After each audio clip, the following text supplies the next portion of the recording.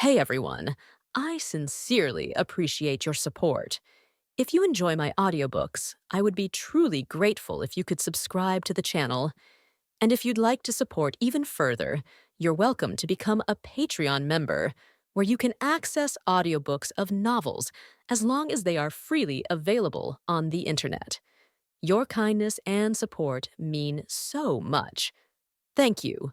Chen Ren hadn't expected it, but the opening day was simply the prelude to what was about to come. Due to their initiative in marketing, discounts, and the perfumes already being pretty cheap, word of mouth had spread pretty fast. There were now twice the amount of people entering their shop that were on the opening day. The public samples helped, but it wasn't just that. They had recognized some young girls from non-union clans, and, in a bid to make sure the product reached as many as possible, gave them free items to advertise within their circles. By the next day, the store was swarming with an even bigger crowd. It wasn't just the perfumes that were flying off the shelves. Even the clothes were being snapped up faster than expected. He even witnessed a few women fighting for the last piece of a certain design, and that spoke volume to him. Yuchio had to ramp up production, bringing in more sewing machines and doubling the workforce to meet the growing demand. It was the ideal scenario for Chen Ren, who realized he'd underestimated the middle class in the city. The people of Jingxi were far more hale than he'd initially thought. In this world, even a middle-class family, who had money to spare, often had more than 2 or 3 children. So, if one member of the family bought a perfume, it was only a matter of time before the others would follow suit, either out of curiosity or because of the absolute effectiveness of the product. On the other hand, this shift in momentum gave him a rush of qi and an unshakable confidence. Finally, he had the public support, and he could feel it. It was time to take on the union. Yet, even after a week of the shop's opening, the union didn't seem to make a move. The Shuiying clan was still looking for their men, but at this point, even they knew they might not be able to find them. But other than that, it was quiet. Too quiet, one might say. Maybe he had misjudged the union. Maybe instead of competing, they might want to collaborate, seeing the potential for mutual profits. That view wasn't unreasonable, because even on Earth, such situations had always existed, and more often than not, they led to lucrative partnerships. He knew that in order to succeed long-term in Jingxi, becoming a part of the union was going to be inevitable. There was no way they could dismantle the whole thing, not when it had its tendrils so deeply embedded in the city. In the end, all merchants simply wanted to make money. But as the days went by, his expectations proved to be wrong. On the 8th day of the mall opening, the calm was finally broken, and a problem cropped up. He was on the ground floor, contemplating an offensive lightning technique that he had found in Chen Ren's memories, one that he hadn't had the time to practice yet. He knew the basics and where to begin, but he simply hadn't had the proper time to practice and develop when the drama started. "Hey, I need to talk to the owner." An angry voice came from the entrance. 3 women barged in the store, and the one leading them yelled, making every head on the ground floor turn towards the entrance. For how loud she was, he knew even the second-floor customers might have heard the chaos. Chen Ren looked up from his trance and noticed the group of people. One look at their faces told him they weren't customers that came to hunt for good perfume or a dress. Apart from the 3 women, there were 2 middle-aged men that entered after them. All of them were sweaty and brimming with anger. The woman's upper lip curled into disdain as she looked around at the store before making a beeline for the counter. Her eyes narrowed down to where Chen Ren sat, right beside the counter. By his fine tunics, they could tell his worth. But he'd been silent, studying their appearance. "Are you the owner of this place?" She spat the last word as if it was the last thing she wanted to say. Chen Ren straightened up. "Yes, how can I help you?" Before he could even finish his sentence, one of the men pushed a wooden container on the counter, the soft thud of the cylindrical box hitting the surface of it. As if their voices aren't enough, they just have to make a show, Chen Ren thought, while still maintaining a neutral expression on his face. Polite, yet unoffended. The man's face twisted in fury as he spat. "I need a refund. You better check this piece of garbage. You sold colored water in the name of perfume to my wife." The other man, clearly in agreement, chimed in. "Same here. You sold fake perfume to my sister, and I'm here to demand a refund. You thought you could scam me out of my hard-earned money. I will complain about you to the city lord." He moved forward and wiped his sweaty brows. The younger woman, who Chen Ren guessed was the sister, among the five nodded with a sniffle. Chen Ren blinked. There was no way they could have sold colored water. The perfume bottles were checked thoroughly before being put on the shelves, no exceptions. And colored water? They never created them. The colors of the perfumes were a result of the products infused in them. And to make things worse, there were more and more customers looking at them. He wasn't about to give them a spectacle. He took a deep breath, trying to keep his composure. "How about we deal with this upstairs in my office?" Chen Ren offered, attempting to move the confrontation out of the public eye. "No," the lead man snapped. "We will talk here. Do you want to just sweep this under the rug after selling us such a scammy product?" Sweep under the rug? From the corner of his eye he saw Yuchio, who had been upstairs handling the production, stepping down quickly, her eyes scanning the room, studying the men and women whose eyes were on Chen Ren. "What's going on here?" she asked, the noise probably bringing her down. "These men are saying we sold them colored water instead of perfume," Chen Ren replied, taking the eyes off of the man. Yuchio walked closer. "Let me see." She took the container the man had pushed over and turned around in her hand. The label, even Chen Ren noticed, was extremely similar to their packaging. "And now," she confirmed so, "this does look like the design of our container, with the brand mark of the Divine Coin sect on it," but she opened the cap and inhaled. "You're right, there's no fragrance in it. Colored water loses it in a couple of hours. This isn't our perfume." Chen Ren felt a tightening in his chest. He had no idea what was going on, but this was the type of attack he'd been waiting for. He had no doubt that a union was involved in this. He narrowed his eyes at the lead man. "Where did you buy this?" The man, momentarily flustered, turned to his wife who stood beside him, clearly uncomfortable with the entire situation. She was the one to answer. "From your man," she said. "But where exactly? Did you get it from our shop here?" "No. We got it from one of the stalls that were advertising the perfumes. They sold it to us." The other two men nodded in agreement, and Chen Ren's heart dropped as everything clicked into place. The stall was likely one of the offshoots run by the union or someone working with them. This wasn't a misunderstanding. This was deliberate. "Then I'm sorry, but we didn't sell it." That earned multiple gasps from the women that were watching the drama. But it clearly pissed off the five people who'd walked in. "What do you mean? We bought it from someone selling it with your shop's name on it. How is that not your responsibility? Mind you, we will not let this go until we get our refund." Chen Ren opened his mouth to explain, but before he could get another word out, the sounds of more commotion from outside rang through the open doorway. More angry shouts came from outside. "Chen Ren, come out. We demand our money back. You better come out before we barge in. Cheap businessmen. We won't let you continue your business here. Come out. What the fuck?" Chen Ren's eyes went to the door. From the shouts, it looked like there were at least a dozen people outside. "Hold on," Chen Ren said quietly. He exchanged a brief, tense look with Yuchio, who had already gone pale. Without wasting another moment, they both moved quickly toward the door, ignoring the remaining angry customers inside for now. This was escalating way quicker than he thought. And as they stepped outside, the sight before them made his stomach twist. It was more than just a dozen people, probably twice, shouting his name and waving perfume bottles in the air. The chants for refunds and demands for their money back rang out, almost deafening. He couldn't decipher and single out any more sentences. His presence turned the roar into an uproar. The union had finally made its move, targeting his reputation and hitting them where it would hurt the most: public perception. His heart sank, and he felt a headache start to form at the back of his skull. Yuchio stood next to him, her face pale as the enormity of the situation dawned on her too. A few of their guards moved to contain the crowd, but they were vastly outnumbered. The guards flanked Yuchio and Chen Ren, positioning themselves in protective stances, but even Chen Ren knew it was more of a formality than a real defense. The crowd was simply too large, and the situation was growing too volatile. Chen Ren didn't need protection. He stepped forward, trying to calm his mind. The union had taken its time, But now they had set in motion a scheme that would tear apart the goodwill he'd worked so hard to build.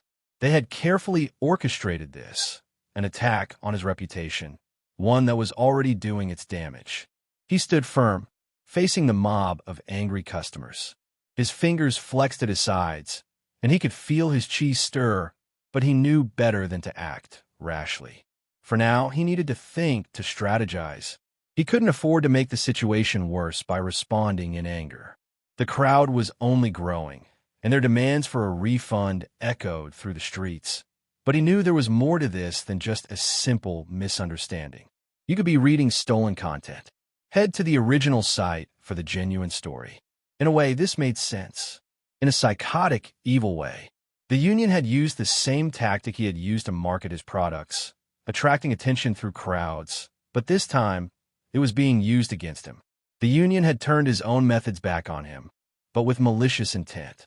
With a deep breath, he stepped forward, raising his hands in a gesture meant to command attention. "Everyone, I'm Chen Ren," he said. "Please calm down, so I can deal with whatever problems you're having." The crowd stilled for a brief moment, but then a man from the mob shouted, his voice full of accusation. "You sold us fake perfumes. Give our money back." Chen Ren turned to face him, unwavering. "Did you buy from me?" He asked the same question as he asked before. The latter hesitated, glancing at the others before replying, "No, but it was from your men." Chen Ren's eyes narrowed. "How do you know that? It has the mark of your shop on it. You can't fool us." The accusations hung in the air, the murmurs growing louder once again to a point where he couldn't hear his own thoughts. The angry men, in the middle of the day drawing more and more attention from the passerby, felt like a cruel joke. He closed his eyes for a moment, focusing his chi, letting the energy surge slightly through his body, infusing his voice with a subtle but commanding resonance. "Please," he said, his voice cutting through the noise with an authority that only a cultivator could wield. "Calm down." They all hushed, realizing that he was a cultivator. Chen Ren took the opportunity to speak again. "I know you all have been fooled, but trust me, heavenly fragrances had nothing to do with it. Those are not our products. Someone has made them and sold them to all of you, scamming you. Although I'm sorry for what happened, heavenly fragrances wasn't involved." There was a brief silence, the crowd still simmering with doubt. Finally, one woman stepped forward, her voice hesitant but filled with suspicion. "But they have your mark on their bottles." "The mark of our bottles." It gave him an idea. He stood a little taller and nodded, acknowledging the concern. A sudden wave of confidence rushed over him as he knew just how to stop this chaos at once. Yes, they had the engravings, but heavenly fragrances had done much more than just engraving the divine coin sect mark on the front. Chen Ren wanted to create something luxurious, and with Yuchio's help, he had done exactly that, right down to the packaging. Yes, but only in the outer engraving. It's a cheap imitation, not something we've ever sold. He turned to one of the guards positioned near Yuchio, the man's attention sharp as he stood ready. "Give me a bottle from inside," Chen Ren instructed. The guard nodded and moved swiftly into the store. Chen Ren kept his gaze on the crowd, letting the tension linger in the air, but with a sense of control now radiating from him. As he waited, he could already sense the growing anticipation of the crowd. Some were still whispering and throwing comments regardless of his words. But he stood ground, staring at them directly, showing them that he couldn't be manipulated into accepting responsibility that wasn't his to begin with. Fortunately, the guard returned soon, a bottle in hand. Chen Ren took it, holding it up for the crowd to see, his voice ringing clear and authoritative. "Although it has an outer carving of the sect mark, there's one on the inside too." With a focused expression, Chen Ren used his strength to delicately peel away a thin layer of wood from the bottle, just enough to reveal the inner engraving. He held it up for everyone to see.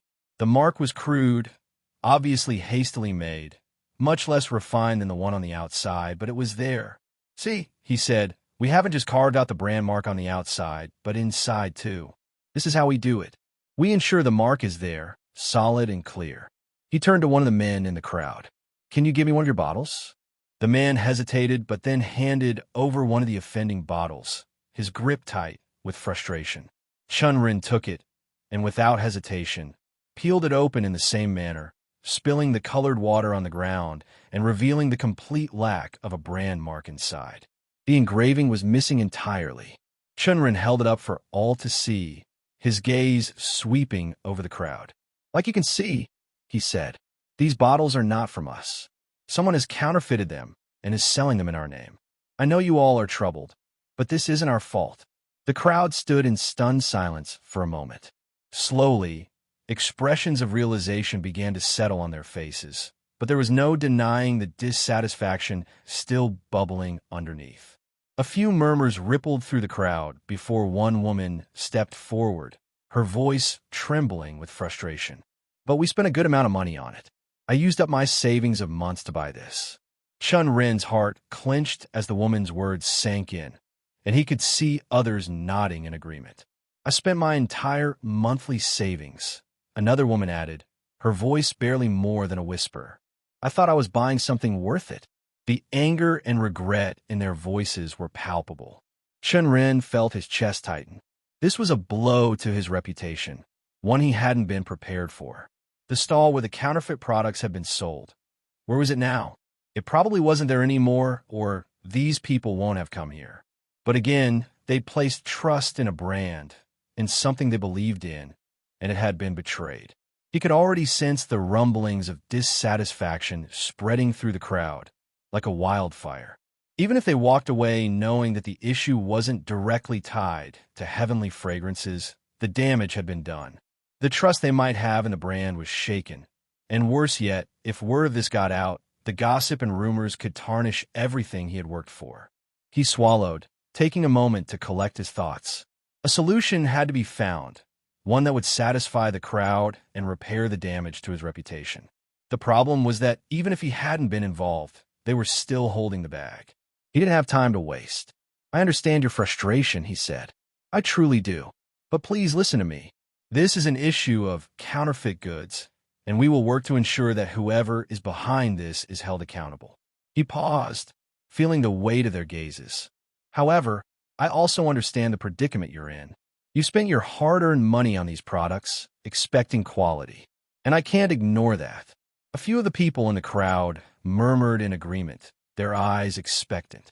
Chen Ren's gaze sharpened as a plan began to form in his mind. "Here's what I'll do," he said. "If you bought these bottles from the stall, selling them under our name, bring them to us. We will offer you a full refund or exchange it for our actual products at no extra cost. You won't leave here empty-handed."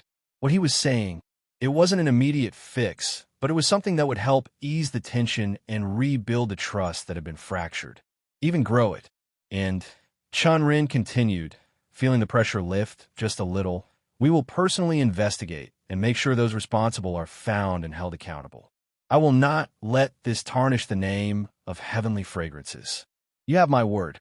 Now, I need you all to bring the bottles you've purchased to us, and we'll handle this the right way." "That's amazing. Thank you," a woman said, her hands in the air as she broke into a wide grin. People mirrored her expression and soon began to move inside. He felt a wave of relief wash over him. At least for now, the situation was under control. But the gnawing sense that this was only the beginning of a larger battle didn't leave him. He exhaled slowly, his gaze shifting to Yuchio as she walked up beside him, her expression tight with concern. "This will take away from our profits," she said with a sigh. "A good chunk. We're giving it away for free." Chen Ren's eyes hardened as he looked out at the crowd, who were now filing in, eager to get their hands on the real product. "Reputation is far more important at this stage," he said. "We can't afford to lose it. Not now, not when we've just begun to build something good." Yuchio crossed her arms, her lips tight with frustration. "But more people are going to come in with the fake perfume sooner or later. What then? Are we just going to keep handing out free products?" Chen Ren gave a single nod. "Yes, I understand. We can't keep giving them free perfume forever, and we won't. But right now, we need to prove that heavenly fragrances stand for integrity. We can't afford to let falsehood spread. This will buy us some time, but we can't let them flood the market with counterfeits." Yuchio's gaze softened slightly, but she still looked troubled. "So what's the plan then? You're going after the counterfeiters, right?" It was a good question. The moment he knew this was what the union had planned all along, he knew exactly what to do. Yes, going after the counterfeiters, but more than that. I'm going after the union itself.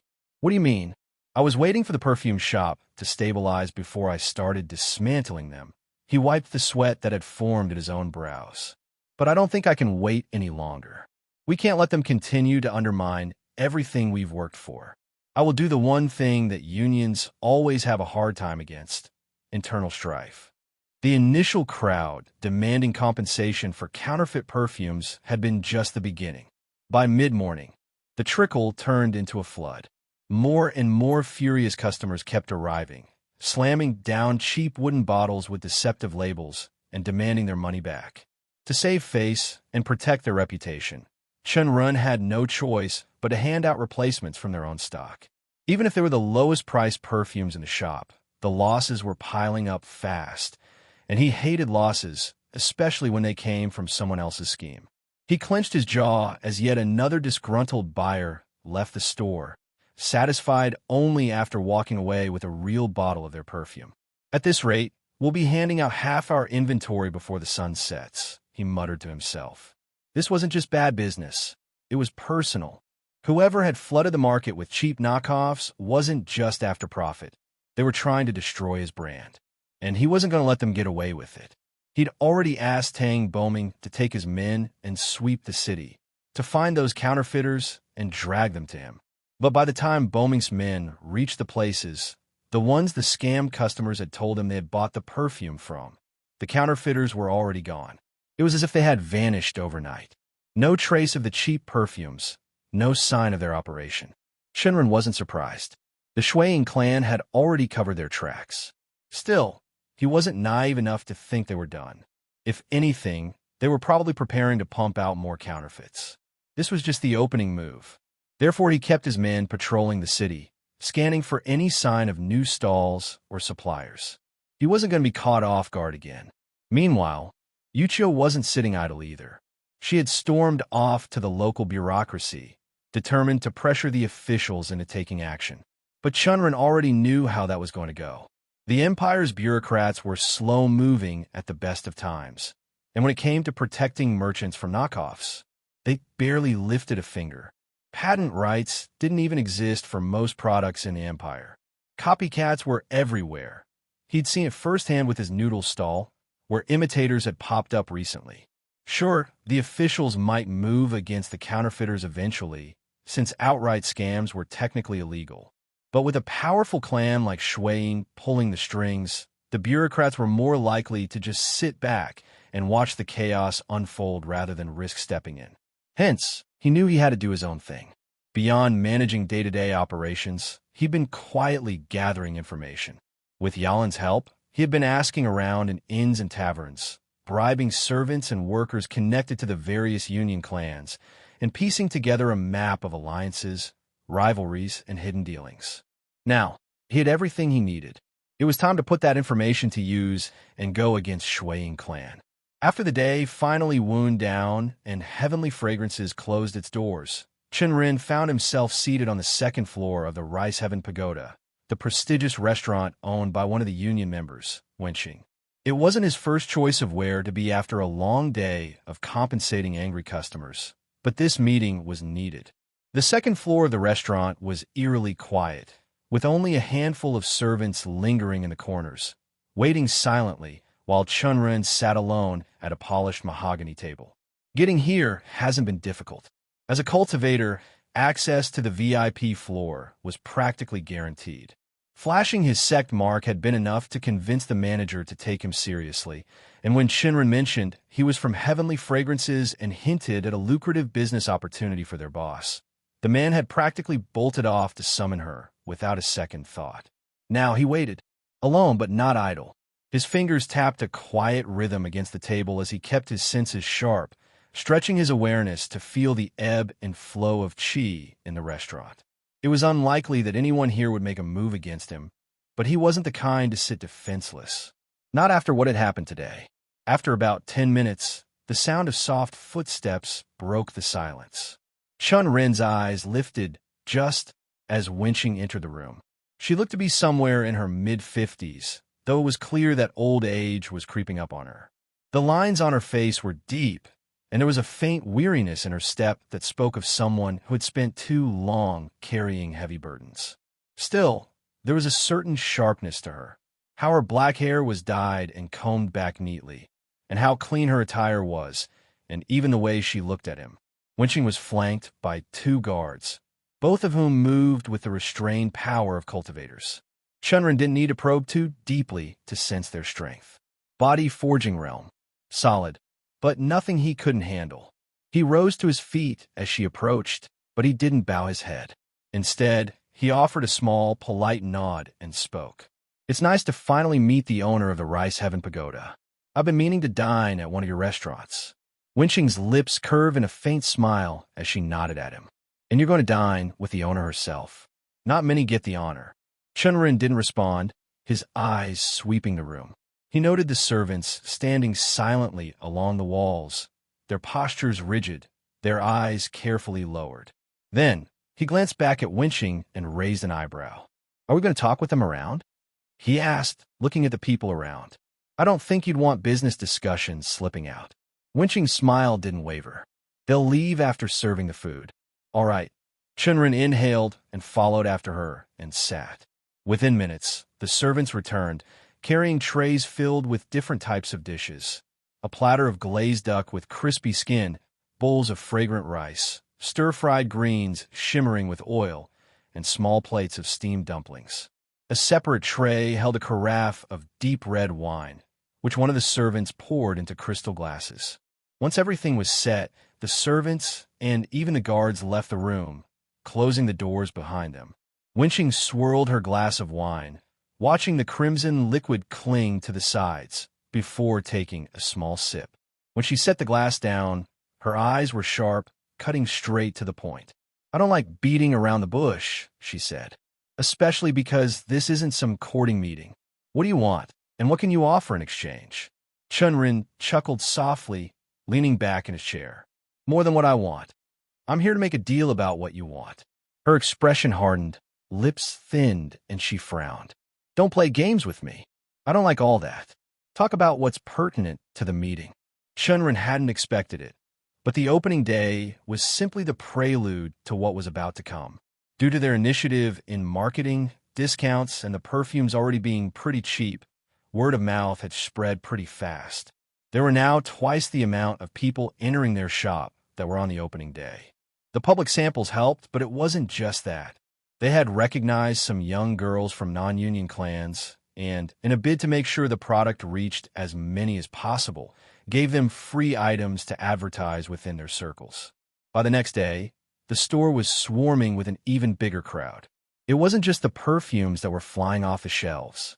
Even the clothes were being snapped up faster than expected. He even witnessed a few women fighting for the last piece of a certain design, and that spoke volume to him. Yuchio had to ramp up production, bringing in more sewing machines and doubling the workforce to meet the growing demand. It was the ideal scenario for Chen Ren, who realized he'd underestimated the middle class in the city.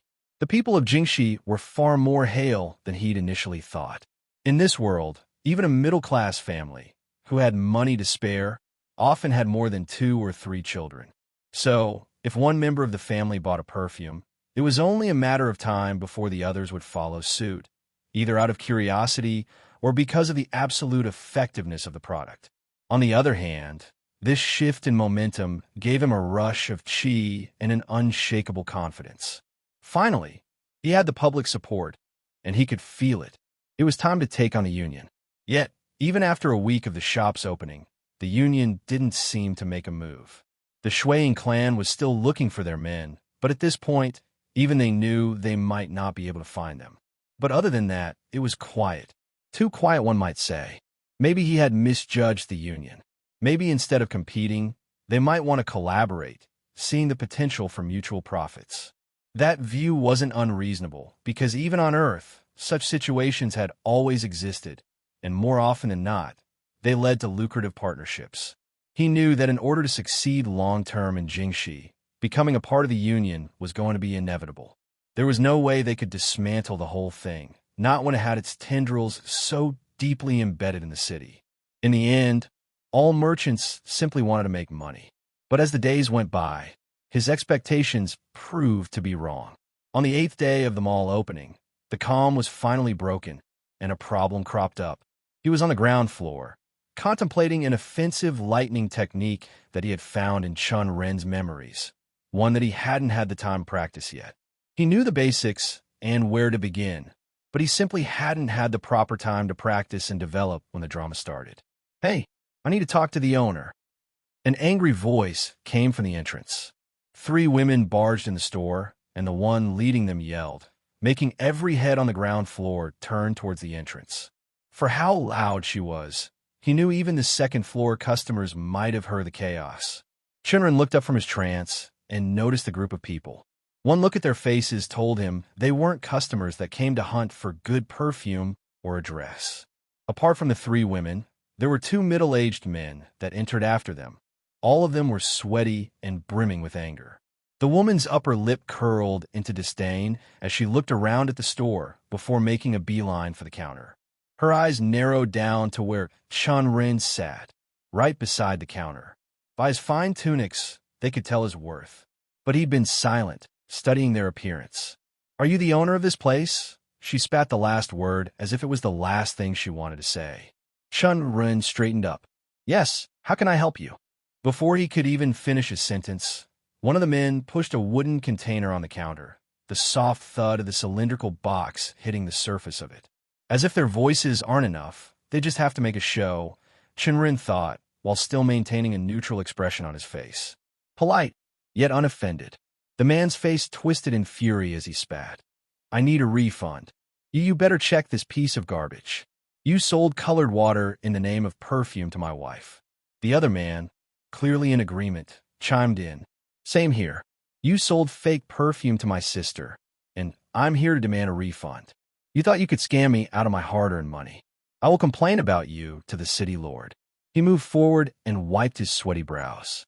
The younger woman, who Chen Ren guessed was the sister, among the 5 nodded with a sniffle. Chen Ren blinked. There was no way they could have sold colored water. The perfume bottles were checked thoroughly before being put on the shelves, no exceptions. And colored water? They never created them. The colors of the perfumes were a result of the products infused in them. And to make things worse, there were more and more customers looking at them. He wasn't about to give them a spectacle. He took a deep breath, trying to keep his composure. "How about we deal with this upstairs in my office?" Chen Ren offered, attempting to move the confrontation out of the public eye. "No," the lead man snapped. "We will talk here. Do you want to just sweep this under the rug after selling us such a scammy product?" Sweep under the rug? From the corner of his eye he saw Yuchio, who had been upstairs handling the production, stepping down quickly, her eyes scanning the room, studying the men and women whose eyes were on Chen Ren. "What's going on here?" she asked, the noise probably bringing her down. "These men are saying we sold them colored water instead of perfume," Chen Ren replied, taking the eyes off of the man. Yuchio walked closer. "Let me see." She took the container the man had pushed over and turned around in her hand. The label, even Chen Ren noticed, was extremely similar to their packaging. "And now," she confirmed so, "this does look like the design of our container, with the brand mark of the Divine Coin sect on it," but she opened the cap and inhaled. "You're right, there's no fragrance in it. Colored water loses it in a couple of hours. This isn't our perfume." Chen Ren felt a tightening in his chest. He had no idea what was going on, but this was the type of attack he'd been waiting for. He had no doubt that a union was involved in this. He narrowed his eyes at the lead man. "Where did you buy this?" The man, momentarily flustered, turned to his wife who stood beside him, clearly uncomfortable with the entire situation. She was the one to answer. "From your man," she said. "But where exactly? Did you get it from our shop here?" Chen Ren took another bite of rice, chewing thoughtfully before answering. "I have plans," he said, setting down his chopsticks. "And we're not going after all 3 at once. We'll be focusing mainly on the Shuiying clan. Their current head, Shuiying Shinmu, also happens to be the head of the entire merchant union. If we can get rid of him, the other 2 will lose their strongest supporter. They'll pull back on their own." Wenqing studied him carefully. But Chen Ren could see the glint of interest in her eyes, the flicker of hope she was trying to suppress. She didn't respond right away. Instead, she started eating with the grace and precision of someone accustomed to maintaining appearances, even in private. Every sip of wine, every bite of food was slow. Chen Ren mirrored her pace, savoring his meal as though they weren't in the middle of discussing a plan that could shake up the entire merchant union. He relished the pause. The longer the silence stretched, the better it was for him. It meant she hadn't dismissed the idea outright. She was weighing it, calculating the risks and rewards, deciding whether siding with him and betraying the union head would be more profitable than kicking him out. And she'll choose the former, Chen Ren thought, his confidence unwavering. Merchants, after all, were naturally greedy. And what he was proposing wasn't just about revenge or power. It was about profit, serious profit, enough to tip the scales in his favor. Finally, after what felt like an eternity, Wenqing set down her wine glass and cleared her throat. "This plan of yours," she said slowly. "How confident are you in it? And what's the basis for it?" "Very confident," he said, "and it's very simple. The Shuiying clan is the biggest business clan in the city. They have their hands in almost every major trade and industry. It's obvious that if anyone tries to expand or get big, it's going to ruffle their feathers." Wenqing's lips twitched, as though she were suppressing a smile. "Union members might tolerate them because they're too strong to fight directly," Chen Ren continued. "But who said you have to fight alone? You band together, push them into a corner, and suddenly they're the ones scrambling to protect their assets. Especially if we play it smart." Wenqing nodded slowly, her eyes narrowing in thought. Chen Ren could see the gears turning in her mind as she began to piece together the possibilities, stitching together the vague framework he'd laid out for her. He had deliberately left her with just enough information to let her imagination fill in the blanks. He didn't know exactly how she would execute it. That wasn't his job, but he could tell, from the glint in her eyes, that she was already considering ways to make it work. And more importantly, she knew that he knew it too. "Let's discuss the spirit rice price first," she said. "Sure," he said, "but keep in mind that it won't be available for a few months. Once it is, though, I can supply you with more than just a few pounds." Wenqing nodded, swirling the wine in her glass thoughtfully. "Then I'll pay 3,000 silver won per pound." Chen Ren tilted his head, suppressing a smile. "That's too low." "It's not," she countered smoothly, "especially since I'll be helping you out with the union." He smiled for real this time, thinking got her for real. A verbal confirmation, subtle as it was, meant she was already leaning in his favor. Now, it was about hammering out the details. "Still," he said, "this is a long-term partnership. I don't want to take a loss. And once the Shuiying clan is out of the way, the seat of a union head will be open. Don't tell me you're not eyeing it." Wenqing grimaced, caught off guard, before quickly masking her reaction. "4,000 silver won." 8,000, Chen Ren replied smoothly, raising an eyebrow. "That's ridiculous," she snapped. "You're pricing it like it's spirit jade." They volleyed back and forth, each offering slightly better terms while trying to squeeze the best deal out of the other. The tension heated, voices rose, and more than once, Wenqing glared at him like she was ready to throw her wine glass across the table. But Chen Ren kept his cool, keeping pace with her relentless haggling until, after half an hour of heated negotiation, they finally found common ground. 5,000 silver won per pound for the first year, Chen Ren said, offering his final compromise. "After that, we can revisit the price, depending on how well the market responds." Wenqing drummed her fingers again, her lips pressed into a thin line.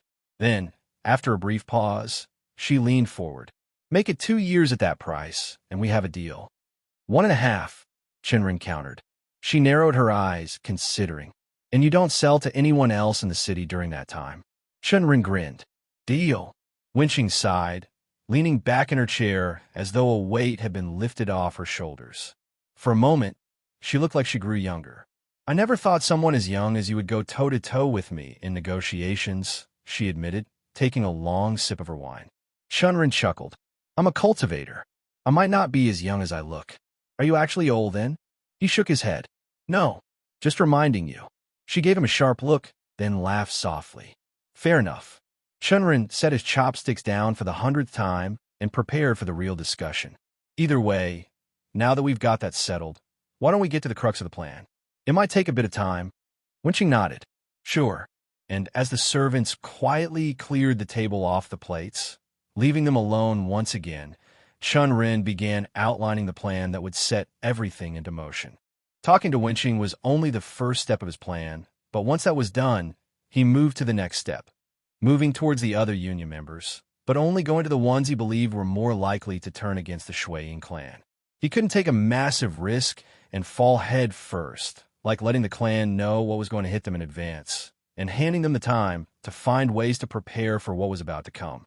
He wanted them unprepared, helpless, and in a way that could hurt them.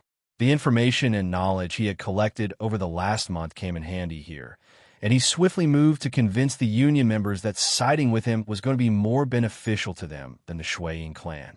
Partly, he was only able to do it because, rather than just being a merchant group, he was also representing a sect and could trade a lot of things that the union members might need.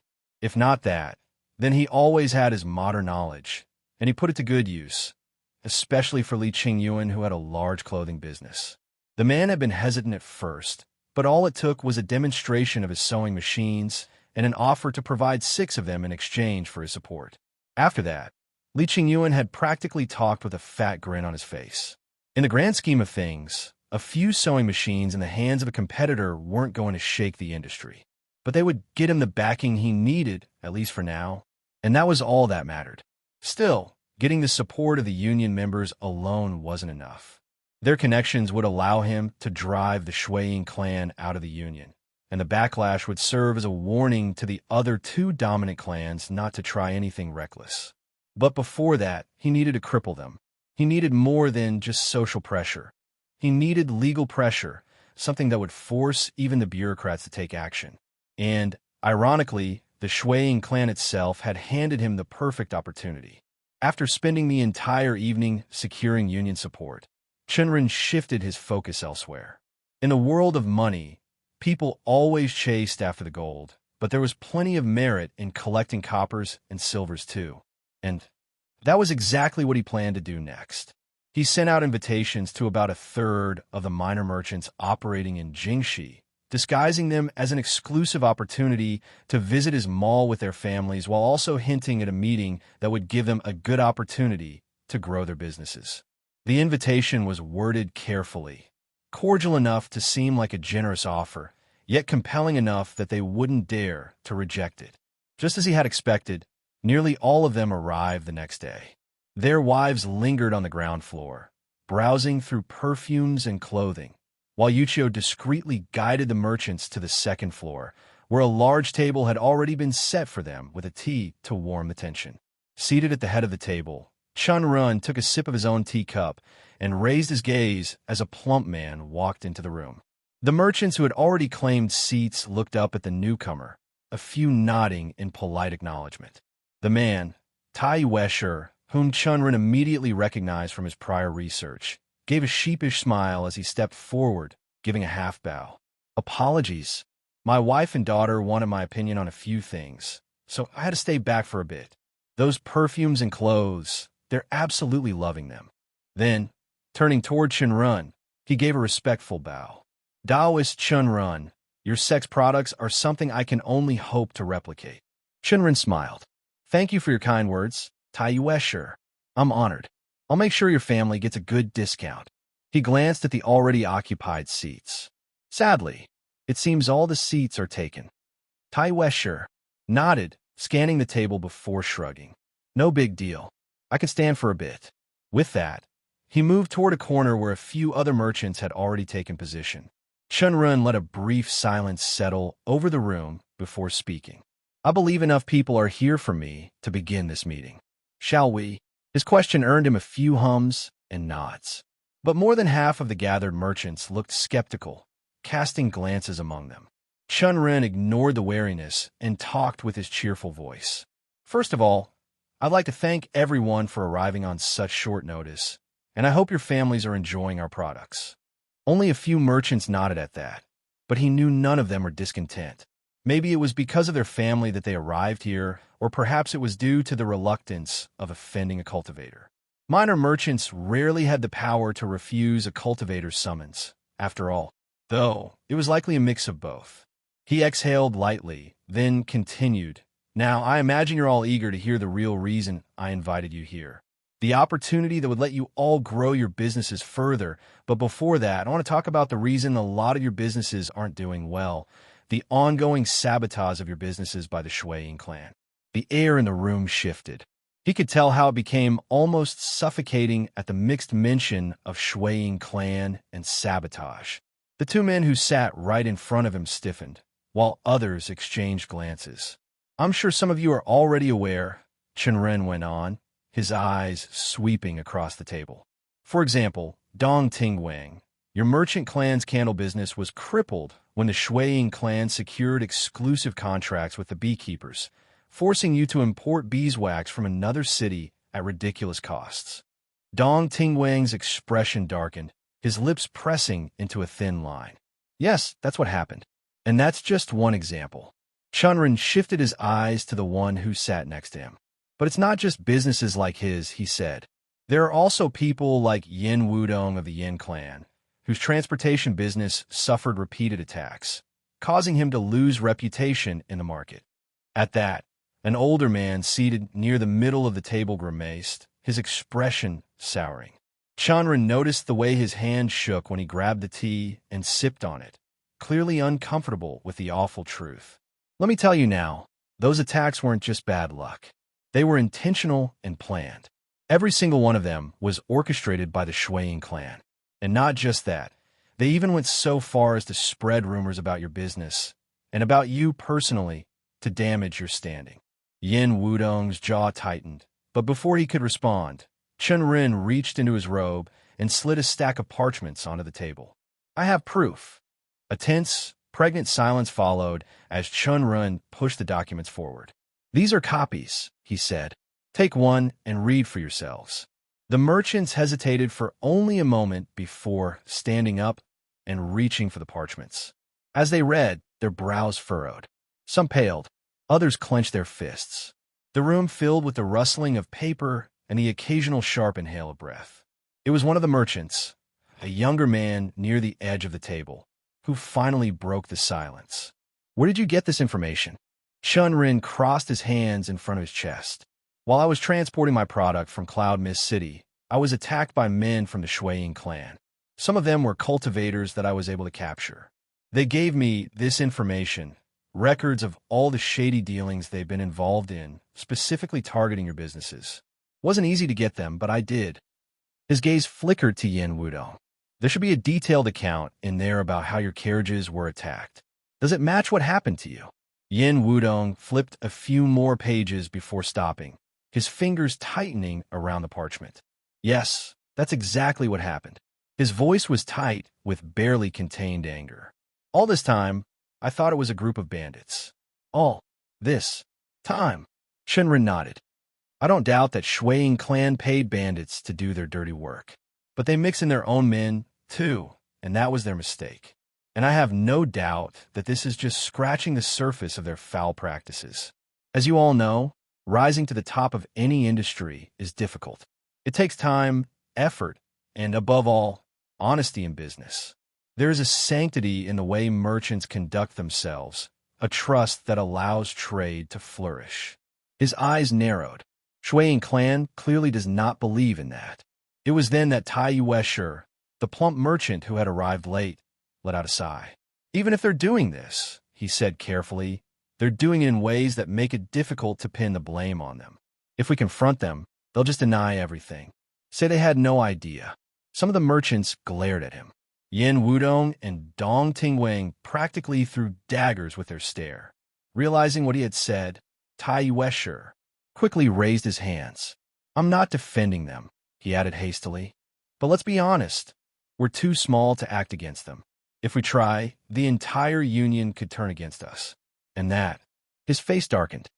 That's a good way to go bankrupt. This novel's true home is a different platform. Support the author by finding it there. Silence stretched once more. Chen Ren had expected resistance, but he also had an answer for it. At that, another merchant, a middle-aged man with a narrow face and sharp, large eyes, let out a weary sigh. It was Guochang, someone who sold spices brought from the Yellowstone Mountains. I've already tried before. When they stole a month's worth of stock from my carriages a few months ago, he said. It's not like I didn't know who was behind it. But they're too big. The moment I pushed back, they threatened to crush me. What can we even do? The union always had each other's back, and it's impossible to do anything when they are acting together. Chen Ren interjected before anyone else could voice their agreement. If I hadn't already done something about the union, I wouldn't have called you all here. The shift in his tone silenced the room.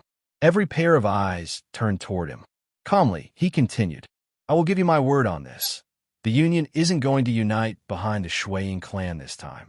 If we act against them, they won't be able to call on their usual support. Yin Wudong narrowed his eyes. How is that possible? Chen Ren smiled. Because I made it possible. Until now, you all had grievances against the Shuiying clan, but you were powerless to act. Why? Because in the grand scheme of things, you are like ants, and Shuiying clan is the elephant. And no single ant can take down an elephant. He gave a warm smile and said, but a swarm of ants? Working together? They can strip even an elephant down to the bones. What I'm offering is the power of collective strength. And I have the plan to make sure you all get the revenge you've been waiting for. Once we strike at them, their hold over the market will weaken. And when that happens, we'll be the ones swooping in to take their market share. Then he leaned back slightly and spread his hands. I won't force anyone into this. If you don't want to involve yourself, that's fine. Go downstairs, take a look at the items, buy anything and leave. No hard feelings. But for those who want to be part of something greater, those who want to stop being trampled underfoot, stay. He folded his arms again and waited for someone to stand up and walk away. He saw how the men who stood exchanged glances, said so many things without actually speaking. Just when he thought the air couldn't get more suffocating, someone spoke. I'm in, Guochang spoke.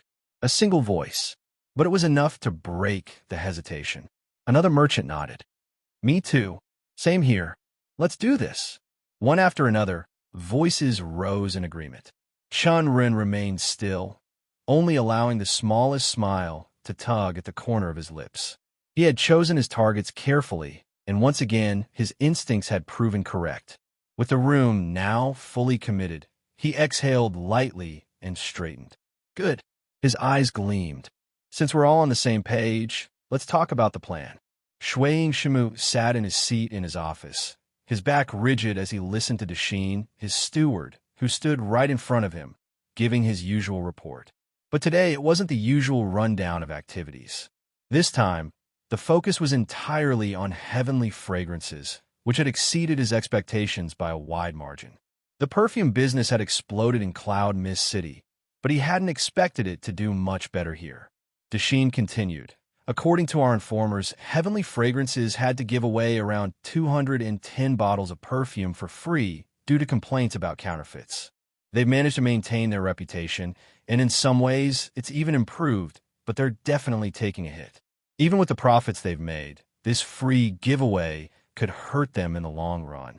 Interesting, Shimu murmured. More demand, more counterfeits. It's working out just as we anticipated. Dasheen nodded. Yes, master. But what's more, after learning that Heavenly Fragrances has been giving away free perfumes to counteract the counterfeits, some people have started trying to make their own knockoffs, hoping to get a free bottle in return. The cycle is feeding itself. Shimu chuckled, the sound rumbling from deep within his chest. I always thought we had so many leeches in our city, wanting free things, but I never thought I would appreciate them. So, when can we initiate the second phase of our plan?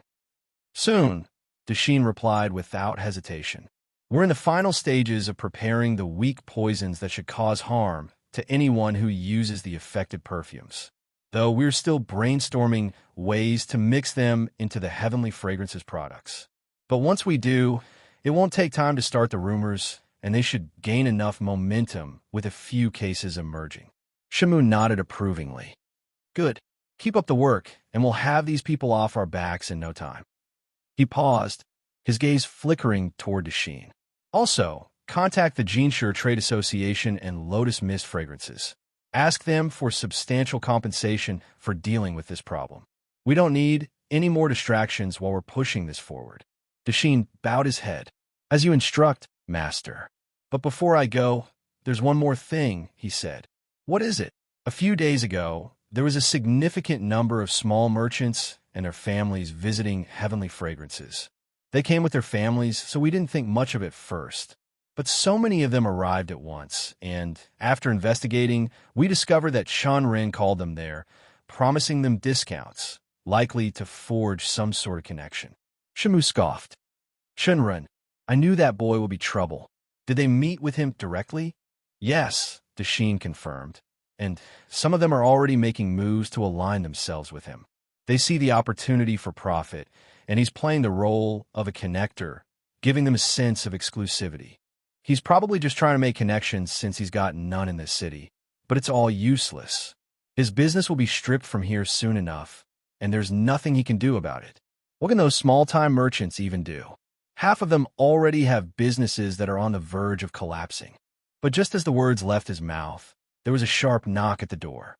The door creaked open, and his son, Shuang Zian, stepped in. His usual pale face was even paler, and his lips were parted. Sweat covered his forehead as if he'd run a marathon to get there. Shimu's smile faltered, his brow furrowing. What's wrong, Zian? Zian's voice trembled as he spoke. Father, there are a lot of city guards outside, along with the enforcers from the magistrate. They said they would speak to you once you appear, and if not, they'll barge in. Shimu's eyes widened. Why? What is this about? They didn't say much, but they insisted they need your presence right now. They said it's urgent, or else. Shimu stood abruptly, his chair scraping against the floor. Lead the way, he said curtly. As he moved swiftly toward the courtyard, Shimu's mind raced. What was this all about? He had always been on good terms with the magistrate. His gifts had always been well received, and their relationship had been nothing short of cordial. To send guards and enforcers here, this was an insult, a slap in the face he couldn't overlook. He needed to get to the bottom of it. By the time he reached the courtyard, he was met with a scene that froze him in place. The courtyard was crowded with enforcers flanked by guards. The moment they saw him, one of them stepped forward and looked into his eyes. Shuang Shinmu, head of the Shuang clan, the enforcer said loud enough for everyone within a mile to hear. You are hereby taken into custody under charges of sabotaging the businesses of small merchants, orchestrating bandit attacks against transport routes, and engaging in underhanded dealings that have cost the city's economy. You stand accused of spreading counterfeit goods, creating monopolies by coercion, and unlawfully tampering with public trade to secure your own wealth. If you do not cooperate, the enforcer continued, we will be forced to take you by force. Do you surrender? There were only a few moments in Shuang Shinmu's life when he had truly felt humiliated. There was the time he had lost to his brothers after they had begun their cultivation journeys, when he, once the most talented among them, had been left in the dust. Then there were the bitter losses he had suffered in his early years of business, each one a wound to his pride. But none of those compared to this, because they were lessons, and this was humiliation. To be dragged from his own estate, flanked by city guards like some common criminal, while his sons, daughters, wives, and even the lowliest servants watched, it was beyond disgraceful. His skin reddened, and he felt heat crawling up it at all the whispers, wide-eyed stares, the barely hidden smirks of those who had once groveled at his feet. All of it burned him from inside out. And it wasn't just his household. The whole city seemed to have gotten word of his arrest. People lined the streets as the carriage rolled toward the magistrate's estate, their murmurs and speculative glances cutting deeper than any weapon in the world. They were looking as if it was a spectacle. Shimu clenched his fists, his nails digging into his palms, shooting pain through his hand. At least they hadn't bound him in ropes. That was the only silver lining. But even without them, the humiliation was complete. How did this happen? How? His competitors had tried to report his methods before, whining to the bureaucrats like dogs yapping at his heels. But he had long since ensured that any such complaints were conveniently lost, ignored, or buried beneath a mountain of red tape. This time, however, there had been no warning, no attempt to negotiate, just a swift and public humiliation. Someone had planned this. Someone had made sure that no bribe, no favor, no threat would be sufficient to stop it. Whoever they were, Shimu swore he would find them. And when he did, their heads would roll. He could see the magistrate's office, its large iron gates parting to admit them. As soon as the carriage stopped, the guards wasted no time. They escorted him swiftly inside, leading him not to some dim interrogation chamber where he could stall, bribe, or negotiate, but directly to the magistrate's office itself. That was when his worry truly set in. The old man, the magistrate he had greased the palms of so many times, had betrayed him. There was no other explanation to this. Shinmu entered the office, his steps heavy with the weight of his humiliation. Even his breath felt heavy. Inside, the old magistrate, Chi Hung, was pacing back and forth, his long goatee swaying slightly. The man had always been composed, his wrinkled face unreadable, but now there was a clear sign of distress. The way his fingers twitched against his robes, the restless shifting of his feet. As soon as Shinmu stepped in, Chi Hung snapped his gaze toward him. Lock the door. Shinmu hesitated for a fraction of a second, but did as instructed before striding to the chair across from the magistrate's desk. Chi Hung motioned for him to sit. The moment he lowered himself into the seat, the words burst out of him. What the fuck is going on here? Is this just some way for you to squeeze more silver out of me? Or is this because I didn't recommend your daughter to my brothers for a sect placement? His lip curled.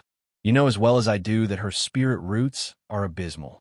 Roots so weak they might as well be a curse, not a blessing. She wouldn't make it past the first threshold. Before he could continue, Chi Hung reached out and gripped his wrist tight. Enough. His voice was sharp, his grip firmer than Shinmu expected from an old bureaucrat. It's not about that. You're in trouble. A big, big problem. He exhaled heavily and released his hold. And I had no hand in your arrest. More importantly, I won't be able to help you much. Not right now anyways. Shinmu's confidence wavered at those words. A sliver of ice ran down his spine. The magistrate wasn't playing games. His eyelids were half closed, his usual self-serving smirk nowhere in sight. This wasn't a ploy. This wasn't leverage for a better bribe. This was real. His throat felt dry. What do you mean? I have no idea what's happening here. Chi Hung pinched the bridge of his nose before sighing. Of course you don't. It's a shit show of the highest order. He let the words hang for a moment before shaking his head. 4 dozen merchants, 4 dozen, filed formal complaints against you at the same time. Shimu's breath hitched. What? For dozen? That is a shit show. Yes, Chi Hung confirmed. If it were just complaints, I could have buried them like always, no matter how many came. At worst, I'd have warned you. But this time, these merchants came prepared. Many of them have men with direct ties to the bureaucracy. That's something I've never seen before. And with so many of them acting at once, various departments in the city requested the city lord's aides to investigate. Even they were caught off guard by how fast it all happened. Shimu's face lost all color. I wasn't even able to stop it. Do you understand what's happening now? A sickening realization settled in Shinmu's gut. His voice came out weaker than he would have liked. The city lord knows everything. Chi Hung nodded. Yes, if it were just merchant complaints, he might have ignored them or delayed action. But it wasn't just that. There were written records. From your own men. He leaned in, his gaze sharp as a dagger. And some of them were cultivators who confessed to the crimes you made them commit. Shinmu's fingers clenched against the armrests of his chair. They confessed? Even cultivators? Yes. Chi Hung scoffed. What did you do to them? Did you starve them? Feed them grass? Because for them to betray you like this, knowing they'd face punishment themselves, they must have had a damn good reason. At that moment, the pieces fell into place. Shinmu's eyes widened as a name slipped from his lips, barely more than a whisper. Chen Ren. But even as he said it, he couldn't understand how the man had pulled it off. Mortals, sure. They could be threatened, bribed, or beaten into submission. But cultivators? They weren't so easily broken. What had that bastard done to make them turn? Before he could process it further, Chi Heng's voice cut through his thoughts. I had to act, Shimu. If I delayed, the city lord would have turned his suspicion toward me as well. He exhaled sharply, rubbing his temple. And I don't think the merchants are your only problem. Shimu's head snapped up. What do you mean? Chi Heng leaned forward, voice dropping lower. One of the city lord's aides is actively working against you. He's the one who got the city guards involved alongside my enforcers. He watched Shimu carefully. Did you offend one of them? Shimu frowned, thinking hard. He had his fair share of enemies, but a city lord's aide? He would have remembered stepping on someone that important. He shook his head. No, I don't think so. Who is it? Chi Heng hesitated before saying the name. Ming Wei. The moment Shimu heard it, a fresh wave of realization hit him, one far worse than before. His stomach twisted as a deep sense of betrayal seeped into his bones. He felt his lunch churn in his stomach. It was him, the brother of Wenqing. That was why the woman had been able to establish a restaurant so quickly in the city. The Shuiying clan had been in business for decades, yet she had only been here for 5 years and still managed to thrive. It had been because of her brother's silent backing. And now, she had turned against him. No, this wasn't her alone. Chen Ren. Shimu could already see it. The bastard had somehow managed not just the merchants grouping together, but also Wenqing's betrayal. But how? That was the part he couldn't wrap his head around. What kind of leverage did Chen Ren have to move so many pieces at once? Enjoying this book? Seek out the original to ensure the author gets credit. It didn't matter. What mattered was that if he didn't find a way out of this mess, he was going to end up a prisoner. His gaze hardened as he met Chi Heng's eyes. Get me out of here. His lips thinned. I don't care how, but I'm not going to rot in a cell over this. He leaned forward and narrowed his eyes, his nose flaring in anger. And don't forget, if I go down, I won't be the only one. Chi Heng squinted his eyes at him, his frown deepening. Stop threatening the only person who can help you right now, he said flatly. Your emotions are clouding your reason. Shimu clenched his fists but didn't back down. I can apologize all you want once I'm free of this mess. Do you have any idea what this will do to me? My businesses? My family? The magistrate sighed, nodding as he reached for the teapot. I understand. He poured 2 cups, sliding one across the table. Drink first, then we'll talk. Shimu took the cup without hesitation, draining it in one go. A quick wave of relief washed over him as he realized something. You already have a plan, don't you? Chi Heng exhaled, his expression dark. You won't like it. Shimu let out a bitter chuckle. I'll like anything that gets me out of this situation. First of all, there's no immediate way out. No matter what, there's going to be an investigation. The city lord won't let this go. It could take months for him to shift his attention elsewhere. He hesitated before adding, maybe a year. I need to stay here for a fucking year. That's just an estimate. Chi Heng sighed. I'll do my best to get you out sooner, but a lot depends on how severe your offenses appear. And now, even if you do want to get out, there's only one way. He paused.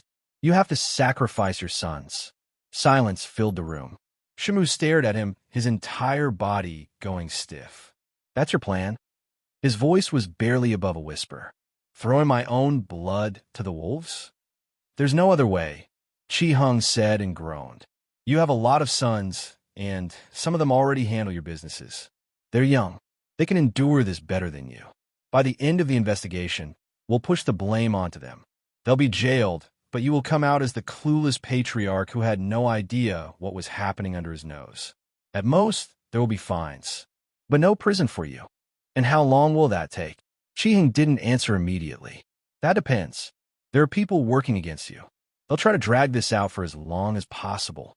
Shimu gulped.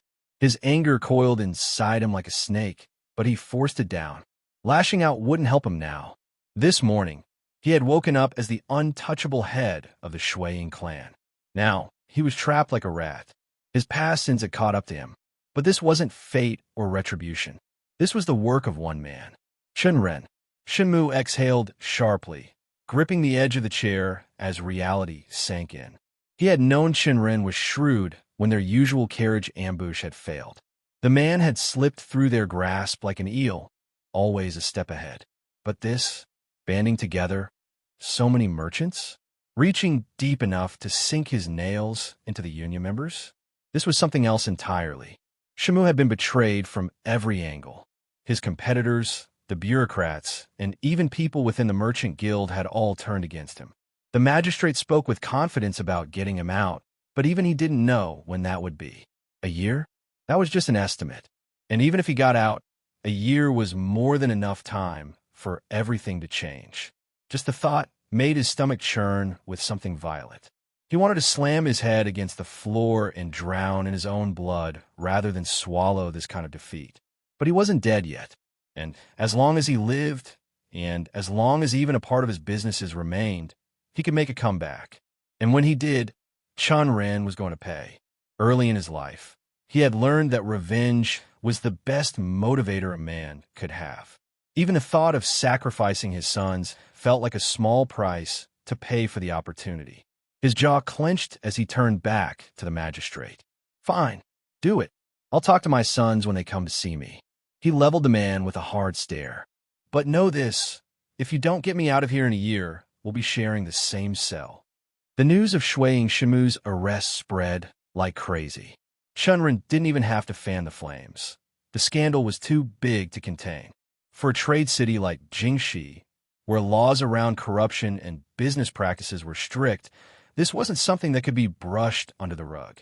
He made sure of that. Shimu wouldn't be seeing freedom for at least a year or two. But even though this was a huge victory, Chen Ren knew better than to celebrate just yet. Because it wasn't over. Getting a man like Shimu locked away for life was beyond him. The old man's claws were too deeply embedded in the city. At best, all Chen Ren had done was buy time to grow his mall to a level where even if Shinmu returned, it wouldn't matter.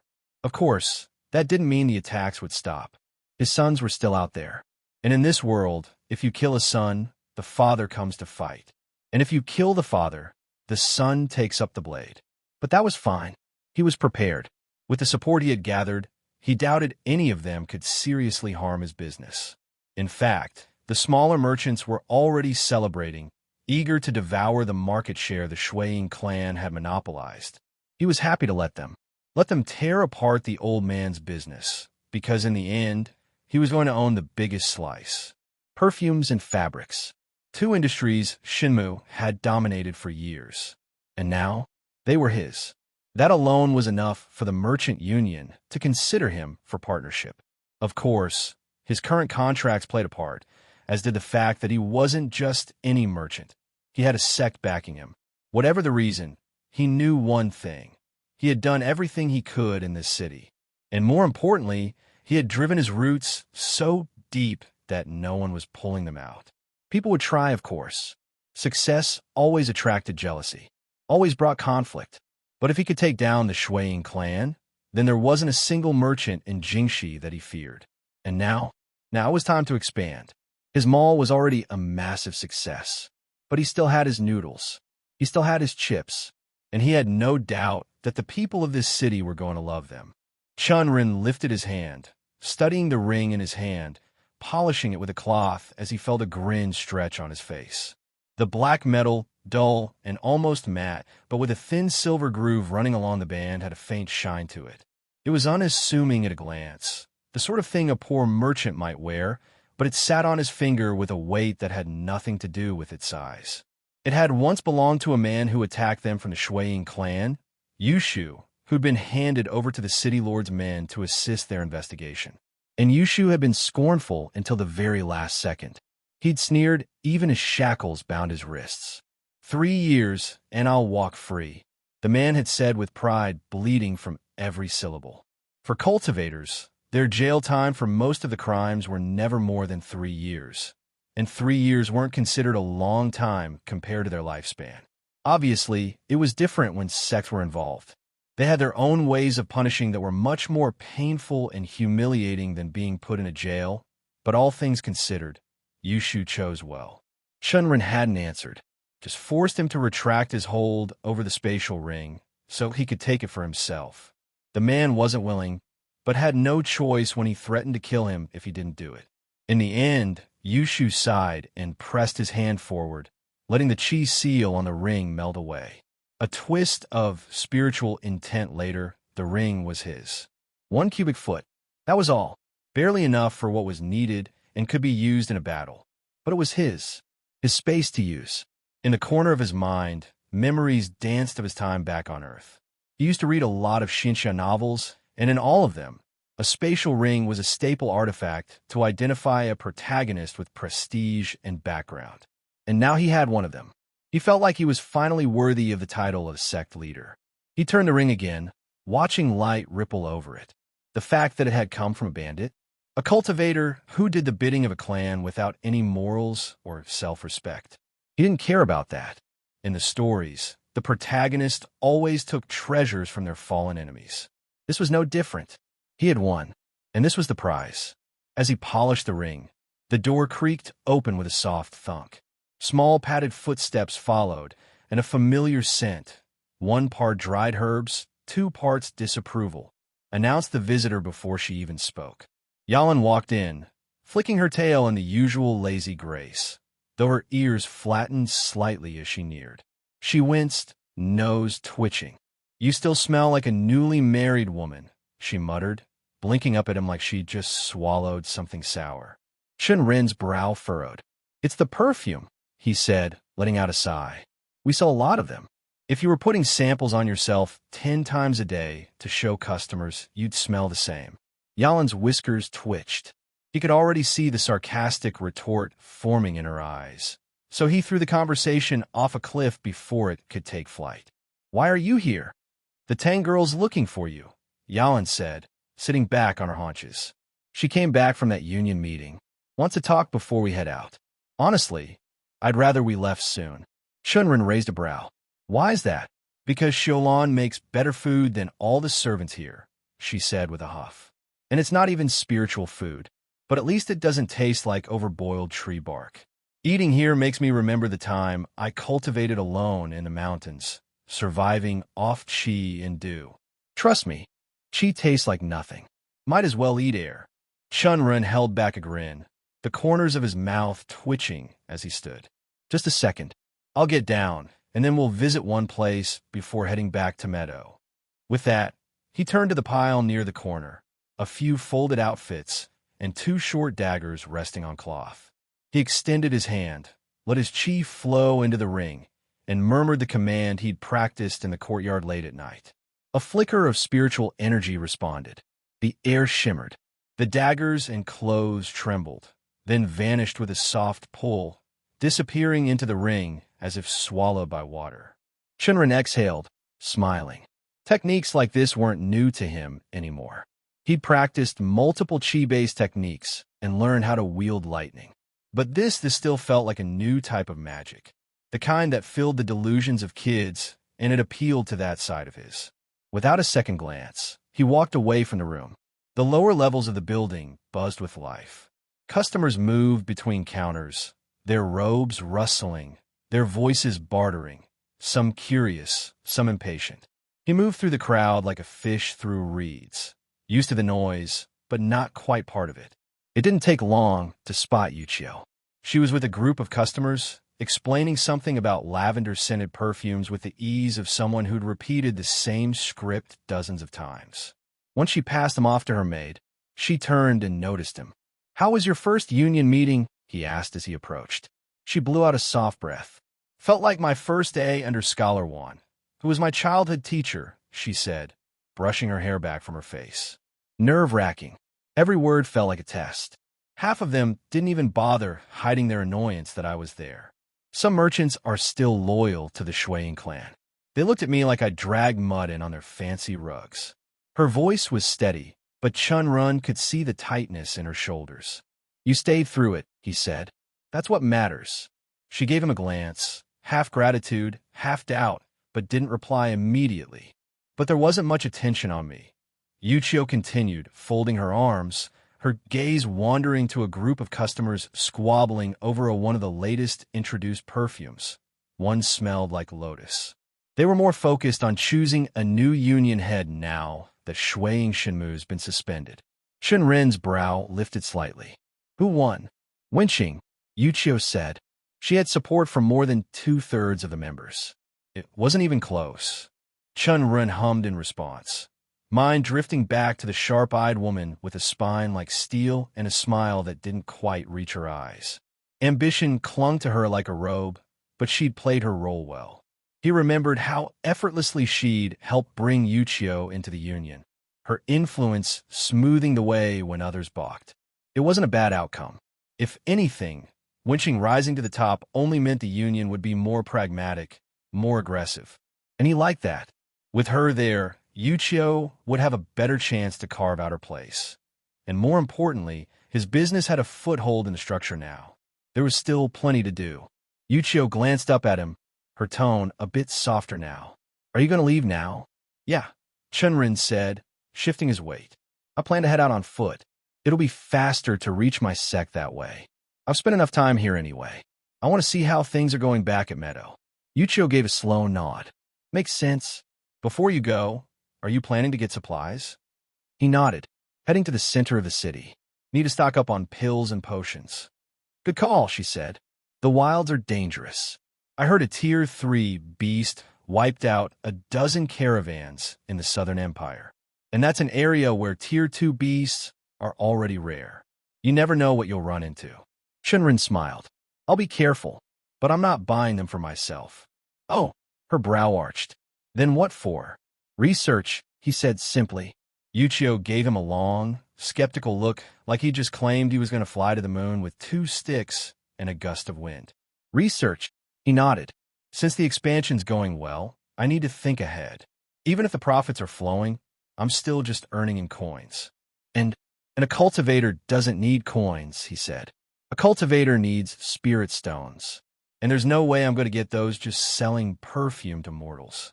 Unless you start making spiritual perfume, she said dryly. Exactly, he replied, grinning. But I'm thinking even beyond that. Pills, potions. The whole alchemical sector is practically swimming in spirit stones. It's one of the most lucrative markets in the empire, and it's dominated entirely by cultivators. Yuchio blinked. Wait, you're serious? I'm always serious when it comes to making money, he said. She stared at him like he'd just declared war on the heavens. Just breaking into the perfume market nearly made us so many enemies. And you actually had a cost-cutting advantage there. But pills? There's no way to lower production costs unless you're some kind of alchemical genius. Even if you burn a mountain of gold just to start up, you'll still be behind sects that have hundreds of years of reputation. Why wouldn't a cultivator buy from you instead? Chen Ren nodded slowly, the corners of his mouth tightening. Everything Yuchio had said was spot on. He hadn't realized she'd studied the pill market that deeply, but her words mirrored the conclusions he'd reached through his own research. The Empire's alchemical trade was not just competitive, it was a battlefield, and one long claimed by the ancient sections. They didn't just brew pills for their own disciples. Their disciples were the workforce, the apprentices churning out cauldrons of elixirs day and night, working in the alchemy halls like cogwheels in a well-oiled divine machine. These sects had roots sunk deep into imperial cities, clan alliances, and supply chains that stretched across mountains and oceans. Breaking into such a business, it would be like throwing a pebble into a flood. This book's true home is on another platform. Check it out there for the real experience. Unlike perfume, where he'd had a modern edge, or noodles, which weren't there in the Empire, pills and potions were abundant. He wouldn't just have to match the standards. He'd have to surpass them and stand out. There was no easy shortcut this time. Still, he had a few ideas. If he could get Qinghe involved, the strange, brilliant old woman who knew far more about alchemy than him, this might just become his sect's first true step into the immortal market. A high-risk gamble, but one worth making. He fell quiet, thoughts weaving together, calculating risks and possibilities.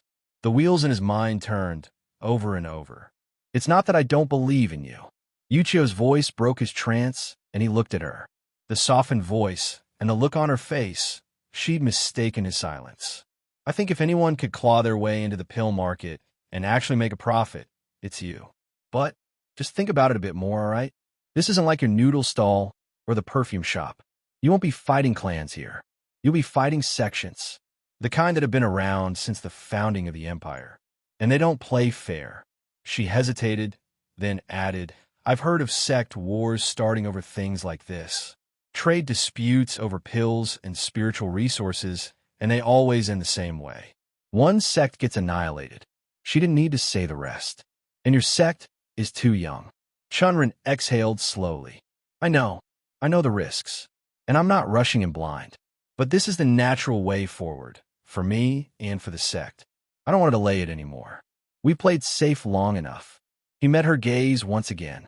As for those sects, I don't plan to provoke anyone I know I can't beat. Yuchio looked at him for a long moment, then smiled faintly and shook her head. You sound like one of those wandering cultivators who walks into a tavern, picks a fight, and ends up with a bounty on his head. I prefer to be the guy who owns the tavern, Chen Ren said, his lips twitching with a smile, and sells pills out the back. After his conversation with Yuchio and one last look around the mall that had become the starting point of his little empire, Chen Ren picked up a few mortal-grade pills and potions, strictly for research purposes, and left behind another promise to deliver the spirit rice to Wenqing soon. Then, with a deep breath, he and Yalan took to the road. The wide stone path leading out of the city was full of carriages, wandering merchants, and the occasional rogue cultivator. But to Chen Ren and Yalan, they were nothing but streaks of blurred silhouettes, whisking past them like shadows in a dream. The path to Meadow Village would have taken several days by a decent carriage. But with a body honed to the Qi refinement realm and a pulse of thunder underfoot, Chen Ren was confident they'd make it in a day. Or at least he would, if he could keep up. Yalan was always ahead of him. Her movement technique, one he couldn't even begin to understand, set her paws ablaze, igniting the air with bursts of fiery speed. Even with lightning crackling at his heels and wind streaking his face, Chen Ren could barely follow her flaming trail, let alone catch up. She taunted him more than once, voice echoing through his mind. Slow again? I think the tortoise back there blinked faster than you could move. Chen Ren gritted his teeth, but didn't rise to the bait. Mostly because he had no retort, and partly because he suspected she was still holding back. He knew Yalan could be faster. She was a spirit beast in the Meridian expansion realm, and if she actually tried, she could probably cross the distance in under an hour. That thought sparked another one. He realized then he'd never really seen her full power. He caught a glimpse when she protected him from the spectral rhinos. He'd seen her size shift effortlessly, her claws rip through illusions and bone alike. But how far could she go? And more importantly, could he ride her? Mid-sprint, he asked the question over their link, trying to sound casual. Hey, I've been wondering, you know how you can grow bigger? Could you, maybe, grow big enough for me to ride? She only answered with silence for a bit. Then, a single, sharp glare over her shoulder that nearly made him trip. Do I look like some lowly mount to you? She snapped, ears twitching in outrage. Keep dreaming, two legs. My majestic self won't lower her dignity just so you can feel cool zooming around like a brat in a folktale. Chen Ren sighed, disappointed. He had already imagined it. The windswept mountains, the dramatic music in the background, himself racing across the empire on a giant, flaming cat like something out of a special effects blockbuster. Not today, it seemed. The rest of the journey passed mostly in silence, broken only by the rustle of leaves and the occasional distant roar of a beast far from the road. Yalan stayed ahead, her fiery paws lighting the path, and Chen Ren focused on his own footing, using the opportunity to fine-tune his movement technique. Each step sparked with lightning now, not just in speed, but in precision. He began to learn how to shift direction mid-stride, soften landings, and conserve energy. For now, he was far behind Yalan, but Chen Ren had plans, and the next time he passed through this road, he wouldn't be just a runner. He'd be a storm. More chi always meant more speed, but more speed came at a cost. He had long suspected it, but this journey confirmed it. His control over chi was still lacking. No matter how much he pushed himself, there was always leakage. Stray threads of chi, invisible to the mortal eye, but clearly seen by him, drifting into the air, mixing with the atmosphere and dissipating without use. It was subtle, but over time, it added up. He'd first noticed it with his offensive techniques, especially lightning frenzy. A quarter of a chi he poured into the technique never even made it to the target. It just vanished, like throwing coins into a river and hoping they float. If he were at the Foundation establishment realm, maybe he wouldn't have cared. At that point, he'd have a sea of chi to draw from, and minor inefficiencies wouldn't matter. But as someone still rooted in chi refinement, with every drop hard-earned, Chen Ren knew he couldn't afford to be wasteful. Yalan had agreed with a low rumble of approval. Her eyes narrowed in that smug kind of way. I've been waiting for you to notice. Thought about telling you, but you've been busy with your perfumes and noodles and spirit rice promises. Chen Ren could only grunt at that. She wasn't wrong. Still, the road gave him room to breathe, and for once, no one was demanding noodles, paperwork, or sudden genius ideas. So he focused. What he found was curious. His chi wasn't just leaking randomly. It felt like it wanted to blend with the environment, like water naturally soaking into sand. And unless he was deliberately guiding it, his control over it vanished the moment it left his meridians. It was like holding water in cupped hands. If he relaxed even a little, it slipped through the cracks. Yalan described it better. You need to grab it, not just let it go. Like holding it with a hand made of intent. Grip it after it's left your body. Otherwise, it's just going to do what chi does, disperse. Easier said than done. By the time the silhouette of Meadow Village rose in the distance, low sloping roofs nestled against the foothills, Chen Ren had made exactly zero progress. But oddly enough, he wasn't frustrated. In fact, he was satisfied. He had found a flaw, a clear one, a tangible gap he could work towards closing. And in the path of cultivation, that was sometimes more valuable than a sudden breakthrough. Still, those thoughts were pushed to the back as something else caught his attention. Meadow Village, when he'd first arrived, had been quiet.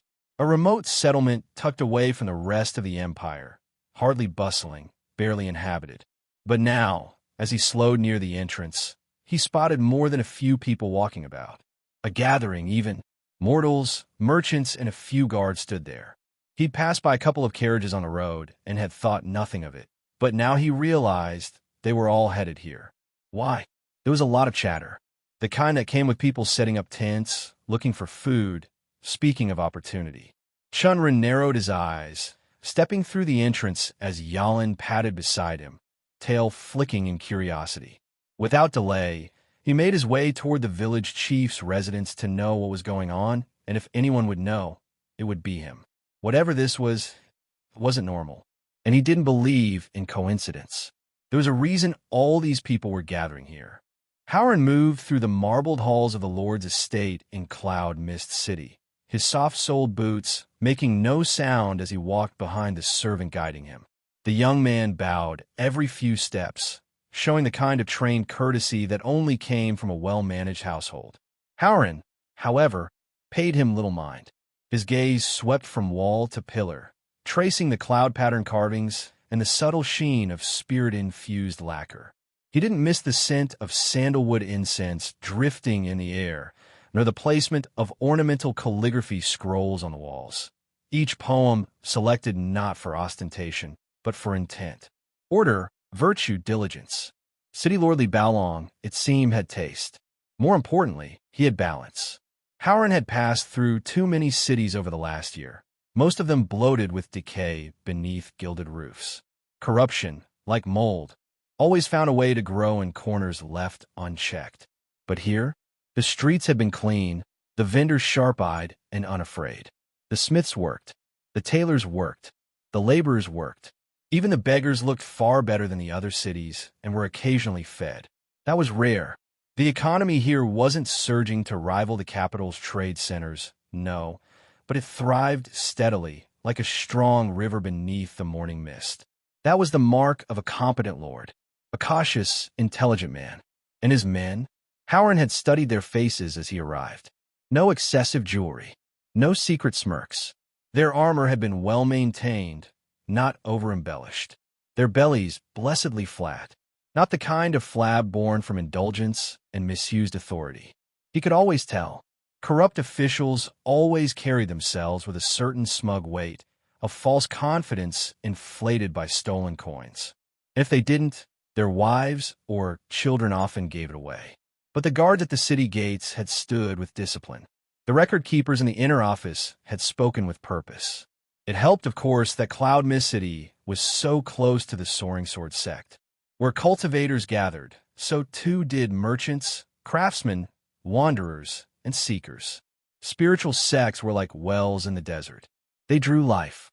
They brought coins. But coin could just as easily become poison in the wrong hands. That was what made City Lord Li's restraint so impressive. He wasn't just maintaining order. He was also supporting Princess Yinhua. And that was the real reason Howard had come. The princess, despite her talents, had too few supporters in this conservative empire. She had the mind of a scholar, the grace of a diplomat, and the will of a ruler. But her cultivation lagged behind, an unfair mark in a world that too often weighed strength over wisdom. It wasn't right. Howard didn't agree with it. But what did it matter what a mere worker thought? He wasn't a general. He wasn't a noble. He was a servant of the court, a shadow without a name, tasked with a simple duty: find the extraordinary and see if they could be convinced to support her. This city had potential. The man at its head, even more so. "We have arrived," the servant said, bowing low. Howard blinked, pulled from his thoughts as the tall, bronze-inlaid doors before them began to open with a gentle groan. The guards flanking the entrance stepped aside in perfect sync. They showed silent discipline, and he admired it. Beyond the doors, a spacious chamber lay bathed in soft daylight from a domed skylight. At the far end, seated with one leg crossed and his hands resting lightly on the arms of a jadewood chair, was City Lordly Baolong. He rose slightly at Howard's entrance. City Lordly Baolong looked every inch a man who ruled a city should look like. He wore robes of midnight blue silk with subtle silver embroidery, tracing the outline of cranes and pine.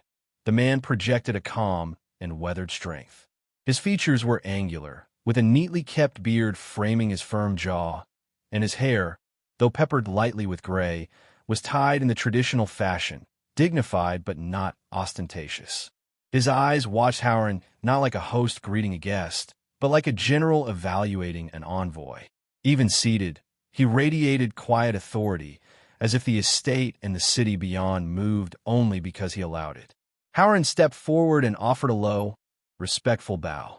"I greet City Lordly," he said evenly. Li Baolong's gaze didn't waver. "Please take a seat." Howard nodded, accepting the offer and settling into the seat opposite the Lord. He waited, posture perfectly straight. "I hope the princess's health is good and that she is in high spirits," Lordly began with calm civility. "Word reached me that she has entered closed-door cultivation, attempting to break through to the Foundation establishment realm. Is that correct?" Howard inclined his head. "You are well informed, my lord.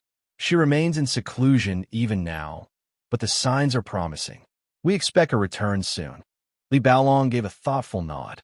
Then, as expected, he moved directly to the point. "So, then, why has Her Highness sent you here? I trust this is not a matter of idle curiosity." "It is not," Howard replied smoothly. "It pertains to a report you sent several months ago.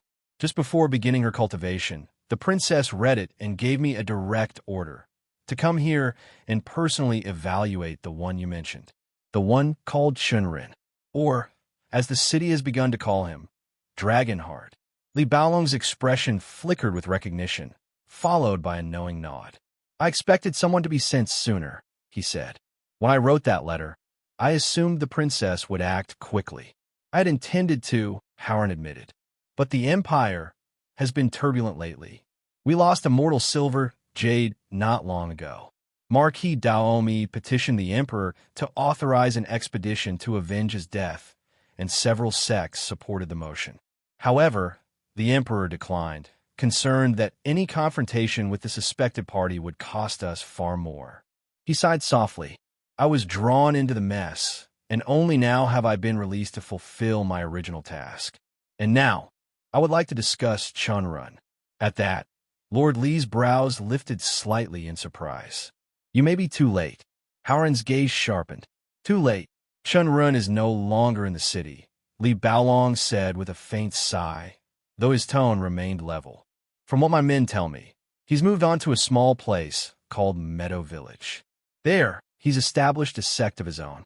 Divine Coin Sect, they call it. A sect? That's right, Lordly said. When I sent you that report, he was at the body forging realm.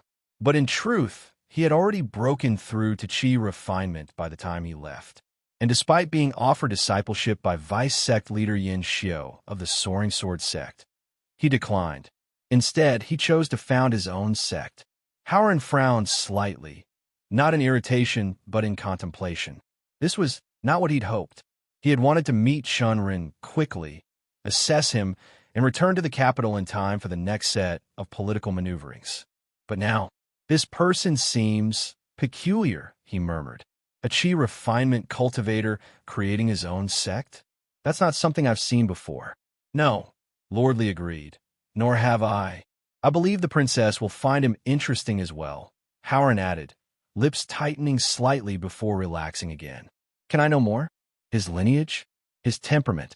Li Baolong leaned back slightly, the faintest glimmer of a smile tugging at the corner of his mouth.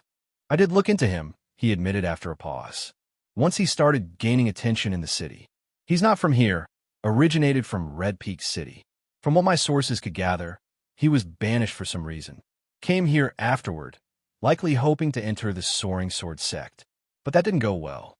He was severely injured around that time in their entrance examinations by my own son, Li Xian. He trailed off briefly, then continued. But once he recovered, he didn't try for the sect again.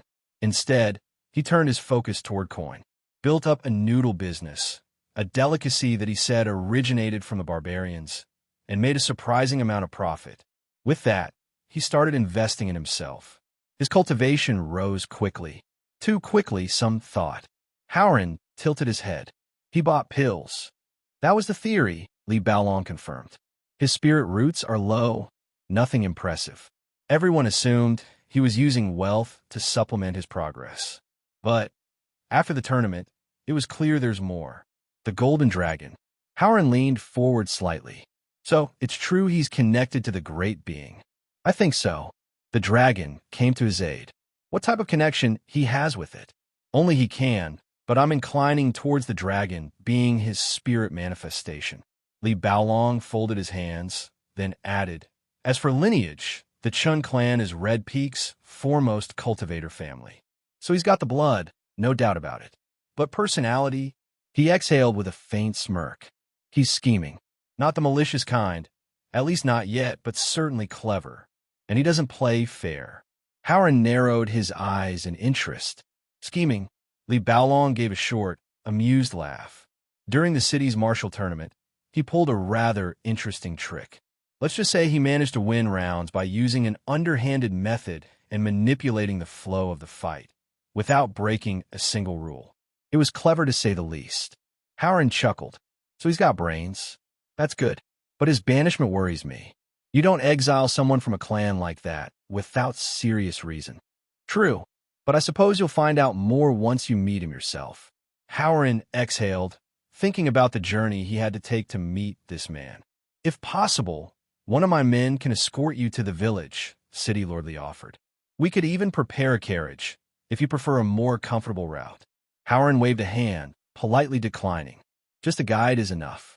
I don't need the extra attention. As you wish, Li Baolong said, giving a short nod. But then he hesitated, gaze flicking toward the window, as if debating whether to speak further.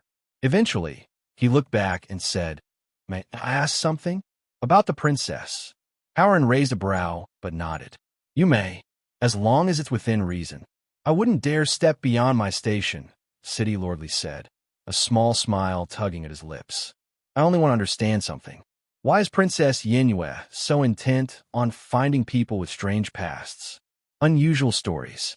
She doesn't just go for talent. She seems to be drawn to people with peculiarity in them. The other princes also search for talent, of course. But they look to the guardian sections, the noble academies.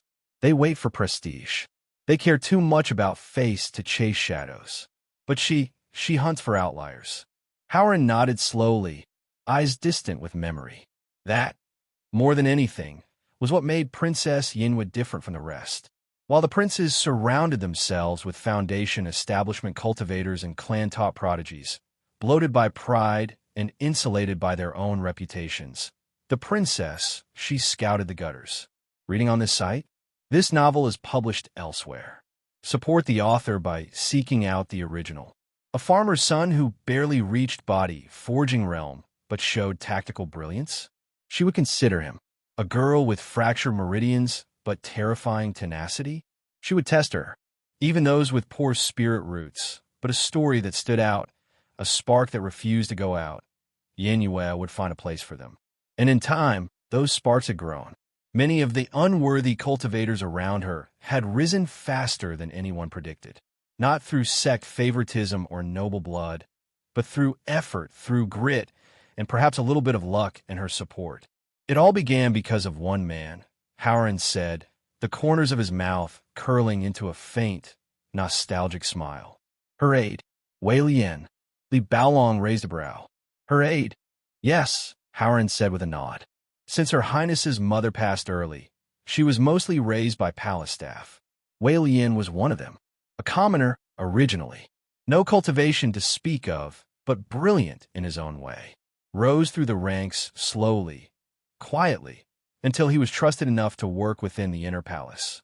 And this Wei Lian influenced her? Li asked. Deeply. The princess was always fascinated by cultivators. She used to sneak into the scroll archives as a child. Wei Lian would bring her records. Tales. Case studies. You know how the royal family keeps detailed accounts of major cultivators across generations? Li Baolong nodded. Well, he used to tell her those stories, Chen said. But not the ones everyone hears.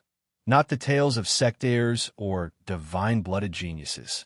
No, Wei Lian focused on the ones who rose from nothing.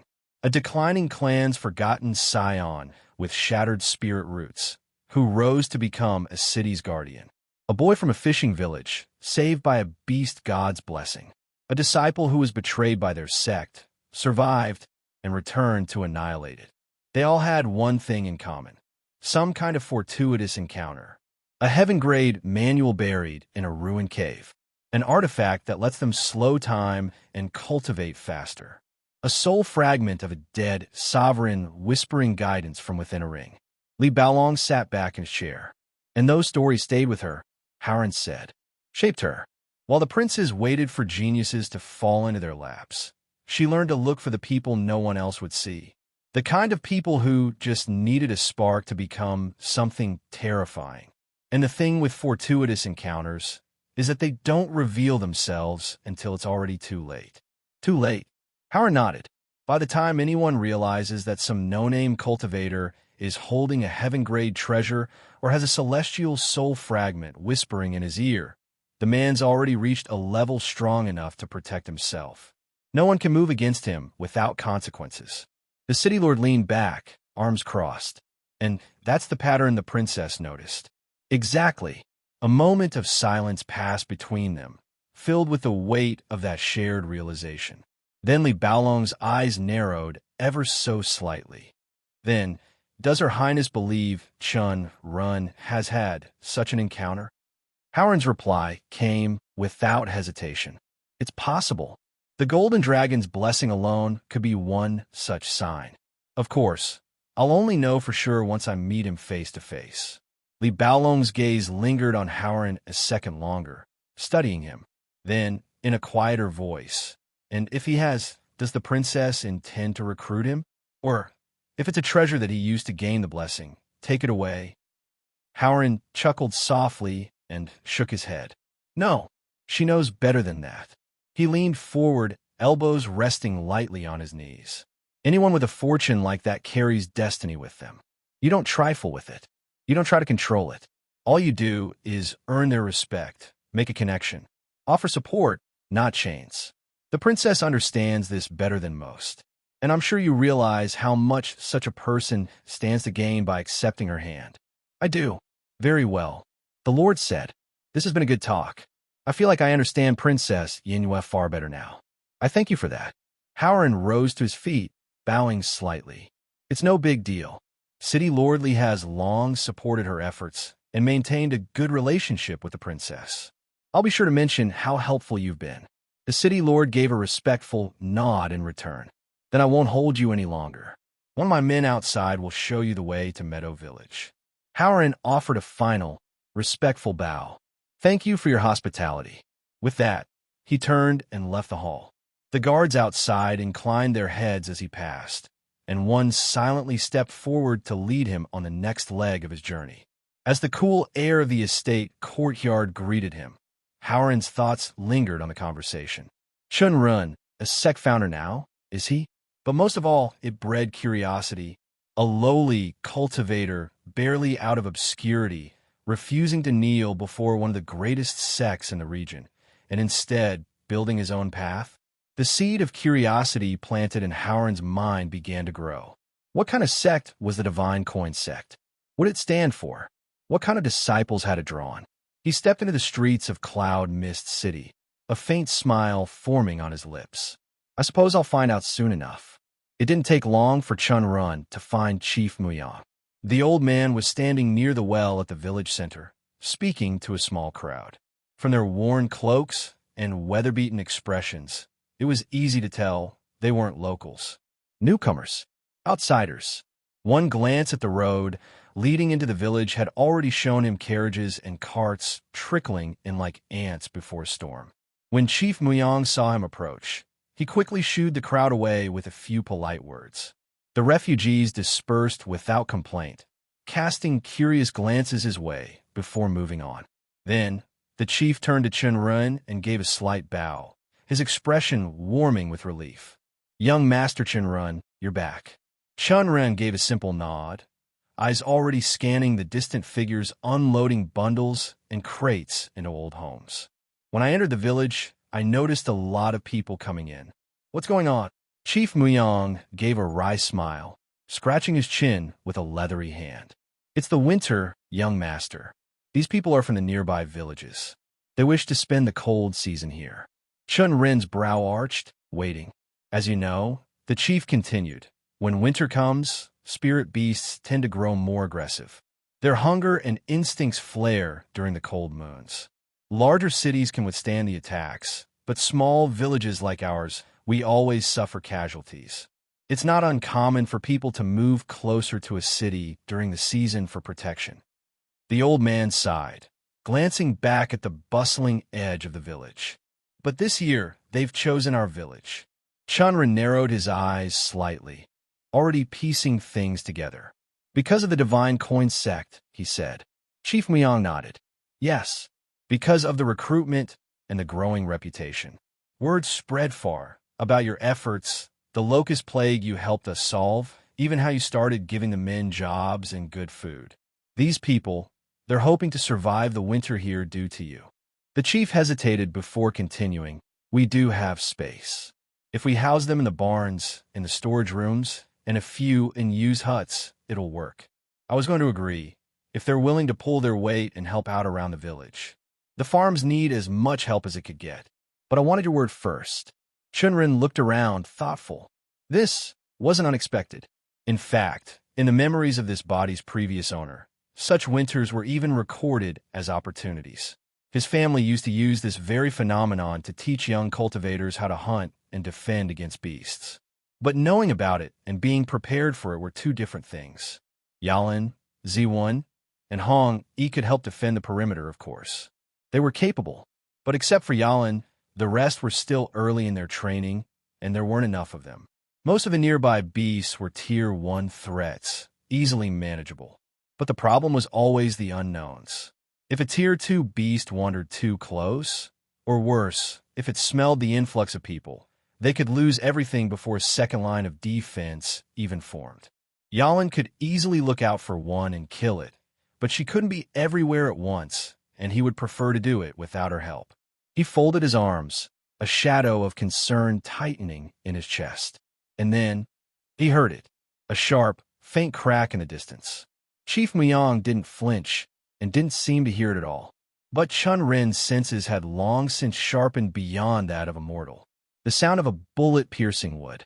He smiled. Qing He and Fei Yu, probably testing out the next model. And just like that, an idea formed in his mind. He looked back at the chief, and nodded once. Let them in, he said, and start building better walls. High ones. Reinforced.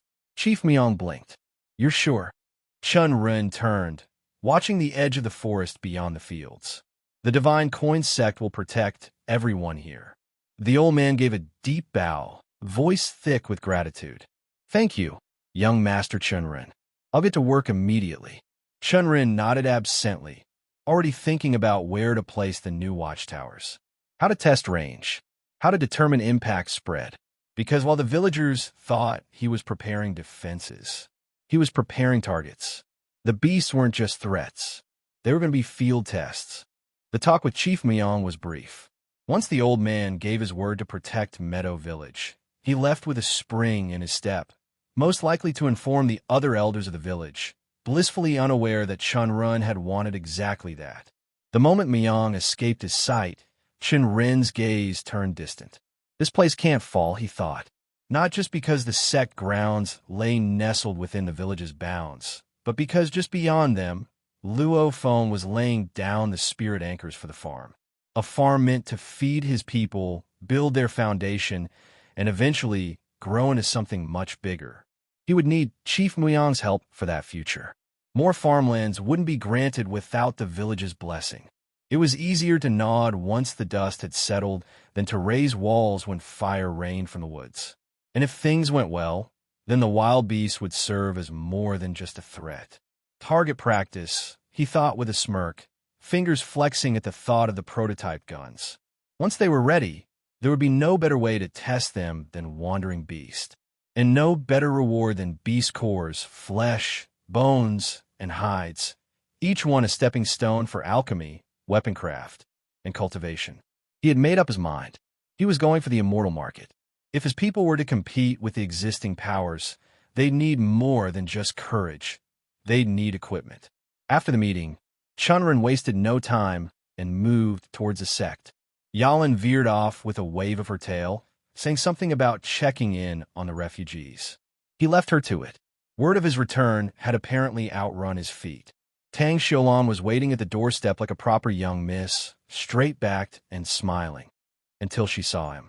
No luggage with him, no signs of hardship, just a slightly amused look on his face. She blinked. Where's your stuff? He waved at her and walked past with a lazy flick of his wrist. Come on, walk and talk. I will explain. They strolled through the courtyard path as the sun filtered gently between the eaves. She filled him in on everything that had happened in his absence. Thankfully, most of it was good news, though she still sounded like she expected to be scolded. A few unfamiliar faces crossed their path, young men and women who paused mid-step to bow politely at Chen Ren. And almost the entire time, they looked at him with awe and curiosity. Chen Ren politely nodded at them. We took in a few more villagers, Xiaolan explained. They were looking for work, and we still had coins left from the moonshine profits. Most of them are helping set up the brewery. He nodded.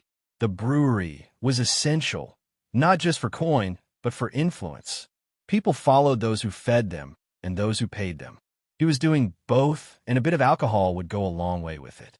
Moreover, it would also work as a gift in case he had to have meetings with more clans and sects. As for the cultivators, she smiled faintly. When's made the most progress. He's even bonded with another beast, a Tier 1 greater weasel. A weasel? Chen Ren asked, faint surprise layered in his voice. It plays with the kids, near the sect, all day. They love it. He snorted, but didn't complain. Playful or not, a Tier 1 beast was still a good bond for someone his level. Everything was slowly slotting into place. But the clock was ticking. Aro. Chen Ren made a mental note to look for the weasel later. He was curious about the new addition to the sect. A Tier 1 beast bond wasn't a small matter, and if it was getting along with the children, even better. Tang Xiaolan, never one to leave a moment quiet, kept talking. Hong Yi's been in his own world. Literally. He's holed up in that workshop all day with the puppets. We can barely get him to eat. Chen Ren chuckled under his breath. At least he's consistent. And Luo Feng, she continued. He's just been farming. Chen Ren's steps faltered for half a second, a flicker of disappointment passing through his eyes. Although her words had no other meanings, he realized that the only reason Luo Feng was just farming was because of a lack of an Earth aspect cultivation manual. He needed to get him one that suited his Dao, and any manual he knew would only slow him down since it won't be aligned with him and too focused on power. A sour feeling coiled in Chen Ren's chest at the thought. Guilt, perhaps. He had meant to handle that sooner. But with everything that had happened, maybe I didn't plan this sect as well as I thought. Pushing the thought down, he asked, "What about Feiyu and Qinghe? Any progress with guns?" I got a smile out of her. "Actually," Xiaolan said, "they wanted you to come meet them. Seems like they've finally perfected the prototype. Angie and Han Fei are helping test it too, since we're building it for mortals." Chen Ren nodded. "I'll go check it out. I need to speak to Qinghe anyway." They walked a few more steps before Xiaolan gave him a side glance. "You still haven't told me what happened in Jingxi." He sighed, as if dragging a heavy cloak off his shoulders. "Long story. New enemies, same old conflict. But I managed to set up a base. Tripled our profits from heavenly fragrances." Her eyes lit up. "That's great. And the enemies?" "Took care of it temporarily." He looked ahead, feeling the stares of the mortals passing by. "Our plan is to become big enough that when the problem comes again, we'll be ready. I think we'll be fine." He slowed down, turning slightly. "I'll give you a detailed report later. For now, I want to see what Qinghe's been up to." Xiaolan nodded and moved to go, but before she could take a step, his hand landed gently on her shoulder. "I know I don't say it a lot," Chen Ren said sincerely, "but you've done a great job managing everything. You're the reason I can leave the sect for more than a month without worrying. I wouldn't be able to do it without you." She stared at him, unreadable for a beat, but he noticed the twitch at the corner of her lips. "You pay me," she said flatly. "Doesn't mean I shouldn't appreciate you," he said. "Even people who get paid for their work need to hear it. Otherwise, it just feels like an endless grind." "It is an endless grind. Hopefully my words make it a little less grindy."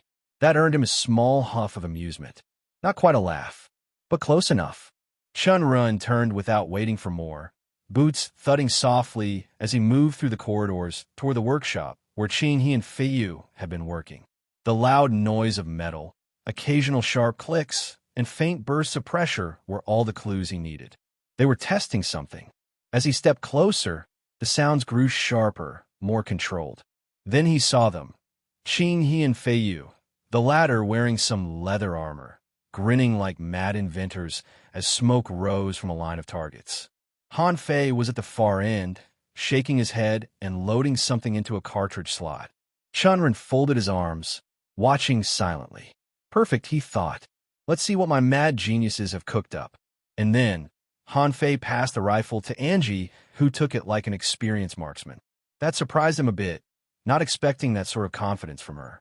She stood with her feet firmly planted, both hands steady on the rifle.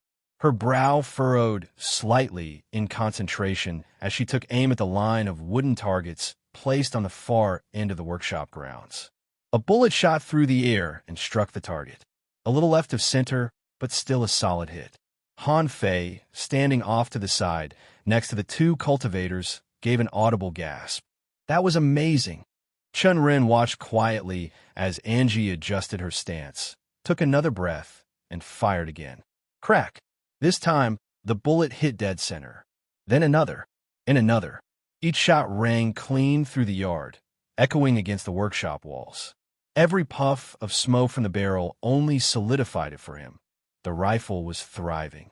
Chen Ren hadn't expected Angie to have such a good aim, but even more than that, he was impressed by the weapon itself. It looked stable, smooth, powerful. Whatever issues had plagued the prototypes during testing were clearly resolved. As the last round clicked empty, Qinghe, already aware of his presence, turned toward him, brushing some soot off her sleeve. This story has been unlawfully obtained without the author's consent. Report any appearances on Amazon. Well, she asked, how'd you like it? The others turned as well. Angie stiffened the moment she saw him, and Han Fei widened his eyes, giving an awkward but swift bow before fidgeting under the weight of his gaze.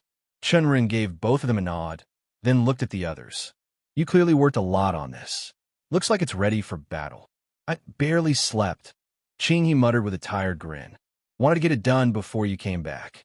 He scoffed. You don't need to sleep at your cultivation level. Don't act like you made a great sacrifice. She clicked her tongue in annoyance. He chuckled, then added with sincerity, but still, you and Feiyu did a great job. It's way faster than I expected. Feiyu nodded, arms crossed. We're still trying to improve it, but it's at a stable phase now. We're planning to test it against some of Hong Yi's puppets next. Should be a good benchmark. Chen Ren nodded approvingly. I was going to suggest that exact thing. His eyes lingered on the rifle for a moment. Then he asked, think it can take down a Tier 1 beast now? Or cultivators? Feiyu tilted his head, thinking it through. Low tier, definitely. 1 or 2 well-placed bullets could do it. For anything tougher, we'll need to aim for vital spots, and it'll still take a few rounds. The penetration's good, but against higher-tier muscle or beast hide, it won't be as effective. He paused. Against chi refinement cultivators? They'll probably get nicked or distracted at most unless we land a headshot. But body forging ones? That's where they'll start feeling it. Chen Ren's lips curled upward. Not bad at all. Chen Ren smiled, satisfied, and stepped forward to examine the it resting on the table. It was cleaner than the last version, less bulky, with smoother metal along the barrel and a chamber that gave off a faint hum of spiritual energy. Etched formation lines ran down the sides, feeding small amounts of chi into a core that pulsed softly. The trigger was no longer a pile of scrap, but a solid, well-built mechanism. This wasn't a rough prototype anymore. This was a real weapon. As Chen Ren traced a finger along its body, ideas began to stir. He already had a few concepts, ways to make it powerful enough to punch through even chi refinement realm cultivators or disrupt the cultivator's flow of chi on contact. Some involved formation cores that could accelerate the bullet mid-flight. Others required special metals to conduct spiritual energy or bullet casings that could absorb and discharge condensed chi like tiny bombs. But they didn't have the materials. Not yet. Those ideas would come later, once they had more reach, more wealth. For now, this was more than enough. As he examined the weapon, he sensed an unusually strong energy. It was subtle, controlled, but not invisible. He turned toward Feiyu, narrowing his eyes slightly. You made a leap, Chen Ren said. Your chi, it's different. Feiyu smiled, sheepish but proud. You noticed. I broke through to the 3rd star of the chi refinement realm last week. Chen Ren raised his eyebrows, a grin forming on his lips. That's a solid jump. Feiyu nodded. Working on the guns helped. Trying to design something new, push past the limits, it made my thoughts sharper. Helped my understanding of the Dao of Forge in a way that working on swords and shields never did. Chen Ren felt a flicker of excitement at those words. So I was right. He had been wondering about it for some time now, what truly advanced one's mastery of the Dao of Forge. Unlike his own path, which seemed to strengthen with every coin earned or trade made, the Forge Dao wasn't as straightforward. There were theories, of course. Some said it required crafting increasingly powerful weapons. Others claimed it was about infusing chi into creations, forming spirit artifacts. But none of the texts he read explained the lack of progress most blacksmiths made past the early realms. There were only theories. Now it made sense. Most blacksmiths were bound by tradition, forced to replicate the same weapons their ancestors had made for centuries. Without innovation, without creation, their path stagnated. And as far as chi infusion went, those secrets were closely guarded, hidden by clans and sects. It was no wonder most blacksmiths got stuck at the first 3 realms. But Feiyu wasn't bound by that. He was making something new, something never seen before in this world. Chen Ren made a mental note to sit down with him soon, dig into the specifics of his Dao insights. There could be a path forward not just for Feiyu, but for the entire sect if he could increase his understanding of different daos. Turning his attention, he faced Qing He. Were you able to procure some techniques? He asked. Immediately, Qing He shook her head, a trace of frustration in her voice. No, I sent out letters to everyone I could think of, anyone who might have had what you're looking for. But like I told you before, these techniques and manuals are heavily guarded. Even if you offer spirit stones, they won't part with them. She paused, then looked him in the eye. You need to understand, these are clan and sect secrets. Some of the manuals I do know. I can't share them. Doing so would be betraying the sect I once served. Chen Ren's expression darkened slightly, but he nodded. He understood. Though, that doesn't mean it didn't sting. But at least now, he had confirmation. He let out a breath, the bitterness from Qing, his refusal lingering just a moment longer before he pushed it down.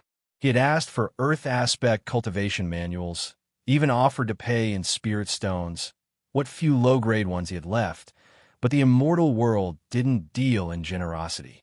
There were things that couldn't be bought with currency, which left him with only one real option. Then what about ruins? He asked, turning to Qing He. Her brows instantly pulled into a frown. Are you planning to dive headfirst into your death? Chen Ren gave her a casual shrug. I have confidence, especially with Yalan around. Confidence doesn't negate danger. Qing He shot back, folding her arms. Ruins aren't exactly friendly treasure vaults. If a sect or clan knew about one, they'd sweep it clean before you ever got there. And if they didn't, there's usually a reason why. I know, Chen Ren said, nodding. But in the books I read from your shop, it's clear new ruins get discovered every decade. Some of them go unnoticed for centuries. He paused and smiled slightly.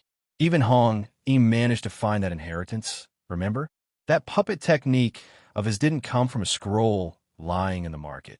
Once he'd realized the business route was cut off, his influence in the immortal world too shallow, his name barely a whisper, and his spirit stone pouch more dust than coin, ruins had started to seem less like a reckless gamble and more like the only logical path forward. Sure, they were dangerous, but even in the cultivation stories he had read before coming here, ruins were always filled with treasures if you survived the traps. And traps? Traps could be prepared for. He had ideas, devices, techniques, and more importantly, he had Yalan. She wasn't just feline, she was skilled, calm under pressure, loyal, and a meridian expansion realm spirit beast, the last one the most important. There might be some in the corpse lands, Qing he finally admitted, reluctantly. But they're really dangerous. Definitely not for a cultivator at your level. Corpse lands, Chen Ren echoed, brow raised. It was Fei Yu who answered. They're at the Empire's western border, entirely uninhabited now.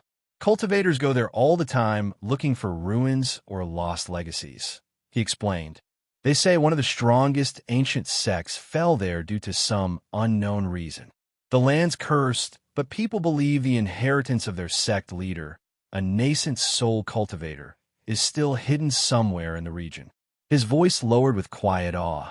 Even now, some who return from the outskirts find strange treasures, spirit-infused metals, talisman blueprints, even old formation keys. Chen Ren's interest sparked instantly. Nascent soul inheritance? Hidden artifacts? He didn't want to leave again so soon. Not after finally getting back and finding everything slowly falling into place. But this sounded like exactly the kind of risk that could turn things around for his sect. And, at the very least, he could start learning more. He turned back to Qing He. Can you tell me more about it? She sighed, but her posture relaxed slightly. Follow me, she said. I might still have a book about it in the shop. Chen Ren nodded and fell in a step behind her, thoughts already racing. Hence, he didn't notice the way Angie's gaze lingered on his back as he walked away, quiet and unreadable. Asterisk. Angie felt her arm shake as the recoil pushed back in her shoulder, a familiar jolt of force echoing through her bones. The bullet tore through the air and carved cleanly into the wooden target ahead. 1, 2, 3, 4. She emptied the entire cartridge, that was what they called it, with a calmness she found in her, each shot finding its mark without deviation. Every trigger pull was certain, her breathing steady, body aligned perfectly. She'd been doing this for a week now, helping Fei Yu and Qing he test the new bullet molds and gun modifications. But for her, it was never just help. Firing bullets was therapy. There was something satisfying about the thunderous crack, the sense of raw force controlled by her hands. A mortal woman wielding something that could pierce through a bear's skull, it made her feel powerful, important. But today, there was no satisfaction, no thrill, no smile. No goosebumps. Only questions. A weight she couldn't shake.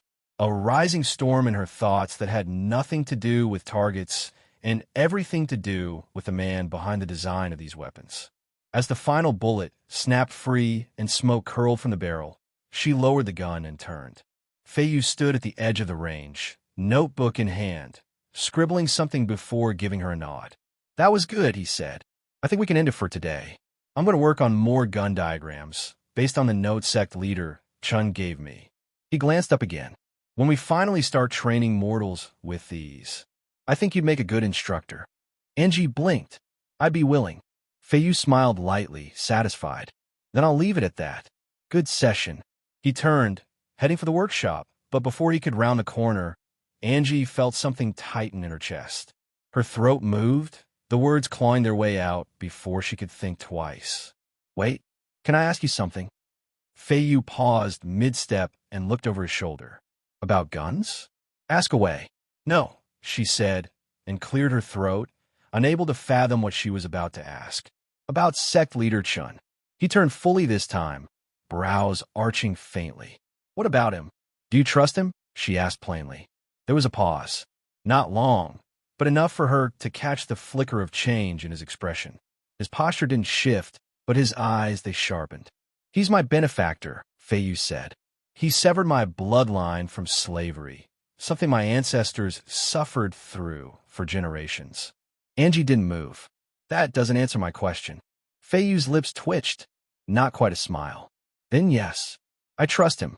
He stepped closer, speaking slowly now, not for her understanding, but for his own recollection.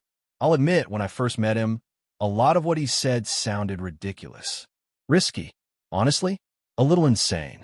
He spoke of weapons, systems, markets, and mortals holding power like cultivators. I thought he was deluded." His gaze drifted briefly, before locking with hers again. But every promise, every risk, he held to it. Even when things went bad, and it looked like we'd all die, he never wavered. And because he didn't, I'm here today. So yes, I trust him. A quiet fell over the training ground. "Does that answer your question?" he asked. Angie nodded. Feiyu looked like he wanted to ask why. But then, true to his nature, he simply said, "Goodbye," and turned, already more focused on blueprints and designs than whatever battle was playing out in her head. Angie remained where she stood. The gun was still warm in her hand. Her ears still rang faintly from the last shot, and yet her thoughts were somehow louder. She hadn't expected Feiyu to say so much. He rarely did. He never spoke about himself. In fact, the few things she knew came from overhearing Xiaolan in the main courtyard over tea. But now, just for a moment, she had seen something else in him. Faith. She had her answer, or so it seemed. But the words gnawed at her. Not the ones he said, but the why behind them. She knew Feiyu had once been a slave, saved by Chen Ren. How? She didn't know. But it made her wonder, was that trust born from gratitude alone? Or for something deeper? Something real? She needed more than one perspective. Without wasting a moment, Angie set off through the sect buildings, her eyes sharp and her mind buzzing. There were others who had stories tied to the sect leader, people who had seen different sides of him. She just had to find them, and it didn't take long. In the training yard near the outer hall, she spotted Z1, his hands moving, fingers twitching as he guided his bonded wolf through drills. The wolf pounced, rolled, and retreated on command, eyes always on its master. "Z1," Angie called out. He glanced at her, brushing a strand of hair out of his eyes. "Something wrong. I wanted to ask you something. About sect leader Chen." He tilted his head. "Do you trust him?" Z1's eyes narrowed thoughtfully. The wolf padded to his side, tail still wagging as it sat obediently. "Trust," he repeated, then nodded. "Yeah, I do." He said it so casually, like it wasn't even a question worth doubting. "I've always been wary of cultivators," he admitted, wiping sweat off his brow and walking closer. "But what I've seen of him, he has a good head on his shoulders. More than that, he's not arrogant. Doesn't act like the world owes him something just because he's powerful." He gave a faint smile. "He helped me find my path. I was just some middle-aged man with a pet wolf, barely hanging on and having given up on cultivation. Now I've got a bond, I've got a direction, and that's thanks to him. So yeah, I trust him with my life. With that, he turned back to his training, the wolf immediately springing back into action. Angie lingered for a moment, her brows furrowed. Is it still just gratitude? Was that what tied everyone to him? She needed more. Leaving the training yard, she made her way toward the farmlands. The scent of tilled soil and spiritual herbs filled the air, and the sun beat down steadily on the plots of land where crops glimmered with faint chi. Luo Feng was crouched over one of the rows, mud up to his knees, sleeves rolled, his hands gently adjusting a set of spirit roots that glowed faint green. When he noticed her, he smiled, a streak of dirt across his cheek. Need something? He asked. I have a question, she said, getting right to it. Do you trust sect leader Chen? Luo Feng didn't even blink. I trust him, he said simply. Why? He returned to adjusting the roots before answering. Because he seems like someone worth trusting. She blinked. That's it. Yeah. He gave her a wry smile. I've been lost before. My parents died when I was still figuring out who I was. I drifted for a while, felt like a seed with no soil. He straightened slowly, looking across the rows of shimmering crops. But now I've got a purpose. I want to make the best spirit farm this world has ever seen. That goal, that anchor, it came from sect leader Chen. If not for him, I wouldn't be here. I wouldn't be a cultivator. At least not the kind that could ascend to immortality one day. Angie gave Luo Feng a short nod, ignoring his attempt at humor. She thanked him politely and walked off, her mind already drifting elsewhere. Luo Feng, for his part, was more than happy to be left alone. His trust in sect leader Chen Ren came from instinct and gratitude, not deep shared experiences. Their interactions had been few, but Chen Ren had given him a field and a future, and for a man who once had neither, that was more than enough. But Angie needed more. She needed something firmer than kind gestures and vague admiration. Her next steps led her to the outskirts of the main building, to the slightly scorched, metal-laden workshop where he lived among blueprints and half-built wooden nightmares. Today, he was hunched over a new creation, a tall puppet with 8 mechanical arms, each ending in a different wicked tool. Its wooden face was twisted in a manic grin, and its limbs clicked and whirred as he adjusted joints with movements. Why so many arms? She asked, more to break the tension than out of curiosity. For fear factor, he answered immediately, not even looking up. Imagine this thing crawling out in the middle of a battle, painted pale like a ghost, eyes glowing, that smile staring you down. Fear alone will slow a man's blade. Angie said nothing, just waited. He tinkered for a moment longer, then finally glanced her way. You're not here to critique my puppet aesthetics, are you? She shook her head. Do you trust sect leader Chen? That made him pause. The puppet's head gave a final click as it settled into place. Trust, he echoed, then gave a dry chuckle. Yeah, I guess I do. He leaned back and tapped one of the puppet's arms absently. He's my benefactor. Helped solve a problem of mine. One most would have stayed far away from. I still think he was insane for doing it, but he did it anyway. And more importantly, he's never once asked me for my knowledge. This story has been stolen from Royal Road. If you read it on Amazon, please report it. Angie tilted her head. You mean the puppet techniques? Hongi nodded. Most sect leaders would have tried to make me hand it over, or at least demand I teach it. But he hasn't. Not even once. He said he'd give me a workshop, and he did. He said I could work on my craft, and I can. So yeah, I trust him, but I'd call it professional trust. He lets me do what I'm good at, and I help the sect grow. That was enough for her. Before he could spiral into another tangent about why the puppet needed blood-red eyes, she slipped away. They trusted him because he had done what he promised. Because he treated them like people, not tools. Because he didn't just talk about ideals.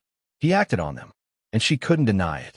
Even for her, their first meeting hadn't been one of orders or expectations. He had found her half-starved and offered food without asking anything in return. It had been a small gesture, but one that stuck. Still, this question wasn't about kindness or leadership. This was about duty, the secret she carried, the truth of who she was and what might come of it. And she wasn't sure if Chen Ren was someone she couldn't trust that too. Not yet. Her feet, lost in thought, brought her to the sect kitchen. The scent of fresh noodles wafted out like an invisible hand tugging her back to reality. Inside, Tang Xiaolan stood surrounded by children, sleeves rolled up, hair tied in a loose bun as she deftly sliced vegetables. She was clearly trying to teach the kids how to make noodles, but judging by the way the kids looked at the food around them, the lesson was leaning heavily toward eat everything when Miss Xiaolan turns her back. Angie stepped into the room, ignoring the chaos and heading straight to the counter. Do you trust sect leader Chen? Xiaolan turned around, knife in hand, a brow raised. Obviously, she said without hesitation. Why are you asking? Angie blinked. The tone in her voice was different from the others. Not soft or uncertain. Not professional or grateful. It was final. Like she'd already placed a stake in the ground and dared the world to move her. There was conviction. What? Xiaolan returned to slicing vegetables. Her movements fluid and steady, voice calm. I hated him at first. That made Angie pause. Thought he was a lecherous, arrogant hedonist who thought way too much of himself. Always scheming, always smiling like he knew something no one else did. She chuckled just a little. But one loss, one real defeat was all it took for him to change. Completely. Like he'd been broken down and built back up into someone new. Her hands didn't stop moving, but her voice softened. And that's when I saw the truth. If he wants to, he puts in effort. He takes care of people. He holds to his word, no matter what. And deep down, he has a good heart. Even if sometimes he doesn't show it that well. Tang Xiaolan stirred the pot with practiced grace, her hands moving almost without thought as she added the chopped vegetables to the simmering soup. The scent of broth thickened in the air, wrapping around them like a comforting blanket. Before, she said slowly, I felt like the good in him was shrouded, covered up by all the worst things, arrogance, indulgence, carelessness. Her voice didn't hold bitterness, just memory. But once the good side took over, he felt like the kind of man I'd want to support. She gave his soup a stir and smiled faintly. And also, let's be real, it's good for me. I mean, come on, from a maid to the manager of a sect. That's a promotion even cultivators would envy. He's generous, and I have a feeling he's just getting started. If there are more steps up, I will be climbing them. Angie watched her in silence, absorbing every word. There was something deeper under Xiaolan's practical tone, something not fully voiced, but this was enough. It always was, wasn't it? Just enough. Still, it was the first part of her answer that clung to Angie's thoughts. She leaned against the doorframe, eyes fixed on the boiling soup. His bad side, she said quietly. Do you think it's still there? Xiaolan stopped stirring. She didn't look up at first, just stood, spoon in hand, the steam curling past her face. Then she said, it should be. We all have bad sides. Yin and yang go together. That's just how it is. Greed, anger, lust, they're all part of us. What matters is what we choose when those parts whisper to us. Angie hadn't expected something so philosophical, but made her oddly comforted. She nodded slowly, then asked the real question that had been clawing at her from the inside. But what if the opportunity comes? Something big. Something he could only get through deceit. Do you think that would bring it out? This time, Xiaolan's gaze met hers. No smile. No evasiveness. Just clear, sharp attention. Angie braced herself for a question in return, but it never came. I don't think so, Xiaolan said. Not anymore. She turned down the fire beneath the pot and crossed her arms, watching Angie like she could see more than just the question. If something like that was going to bring the old him back, it would have already happened. Like with Hong Yi, the man had puppet knowledge, something sects would kill for. And young Master Chen Ren, he never even asked how it worked, never tried to claim it, just gave him a workshop and let him be. She paused, then added more gently, that's not the choice someone makes if they're still driven by greed or lust for power. Then, for the first time, she asked the question, why are you asking this, Angie? The air shifted. The kids were laughing in the background, arguing over whose bowl of noodles looked the best, oblivious to the quiet weight pressing between the two women. And Angie didn't answer, because she still didn't know what the answer was. I had questions. It was the only explanation. Xiaolan didn't press. She didn't tilt her head or narrow her eyes the way others did when they sense a secret. She simply watched her for a beat longer before nodding and returning to her soup. "I think," she said, "you're trying to figure out if you trust him. But my trust won't give you any reason to. That's not how it works. Trust is a bridge built between two people, not borrowed, not passed around. Whatever made you ask, I don't want to know. I've got enough of my own secrets to keep me busy. You need to think about it yourself." With that, Tang Xiaolan returned to her task, her hands already reaching for the ladle, her attention shifting back to the children and their noisy, flower-covered excitement. Angie didn't stay. There was nothing more she could learn here. The questions had ended. Now came the answer. Did she trust him? If she was being honest with herself, she didn't know. Trust wasn't a switch to flip.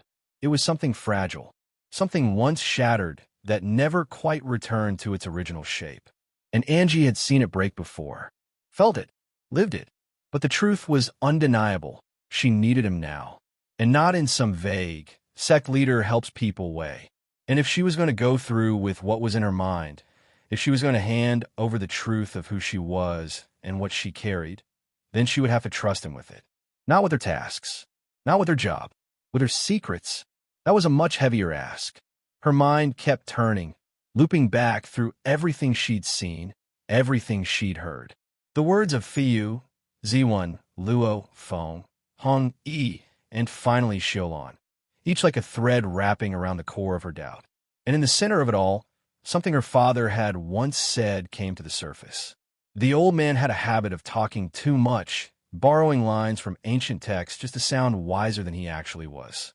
But every so often, a line slipped through the noise, sharp and lasting. Sometimes, you must force yourself to trust someone when you're desperate. Not because they've earned it, but because the alternative is worse. And it doesn't mean you'll be betrayed. Human civilization is built on risk. And the greatest of those is the willingness to be vulnerable. Angie could still see him, puffing on his pipe, waving his hand like he was narrating the fall of an empire, only to end the lecture by asking her to brew his tea. But she remembered that line, and now it felt heavier than when she first heard it. Was the risk worth it? She didn't know. And yet her feet were already moving, thoughts tangled in uncertainty, her heart hammering despite the calm of the sect grounds. She didn't even realize where she was heading until her boots tapped against the stone threshold of the alchemical workshop. Chen Ren was inside. She hadn't asked anyone. Someone had mentioned it, maybe in passing, but the face didn't matter. The knowledge stuck, and her legs had obeyed. Now here she was. All it would take was one step forward, one decision. Because if she went in, if she spoke, then she wasn't just testing trust. She was offering it. The question didn't wait anymore. Did she take the risk? The corpse lands were exactly as dangerous as Qing, he had warned. It had been a proud home of a powerful sect once, and then the entire region had turned into a cursed wasteland after its mysterious destruction. No one knew the exact cause, only that when the sect fell, the land changed with it. Miasma had crept out like smoke from a smoldering ruin, infecting the very air and soil, turning the dead into twisted mockeries of life. The name came later, Corpse Lands, but it had stuck fast. According to what Qing told, she'd recounted the rumors. Some said an experiment went awry. Others claimed the sect had been attacked by demonic cultivators. A few exaggerated about a cursed technique, something forbidden, too ancient to control. But her personal theory had stayed with him the most. A corpse collector, one of those foul demonic practitioners who cultivated death itself. If one of them had breached the sect's walls, and their arts seeped into the earth, it would explain the endless tide of undead. He didn't know what was true, and frankly, he didn't care. His eyes were on the treasures buried deep within. Ruins laced with ancient runic weapons, long-forgotten manuals, and maybe, if fate smiled, recipes for pills and potions that he could use to breach deeper into the immortal market. But therein lay the problem. The corpse lands were crawling with other cultivators, most of them already at the Foundation establishment realm. More than capable, more than dangerous. The undead themselves were no joke either. Tier 2 beasts roamed the mists like hounds, and Tier 3 threats were not uncommon. Even if he found something, others would find him. In a place like this, law didn't matter. Disputes were settled with blood, and the losers often didn't stay alive for long. Chen Ren's current strength wasn't enough. Not yet. He would need to rely on Yalin completely, and he wasn't sure the cat would agree. She had been watching over him from the start, more guardian than companion, and she hadn't let him enter battles she thought he couldn't win. This would be a stretch even by her standards. Pushing the thought aside for now, he stepped into his workshop and slid the door shut behind him with a soft click. The earthy scent of herbs and ash welcomed him. He moved toward the low table and took out a cloth-wrapped bundle. One by one, he unrolled the items. Chi replenishment pills, scarlet bloom healing pellets, bone refining capsules. He examined them in silence. In the world of cultivation, spiritual products were categorized much like techniques: mortal, earth, sky, and heaven grade. These, unfortunately, were firmly at the bottom of that ladder. Low tier, mortal grade. Common enough that any outer disciple or early-stage row cultivator had likely bought them at least once. They did the job, barely, but lacked potency or refinement. Still, they were all he had for now. Chen Ren narrowed his eyes, picking up one of the dull green bone-refining pills and rolling it between his fingers. They smelled faintly of iron and camphor, unpleasant but tolerable. He had a lot to think about, and not much time to prepare. Being the most common of spiritual products, the recipes for these pills were no great secret. Chen Ren had found several variations tucked within the books Qing he had sent him, all describing the basics in a clear and straightforward manner. But knowing how to make a pill and making a good one were two very different things. Most sects added their own ingredients, special herbs, refined essences, or long-lost alchemical techniques passed down within their inner circle. That was how they increased the potency of their pills. That was how they gained an edge. It was also why Chen Ren would never be able to compete with them. Not in raw strength, not in raw potency. He knew better than to ask Qing He for those secrets. Even if she had access to them, sharing such knowledge would invite more problems than it solved. But he didn't need to walk the same path. Potency wasn't the only thing that made a product unique. There were other angles, effects that lingered longer, pills that dissolve faster, ones that were easier to absorb for certain constitutions, or even ones that simply had fewer side effects. If he could carve out a niche, create a formula tailored for a large number of people that was better in some way from the pills in the market, then he wouldn't need to go head-to-head with the sects at all. Still, before he could test anything, he needed a baseline, a standard. He would have to break down the entire process: measurements, heating times, spiritual flow, ingredient sequence. Everything had to be reproducible, teachable.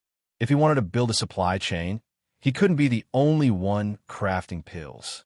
He had plenty of mortals under his wing, but not cultivators skilled in pill making. Alchemy required precision, discipline, and time, none of which his people had in abundance. Yet, there was one exception: Luo Feng. The man was already managing his future herb garden with surprising dedication. Chen Ren had handed him a small pouch of common spiritual seeds after the tournament, rewards he had earned from the tournament but couldn't store indefinitely. Pills could be sealed and preserved. Herbs, less so. They decayed, lost their vitality, and became useless over time. It made more sense to put them inside the ground than on a shelf. And Luo Feng had taken the task seriously. The spirit farm was beginning to take shape, tiny shoots poking through the enriched soil, visible faintly under the influence of the land's weak spiritual energy. If things went well, he might be able to bring him into the alchemy work later. But for now, it will be just him. He rolled his shoulders and stretched his arms, feeling the back muscles tight. Letting out an exhale, he walked over to the side of the workshop where the cauldron was. Placing the basic ingredients for the Chi replenishment pill onto the workbench, he began sorting them by age, type, and dryness. His hands moved without a pause, eyes narrowed in focus. Today wasn't about breakthroughs. Today was about repetition, standardization. He'd had some success with pills before, some being the key word. Truthfully, his results had been passable at best. Potions were where he truly shone. There was a fluidity in crafting them, a kind of intuitive precision that made it easier for him to manage. But potions weren't as sought after by cultivators. Pills were cleaner, more concentrated, and far more versatile. They lasted longer, stored better, and came in dozens of specialized types. A single pill could boost qi circulation, calm the mind, restore broken meridians, or even awaken dormant bloodlines. He'd often wondered why pills held such prestige over potions, but he had shelved that question for later. There were too many pressing concerns for these types of musings. Moving over to his cauldron, he set out the herbs he needed for a basic qi replenishment pill. Alchemy in this world wasn't as straightforward as it had been in the world he came from. It wasn't merely about chemical reactions or combining ingredients in the right sequence. Here, he had to draw the qi out of the spiritual herbs, guide it, bind it, then compress it under controlled heat and pressure until it formed a pill. Simple to describe, complicated to perform, especially when trying to standardize the process. He eyed the first few herbs as he began to heat the cauldron, the flame shifting into a blue-white hue under his qi's influence. The familiar hiss of warming metal filled the air. Then the door creaked open. Chen Ren turned, surprised. He had been too focused to sense anyone approaching. He narrowed his eyes at Angie, who stood there, her eyes being different than usual. They looked at him directly, but she seemed to be in deep thought. Her stance screamed urgency, restraint, a small flicker of fear, and something else entirely. The kind of expression someone wore when they had just outrun assassins and knew that jumping off a cliff sounded like a better option. He didn't speak immediately, letting the silence stretch, hoping she'd break it first. But when she didn't, he sighed and decided he needed to break the ice.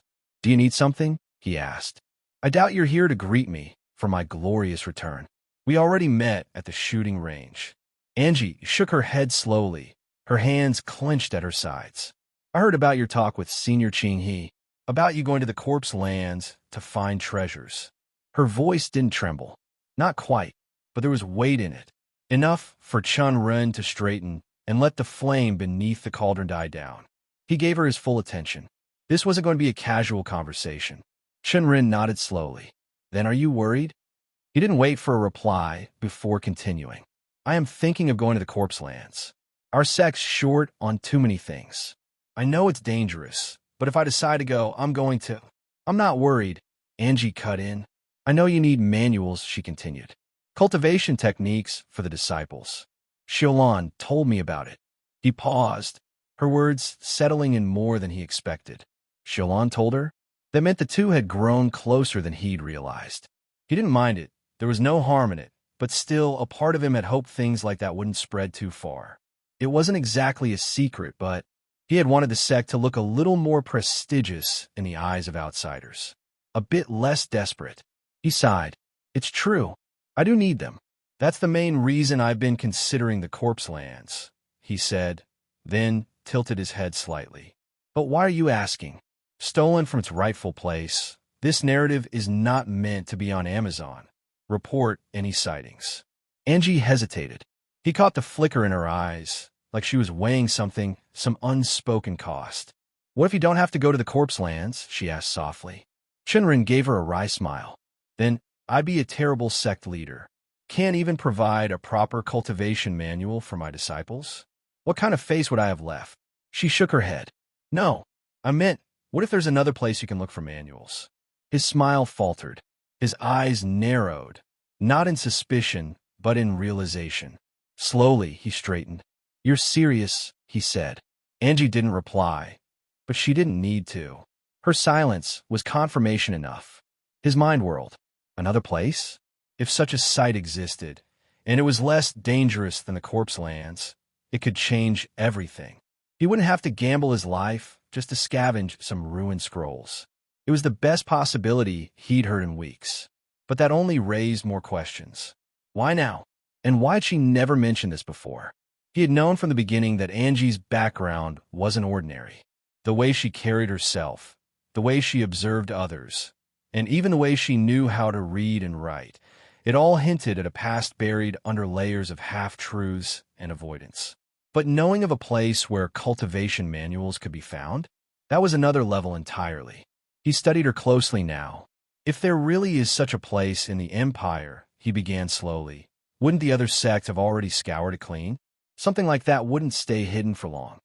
Angie didn't hesitate. No, they can't. His brow rose. It's a hidden location, she said. Even if someone finds it, they wouldn't be able to open the sect vault on their own. That gave him pause. A sect vault? So that was it. A hidden vault belonging to a sect. Untouched, sealed away, inaccessible to outsiders. But not to her. The way she spoke, the certainty in her voice, the quiet control, it all pointed to one thing. Angie knew the internal workings of this vault, and that meant her connection to it ran deeper than he'd previously guessed. She had just confirmed what he'd suspected, though he hadn't expected the truth to come this soon. Do you have a way to open the vault? Angie nodded slowly. And do you know what's inside? Her lips twitched. Not quite a smile, more like restrained emotion. I have an idea, she said. Cultivation manuals. Secret techniques. Some of them are easily earth grade. Weapons. All of them spirit artifacts. And a whole sect inheritance that even I have no clue about. But it's real. And it's powerful enough to elevate any sect to an established sect overnight. Chen Ren's eyes widened. That was beyond anything he expected. If even half of what she said was true, this vault wouldn't just solve his problems. It would propel his sect into prominence.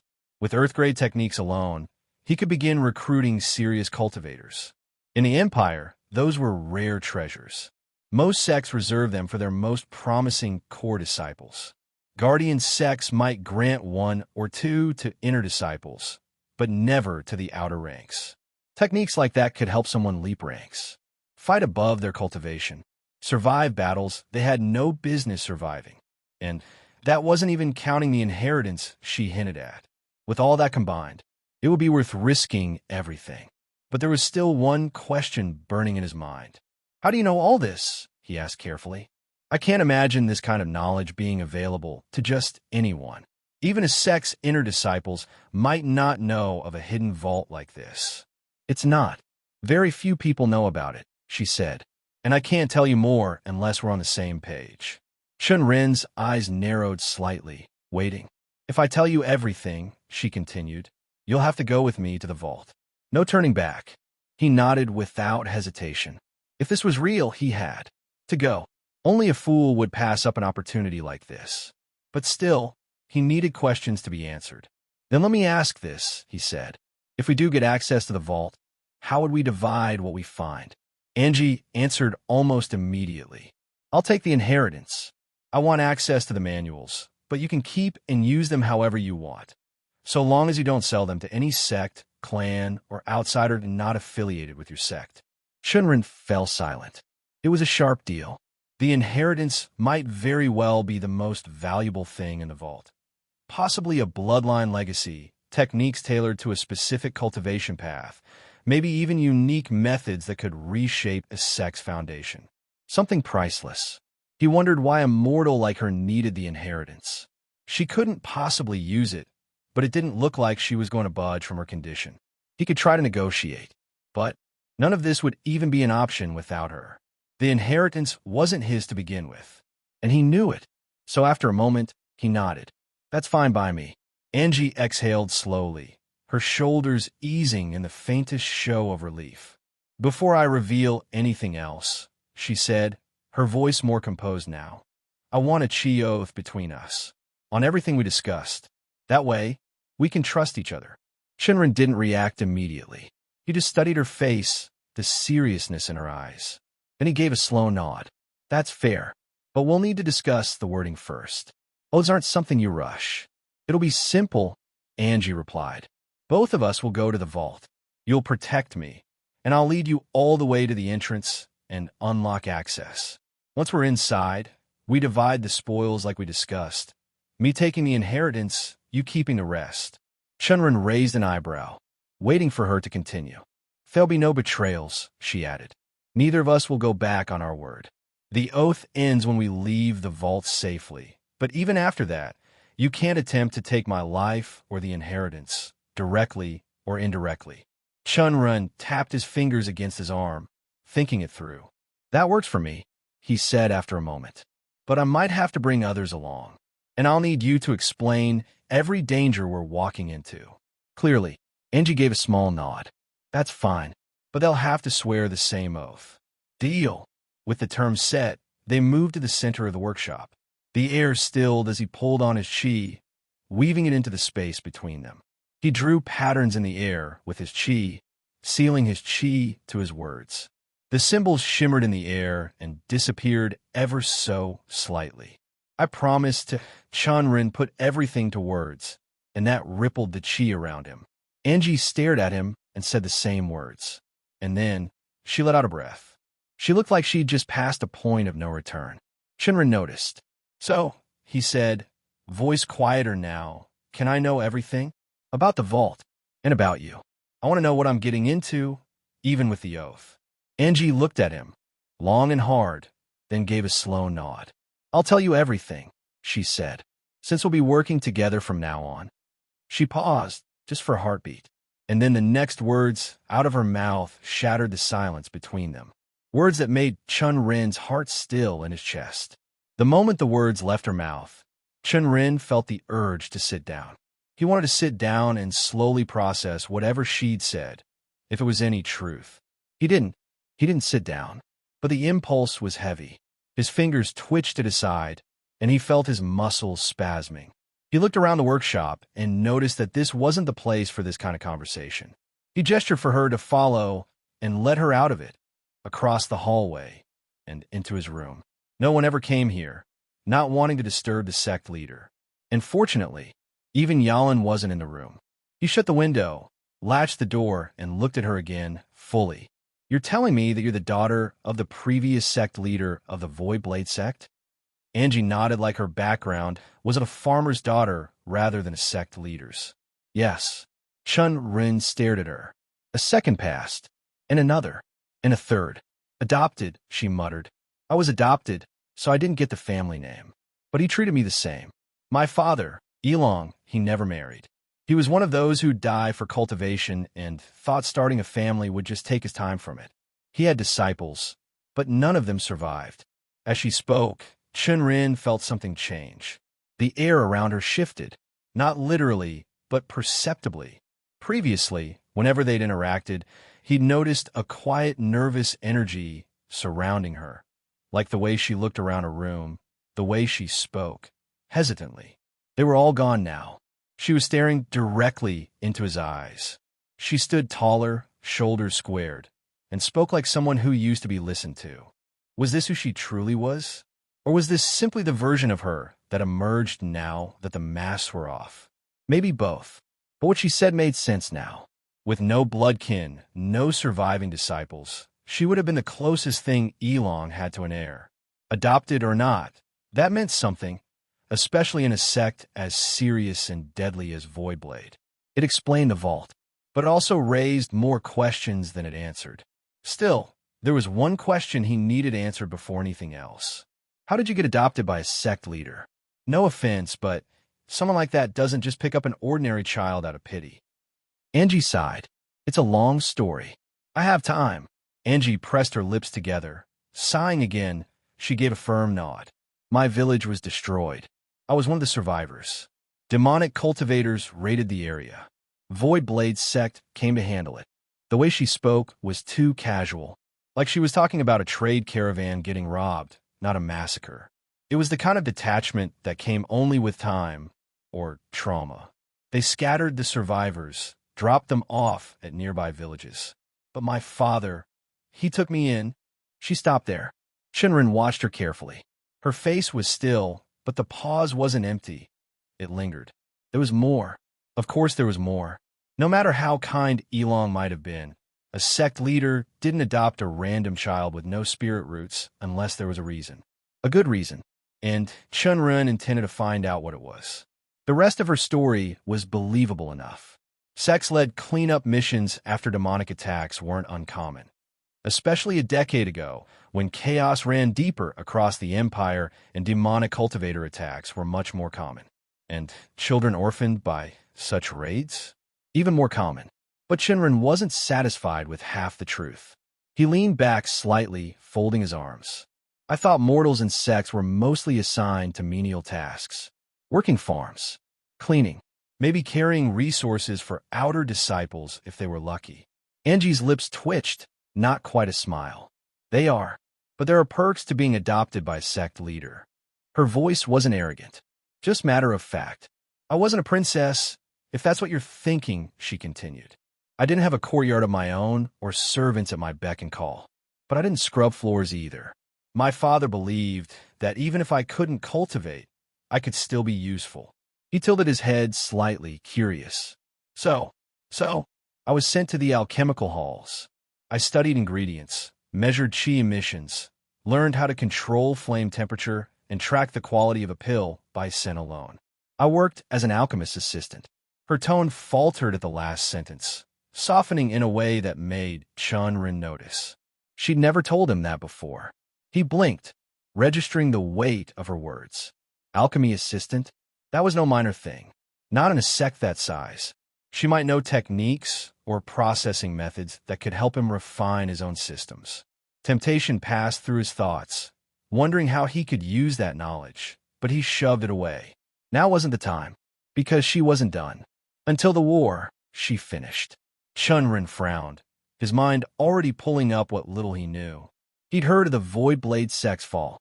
Back in Cloud Mist City, it had been a favorite rumor of the tea houses and gossip-hungry cultivators for a while, until Gu Tian had changed that.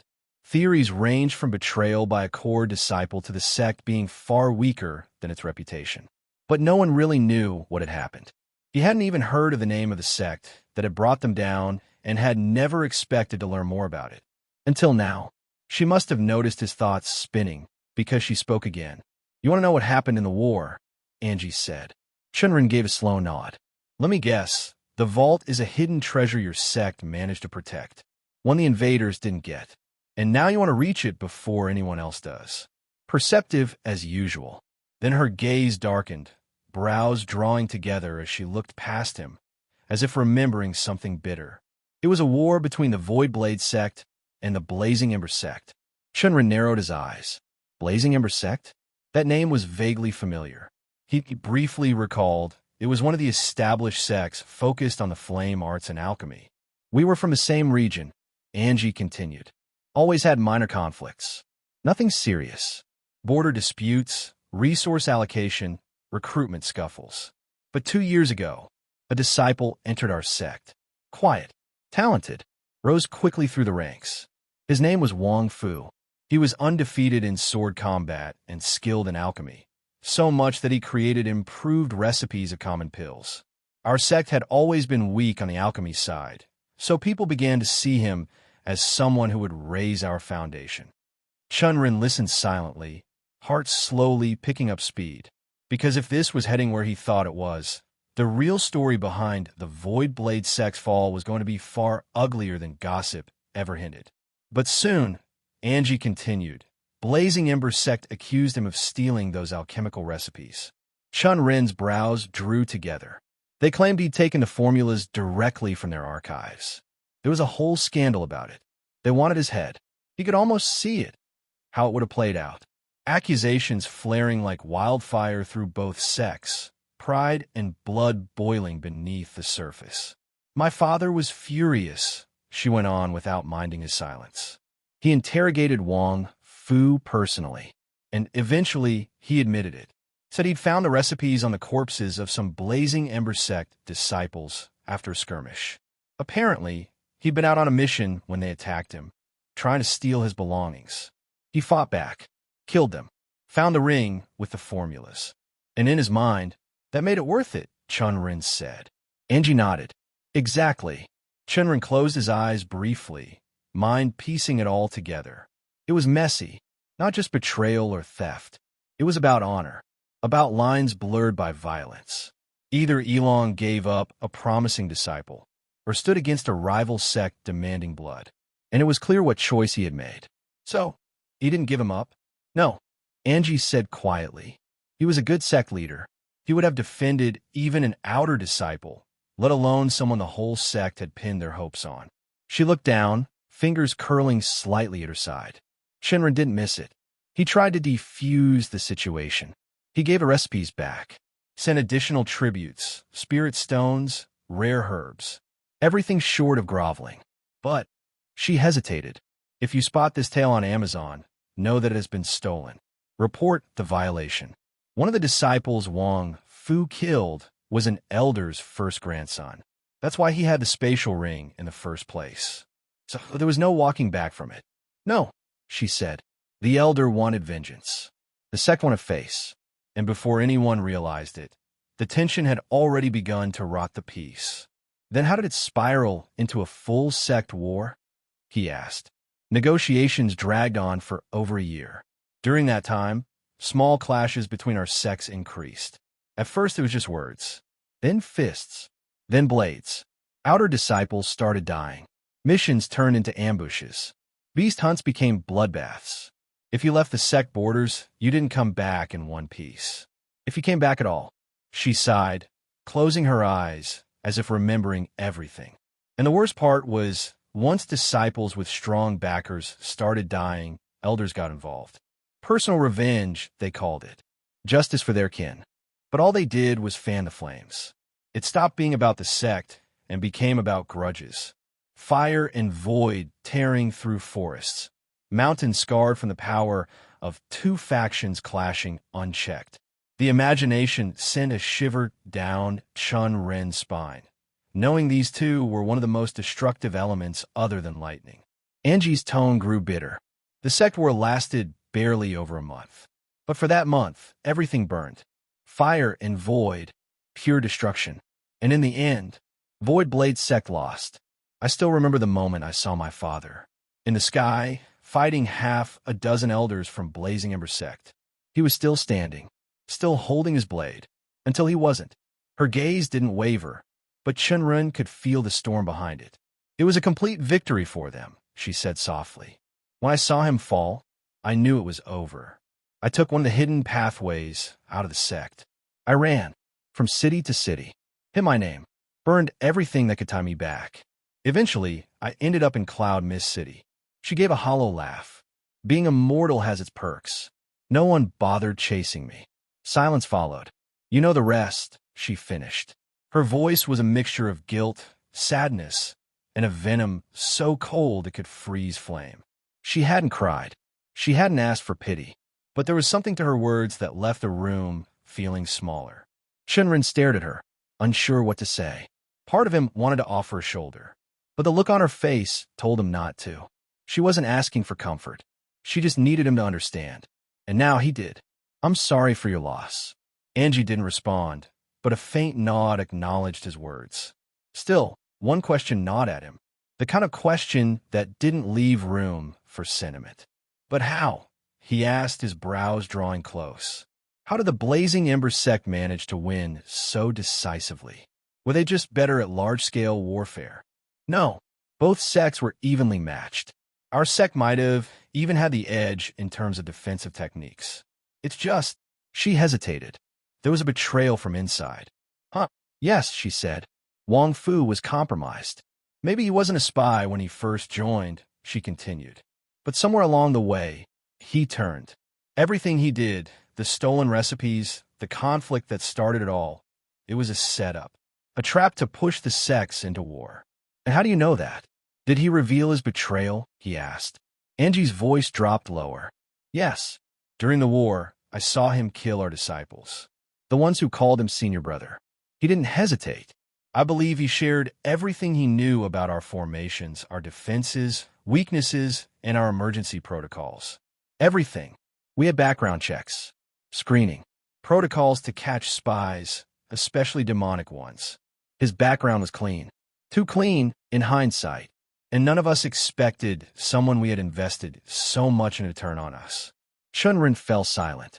It seemed like the rumors about a betrayal was true in the end, but if that was the case, then Blazing Ember sect had prepared this for a long time.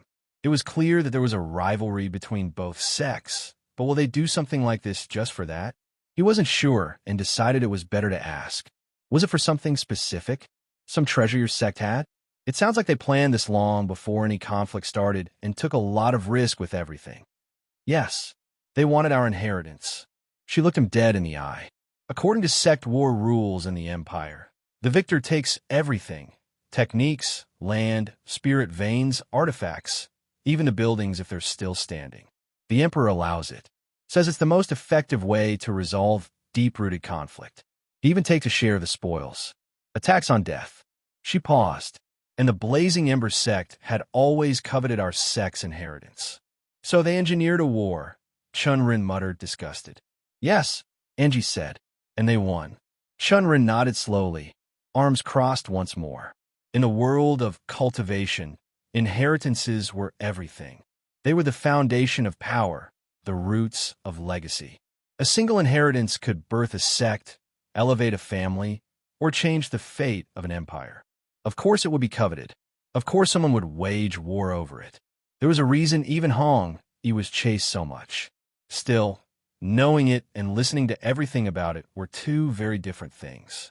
So going after the sect vault, he said, bringing the topic back to the vault, would mean opposing the Blazing Ember sect. Angie nodded, but then added quickly, they won't know. I don't think they even have a clue where the inheritance is. Only my father knew the exact location. He never told anyone else, not even the elders or his own disciples. It was something passed only to his direct successor. He told me before the war, in case he didn't make it. I didn't think much of it at the time. I didn't think he would lose. But now, her voice tightened. Now it haunts me. If I had the strength, I would have gone to retrieve it long ago. But I can't.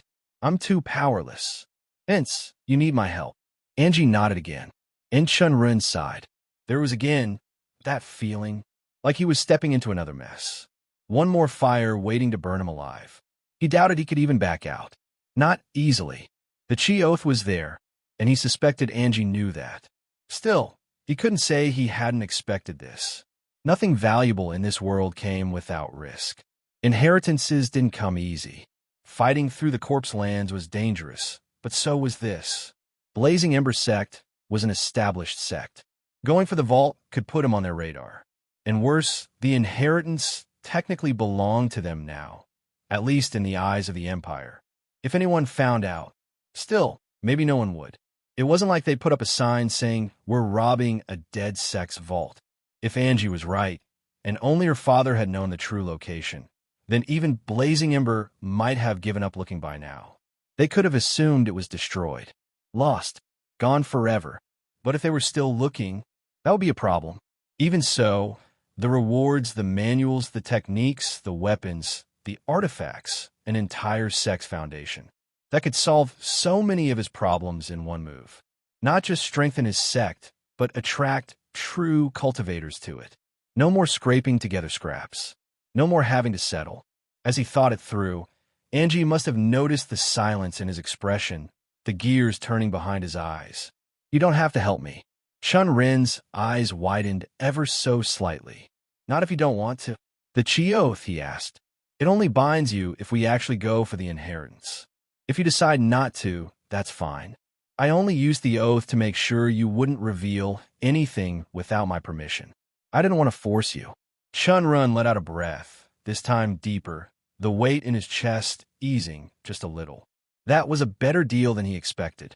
He'd already started to feel bitter, like he'd been maneuvered into standing against an established sect. But this gave him control, gave him the choice. So now the real question hung before him like a blade. Would he risk it all to go against an established sect, gambling for a chance at power, legacy, and growth? Or would he walk away and put his hopes into the danger of the corpse lands instead? There were things in life you thought you'd be good at, really good at. And then, when the time came to actually do them, you realized how terribly, disgustingly wrong you were. Right now, Chen Ren was wrestling with one such thing, making a decision. Now, he wasn't bad at decisions. You couldn't build a business from the ground up without having some talent for it. He made dozens of choices before, cutthroat ones, desperate ones, bold ones, and survived every time. But for the past 2 days, he'd been stuck, frozen between two paths. Should he go with Angie to retrieve her sect's lost inheritance? Or should he make his move toward the corpse lands? It wasn't about profit anymore. It was about risk. Real, life-threatening, possibly never coming back from it kind of risk. Angie's option was comparatively safer, at least on paper. Her father had taught her the vault's inner workings. They wouldn't be walking blind. Sure, there were bound to be traps, maybe guardians or puzzles, but she knew what they were stepping into. The problem was what came after. They might be stepping on the tail of Blazing Ember Sect, a name that held weight, disciples, and legitimacy built over centuries. If they caught wind of what was being retrieved, things could get messy. Then there was the corpse lands, dangerous in an entirely different way. Unknown terrain, wandering undead as strong as Tier 2 or Tier 3 beasts. Other cultivators sniffing out treasure. No maps, no guides, just death waiting behind every shadowed ruin. But at least he wouldn't be offending anyone powerful. Probably. Chen Ren sighed and rubbed his temples, feeling the headache creep in. He liked being cautious, knowing something before he got into it. But again, he had no issue taking risks, but only when he knew what he was risking. Every enemy he had beaten before, he had studied, understood, outplayed. This was different. Against an established sect, he couldn't predict the retaliation. Against the corpse lands, he couldn't even predict survival. He closed his eyes, letting the thoughts swirl again, until he felt a light sensation over his shoulder. He opened his eyes to find Yalan perched behind, staring at him blankly, a half-gnawed piece of roasted corn in her paw. "Your tea is going cold," she said. Chen Ren frowned, coming in contact with reality, and blinked. He glanced down, startled to see the cup near his hand. Steamless, cooling, neglected. Fuck. He quickly took a sip, more out of reflex than thirst, before using a bit of his chi to heat it up. Then he finally looked around, registering his surroundings. He was in the courtyard. After the talk with Angie, he'd split his time between brooding over the decision and working on the new pill formula, but after feeling a headache creep in, he'd come out here for a break. Somewhere along the line, he'd started watching the kids playing nearby, laughing as they tried to catch the small, darting figure of a weasel. Zwen's new bond, he recalled. The thing had a name, but for the life of him, he couldn't remember it now. Sheen. Careful, one of the kids yelled, and the others followed. Right, Sheen. That's the name. At some point, a mortal had quietly handed him tea. Yalan had appeared beside him, chewing corn like it was divine food. And he had spiraled deep into thought again. He sighed again. This wasn't getting easier. As he took another sip of his reheated tea, his eyes drifted toward the center of the courtyard where the playful laughter had taken on a more competitive tone. Apparently, Whiskey had decided to join the kids when he had been deep in thought. What was once simple running and chasing had now turned into a full-blown battle as the Lenari and the Weasel faced off against each other, while two of the kids, Bo and Jian, stood behind them like miniature generals shouting commands. The whole thing looked like a budget-friendly beast battle arena, with dirt kicks, squeaky war cries, and over-the-top moves that didn't land. It wasn't anything serious. He remembered Xiaolan once mentioning that Whiskey and Xin had been at odds for a while now. No real fights, just tension. Maybe they were natural enemies. Maybe it was personal. Who knew? Still, it was amusing. He kept the tea in his hands warm with a light trickle of qi and settled in to watch. Standing to the left, Xin was bigger than he remembered. Brown-furred, sleek, and bounding across the grass. It had quite agility, he could give it that. It let out a high-pitched hiss as it launched itself toward Whiskey. The Lenari dodged with a flick of his tail, using his smaller frame and sheer speed to outmaneuver every lunge. Chen Ren blinked. He hadn't actually seen Whiskey fight before, but the little thing was fast. Very fast. The weasel was clearly annoyed. Claws swiped. Teeth snapped. But Whiskey was always just out of reach. The problem, however, became clear soon enough. Speed wasn't strength. Every time Whiskey tried to land a claw swipe on Shin's side, it either bounced off harmlessly or barely even ruffled the fur. Shin, being a grown spirit beast, had defenses Whiskey simply couldn't crack. Not that it mattered to the audience. The kids were loving it. Bo and Jian were already shouting at the top of their lungs, one backing Whiskey and the other Shin like they had bets riding on the outcome. Chen Ren smirked. Beast battle showcases, could be fun. Might even make a good event for the locals. Something light to balance out the training drills and the brewing chaos in his life. But he doubted one would be thrilled about turning them into a sideshow. Still, the idea sat in the back of his mind as a maybe. Just as he took another sip, Yalan spoke beside him. "What's on your mind?" Chen Ren didn't flinch. Of course she'd noticed. Him going blank, falling silent. It wasn't hard to read. Just thinking of ways to get the manuals, he admitted. Yalan flicked a bit of corn off her paw. "I heard you were considering the corpse lands. Rotten place." He raised an eyebrow. "You've been there?" "Twice," she said, licking her paw casually. "I've been to a lot of places in the Empire, you know. You keep forgetting how much older I am than you, right?" Chen Ren exhaled, remembering again who she really was.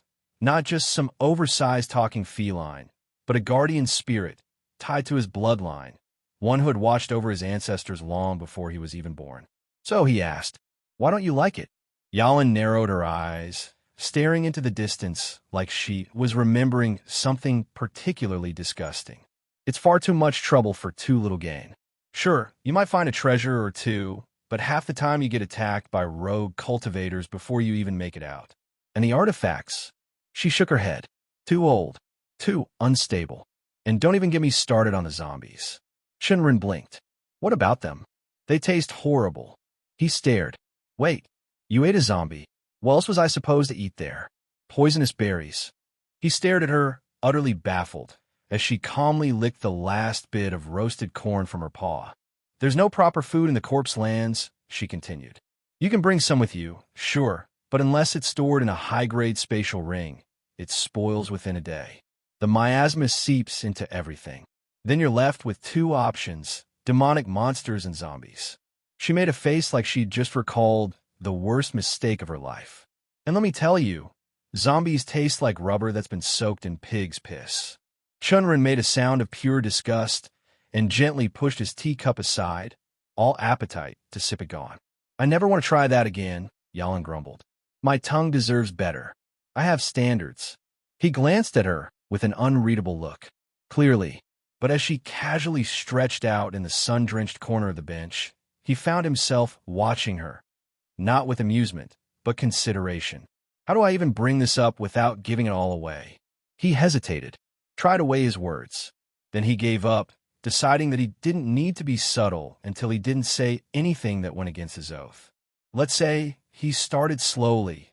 There was another way to get those manuals.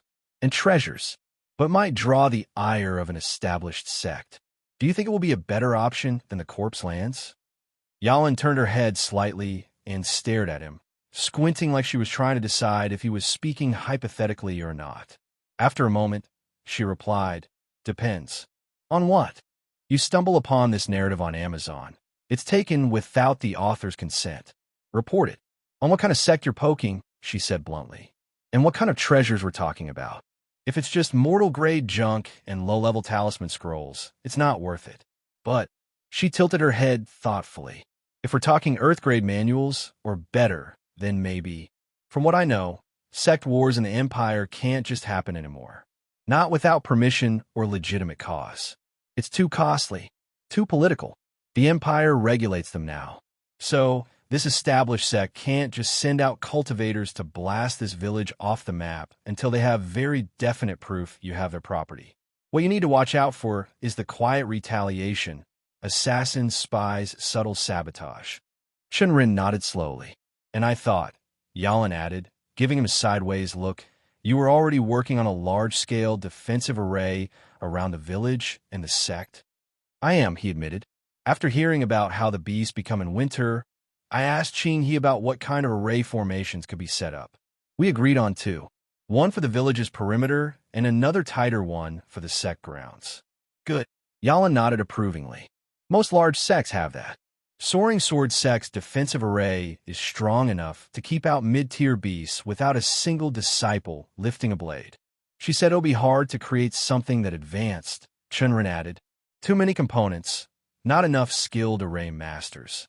But I can get basic structures in place. Early warning wards, alarm triggers for foreign cultivators entering the perimeter, and beast detection."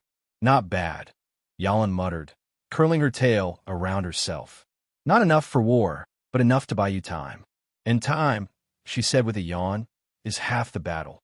Chen Ren leaned back, eyes flicking to the battle in the courtyard again. Whiskey now standing victorious on Shin's tail as the children cheered like it was the championship of the decade. Shin somehow escaped Whiskey's grasp, and they were at it all over again. Ignoring the beast battle, he pondered upon Yalin's words. He still wasn't sure on antagonizing an established sect, but he was slowly laying the groundwork for the worst-case scenario, and that, at least, made him feel a little more in control. Chen Ren looked over at Yalin, steam from the reheated tea curling faintly between them. "I thought you'd be against taking on an established sect," he said, her words more than surprising him. She didn't look entirely against the idea, if at all. Yalin's whiskers twitched. "It's something you'll have to do eventually. I've been thinking," she continued, "sooner or later, you'll reach the foundation establishment realm. And once that happens, things will shift. You'll have more cards to play. More eyes on you, too. And I honestly don't think we'll have much trouble with me here unless you manage to offend multiple Meridian expansion realm cultivators." She paused, tapping a claw against the bench. "Moreover, you're going to have to take them on economically anyway. In the immortal market." Chen Ren nodded, his thoughts turning to a different kind of battlefield. The immortal market, sprawling, ruthless, and utterly dominated by established sects and guardian sects monopolies. It was the Empire's own brand of internal warfare, fought not with blades but spirit stones, artifacts, and connections. "There's no way around that," he murmured. "It's a playground made for them. If I don't go against them, I won't get any share of the market. But taking them there and offending them over treasures and manuals they covet," he shook his head. "That's a whole different level of risk." Angie had said they might not know where the vault was. They might be able to sneak in and out without ever drawing attention. That was the best-case scenario. But would that actually happen? This was a Xinxiao land, and in this world, best-case scenarios had a tendency to explode halfway through. He rubbed the bridge of his nose, still feeling undecided, when Yalin suddenly said, "Why are you thinking so much about it, anyway?" He looked at her. "I need to choose the option with the least risk, for me and for the sect." Yalin stared at him, unimpressed. "You didn't think like that when you took on a gang, or when you tried to manipulate sect leaders, or when you challenged a trade union head-on." Chen Ren exhaled. "In all those situations, I knew I had a good chance of winning. I had plans." He looked at her. "Even if I didn't win, I knew I'd survive. I could run, lay low, preserve what mattered. I had you with me. That gave me confidence. In a way, you're my cheat in this world." Yalin's ears twitched slightly, tail swaying lazily. "But if I offend an established sect," Chen Ren continued, "this time, it won't just be me. The entire sect, the village might suffer. We don't have enough strength to protect everyone if things go wrong." The words lingered in the air for a moment, heavier than before. Because they were true, and that was the risk of leadership. "Situations like this will always come," Yalin replied. Chen Ren looked at her. "You think you won't offend someone in the corpse lands?" she asked, eyes narrowed. "You will. Maybe not intentionally, but someone's going to take offense. Always.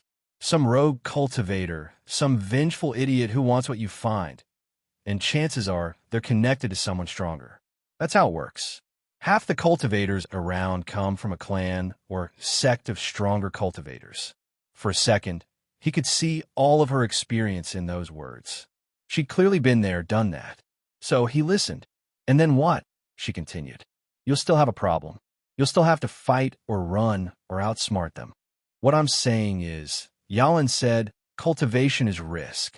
You can't escape it. It's not for the weak-hearted.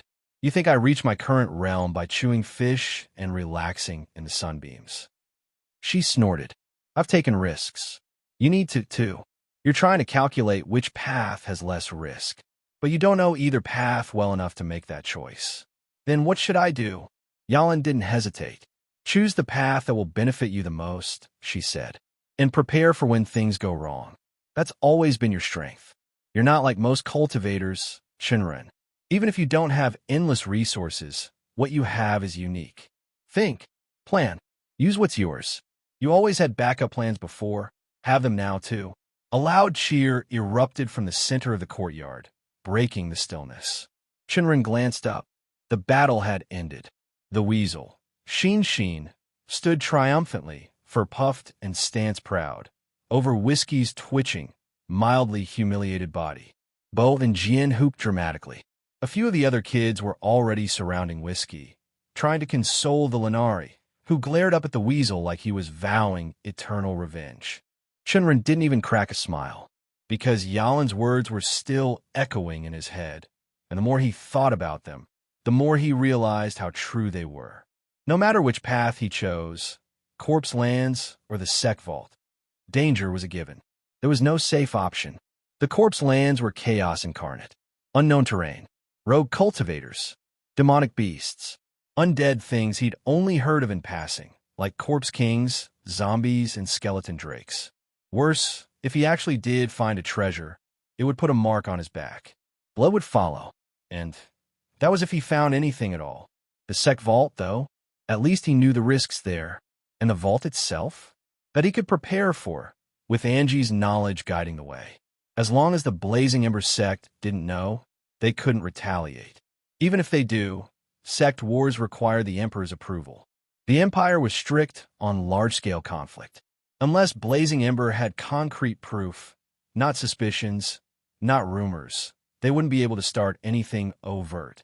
They'd turn to subtler methods, sabotage, assassinations, targeting his allies. And those he could plan for. He already had Yalin. Qing, he was no pushover. And if he managed to awaken the Golden Dagon, he'd have the strength of a heavenly beast at his side. That wasn't just protection. That was deterrence. The more he thought about it, the clearer it became. He didn't have to choose safety. He had to choose what was worth the danger. That line of thought was enough to anchor his confidence and push every ounce of hesitation away. He could prepare for this one, plan for it, and control more variables, especially since he knew that he wasn't walking blind anymore. Yalin tilted her head slightly and looked up at him, eyes narrowing with a knowing gleam. I think you made a decision. Chen Ren exhaled slowly and nodded. I did, but I'll need your help with it. Yalin gave him a flat look. That's a constant thing by now. Chen Ren allowed himself a small smirk. Fair, but this time it's a bit more unconventional. Oh, we'll be raiding the secret vault of the Void Blade sect. Yalin blinked. Her tail paused mid-sway. Void Blade sect. It's a long story, he said, and I'll tell you. But first, we need to do a chi oath. I made one with someone else before I learned about this. I can't talk freely until we're bound by it. But I'll tell you this, it's interesting, he said. And he meant it. The sound of Wang Fu's footsteps followed him as he walked through the corridor. His eyes trailed at the murals and hanging scrolls that were on the wall. Depictions of legendary elders conjuring flames into dragons. Phoenixes soaring above burning mountains, and lone cultivators tempering themselves in volcanic infernos. But none of that compared to the chi.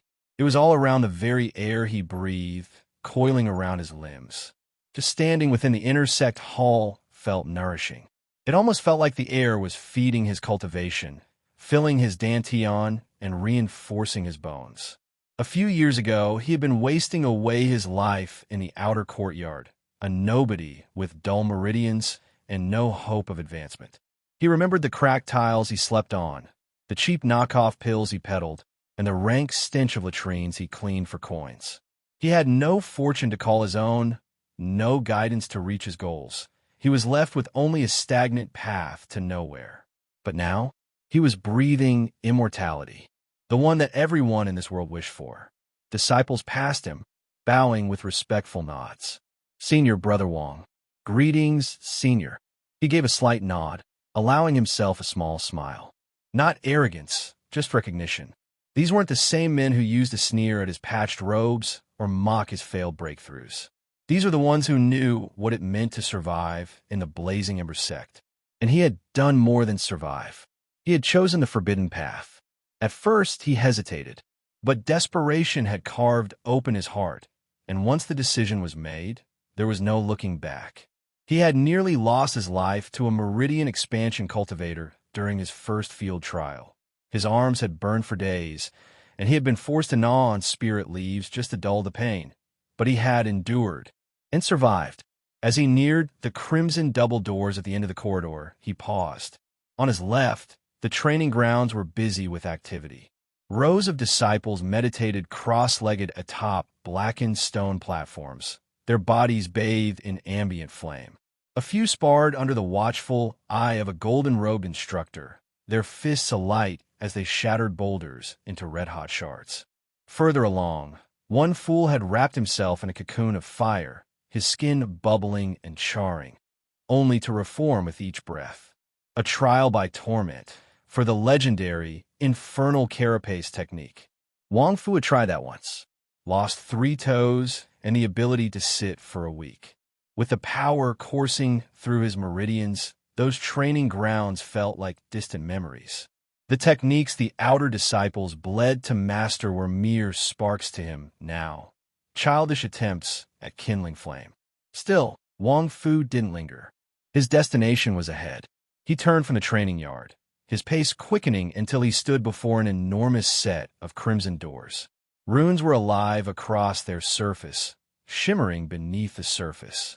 He paused for breath, taking in the craftsmanship, a seal of power, a reminder of who waited inside. Then, he pushed the door open and stepped into the inner sanctum. Immediately, he was warped with the scent of burning incense and sandalwood. And at the heart of the room, there awaited a man. His silver beard reached the floor.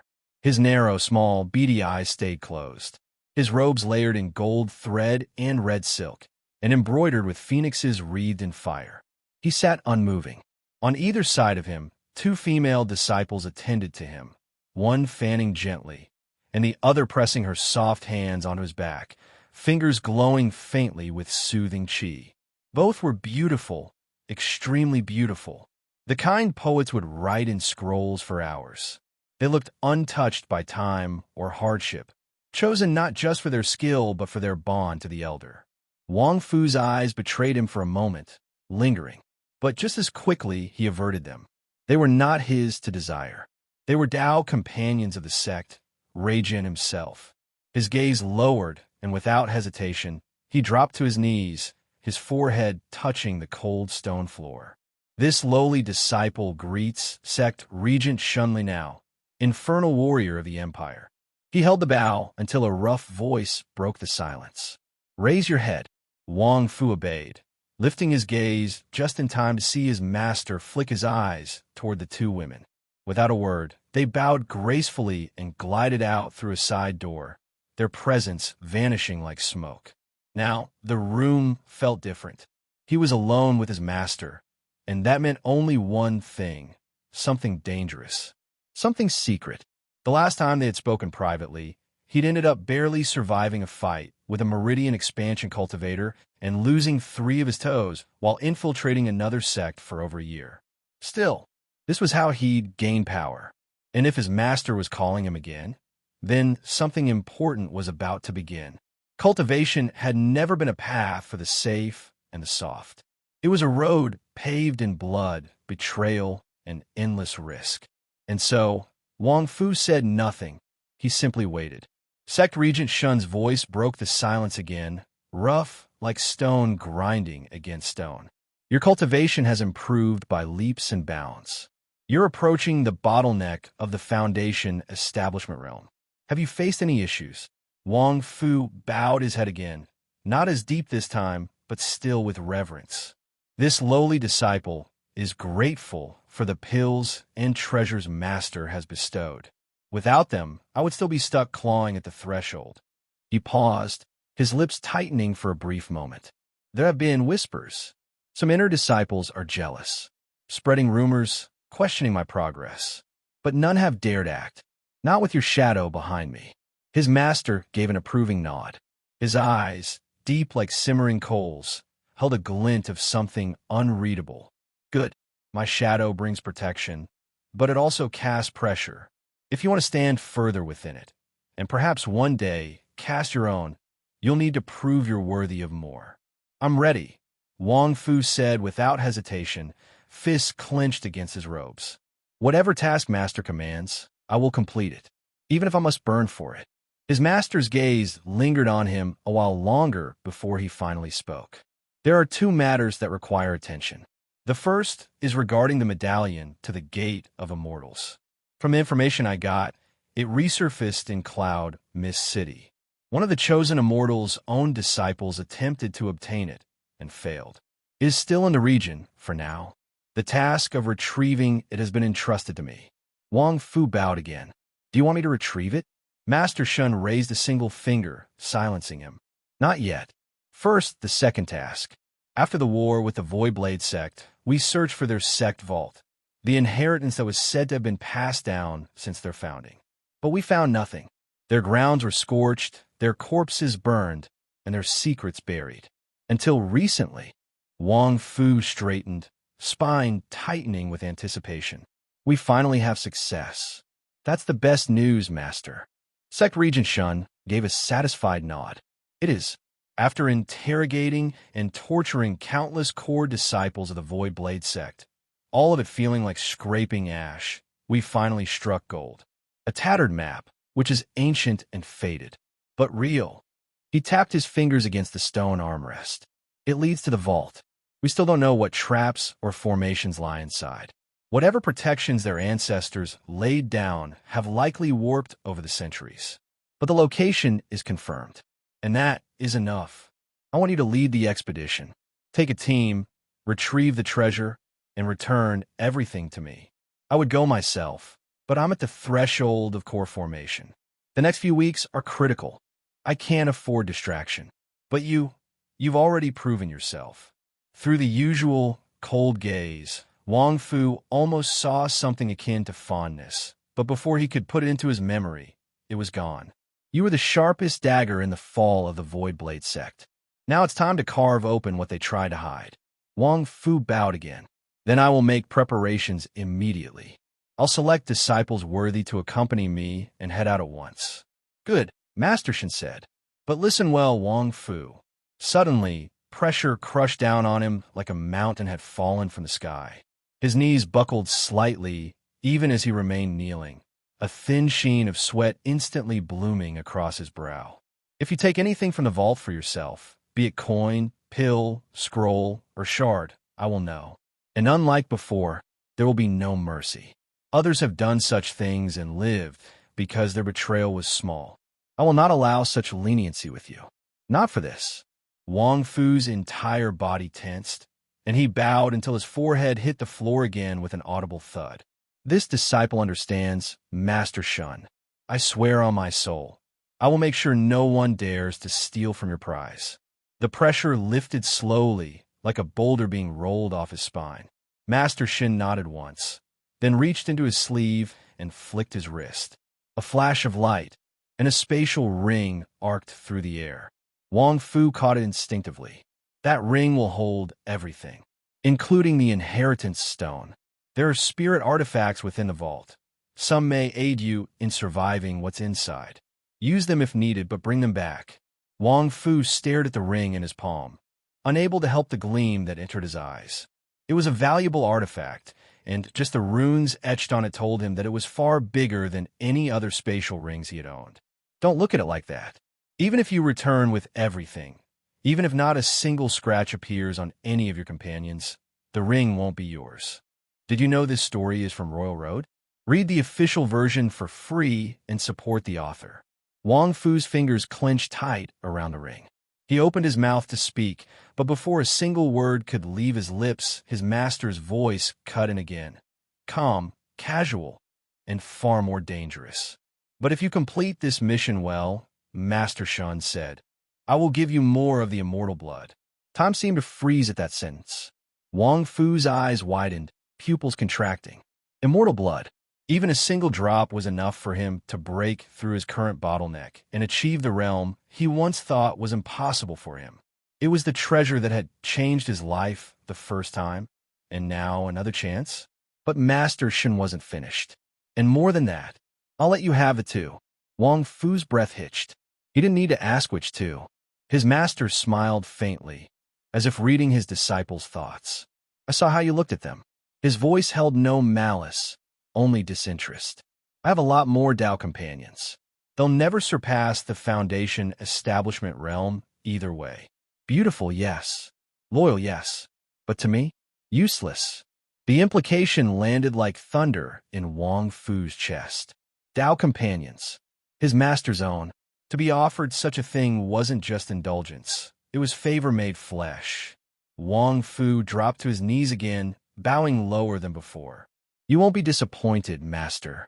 Master Shun gave no reply at first. Only a long, unreadable silence. I hope not. With that, the conversation ended. Wang Fu was dismissed with a flick of the hand. The door shut behind him with a soft thud as Wang Fu stepped back into the corridor. The light that filtered through the ornate windows felt different now, brighter, sharper. His feet moved automatically, but his mind burned. As he passed the courtyard again, his gaze flicked once more to the disciples meditating and practicing, same as before. Fists blazing, chi pulsing, sweat flying. But now he grinned, a sharp, crooked grin that didn't reach his eyes. They would cultivate for decades, centuries, and they still wouldn't touch his shadow. Not when he was about to ascend into the meridian expansion realm. Not when his blood would soon carry the essence of immortality itself. They trained for a future he had already claimed. He would become a powerhouse. Not equal to his master, never that. But his own mountain, a name to etch into the Empire's halls of fame. The Dao companions? He wouldn't lie. They were a reward he'd enjoy. But they were fleeting. The true prize was the immortal blood. That shimmering crimson liquid that once touched his veins and changed everything. As the thought settled in, he felt it again, that tremble in his bloodstream. The way his core throbbed, the chi inside him stirring like molten lava beneath cracked earth. His eyes turned red. He quickly lowered his head, shadow hiding the gleam, and bowed to get to the inheritance as soon as possible. After making the decision, Chen Ren knew one thing for certain. He couldn't afford to wait. The Blazing Ember sect had been searching for the vault for a while now. Now that he had decided to go there, he didn't want to give them any more time. It was prudent to clear it as soon as possible before they could even get a whiff off it. So he moved fast. When he told Angie about his decision, she looked visibly relieved, like a weight had been lifted. I wasn't sure you'd go through with it, she said, brushing her hair back. But I promise it'll all be worth it. He hoped so, because now it was all about preparation. He wasn't going to charge into the unknown like some hot-headed disciple in his first field trial. This was a sect vault, which meant traps, formations, maybe even ancient puppets or guardian beasts. Every mistake could cost them lives. So the first question was, who was going with him? Aside from Yalin and Angie, who were non-negotiable, Chen Ren decided on bringing only one more, Hong Yi. There were reasons. Ziwen's fighting style was around his beast bonds. And if Angie's description was accurate, the vault was built into a mountain and stretched deep underground. He didn't want little Yuza down there. The space would be tight, the formations would be layered, and a rampaging beast, no matter how loyal, would be a liability. Not to mention, Ziwen was busy these days trying to form bond with the striker beaks, a species of flying beast that lived on the eastern edge of the surrounding forest, and Chen Ren wasn't going to pull him away from that. Those birds could fly and scout, things he might need later. Luo Feng was too weak and not combat-oriented. A support cultivator without a strong defense was just extra weight in a place like that. Feiyu was still refining his guns and working closely with Qing, Heian guns, and even thinking of ways to build sniper rifles. Taking him now would just slow them all down. But Hong Yi brought something different. His puppets were both shields and extra hands. They were reliable, durable, and extremely silent. And more importantly, he had a history with secret vaults and inheritances. So when Chen Ren mentioned the possibility of inheritance, hidden artifacts, and legacy techniques, Hong Yi agreed on the spot. He didn't even ask questions, just nodded, eyes already glowing with calculation as he returned to reinforce 2 of his older constructs. With the team formed, Chen Ren wasted no time. The vault wasn't close. It would take time to reach it. So once everything was ready, they didn't delay and set off at once. Even though all of them were cultivators, Angie wasn't. Not truly. So they decided to travel by carriage, keeping a low profile and sparing her the strain of keeping up on foot. Inside the carriage, the ride was smooth, the rhythmic clatter of wheels against the dirt road providing a background hum. Chen Ren sat near the window, polishing a gun resting across his lap. One of the newer prototypes Feiyu had passed along. It wasn't as refined as the finalized model, but it would do. Across from him, Angie raised a brow.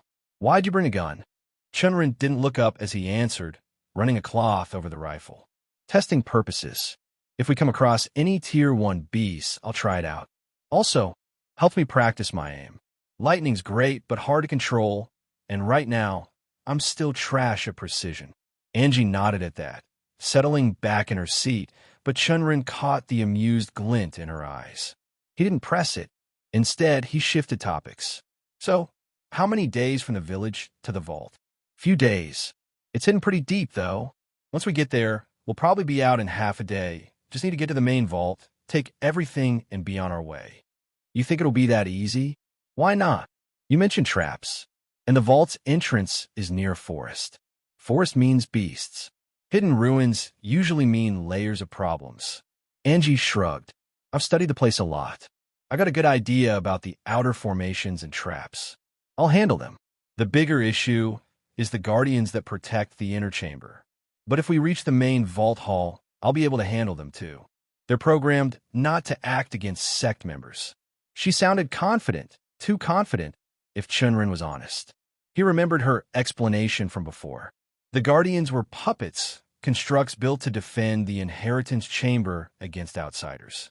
Their task was simple: protect the legacy, destroy any knot of the Voidblade sect. That's why Angie believed they'd let her pass. Chen Ren didn't argue. They probably would be fine. Still, he leaned his head back against the carriage wall, exhaling slowly. He didn't trust things to go smoothly. Not anymore. Maybe it was paranoia, or just experience. Things always went wrong. Even Xing he had once told him, while elbow-deep in making gunpowder, that in cultivation. The heavens test everyone trying to climb higher. The road to immortality is supposed to be hard. Chen Ren didn't know if he believed the whole heavens are watching thing. Sounded a bit too dramatic. As far as he was concerned, no divine judge was needed to make life hard. Life handled that fine on its own. But the thought that there was someone alive and judging, forget about it. He wasn't the type to brood. He had a good feeling that something was going to go wrong. But he'd come out on top anyway. He always did. Their journey to Heiwu, the city closest to the vault, had been smooth, almost suspiciously so. Not a single beast had mistaken them for a midday snack, and the skies had remained a calm gray the entire way. The city itself sat on the eastern edge of the empire, far from the regions Chen Ren was more familiar with. When he first learned the vault was hidden nearby, it had struck him how completely opposite it lay from the location of the Voidblade sect. Whether by design or fate, someone had gone to great lengths to bury it as far away from the sect as possible. According to Angie, the vault was sealed deep within a mountain, protected not by force, but misdirection. Complex arrays covered its location, bending perception and warping direction. Even if one walked right past it, they'd never know.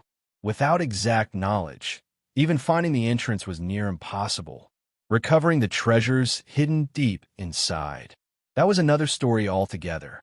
He spent most of the trip deep in thought, rethinking contingencies in his mind while the others enjoyed the peace of the road. That was fine.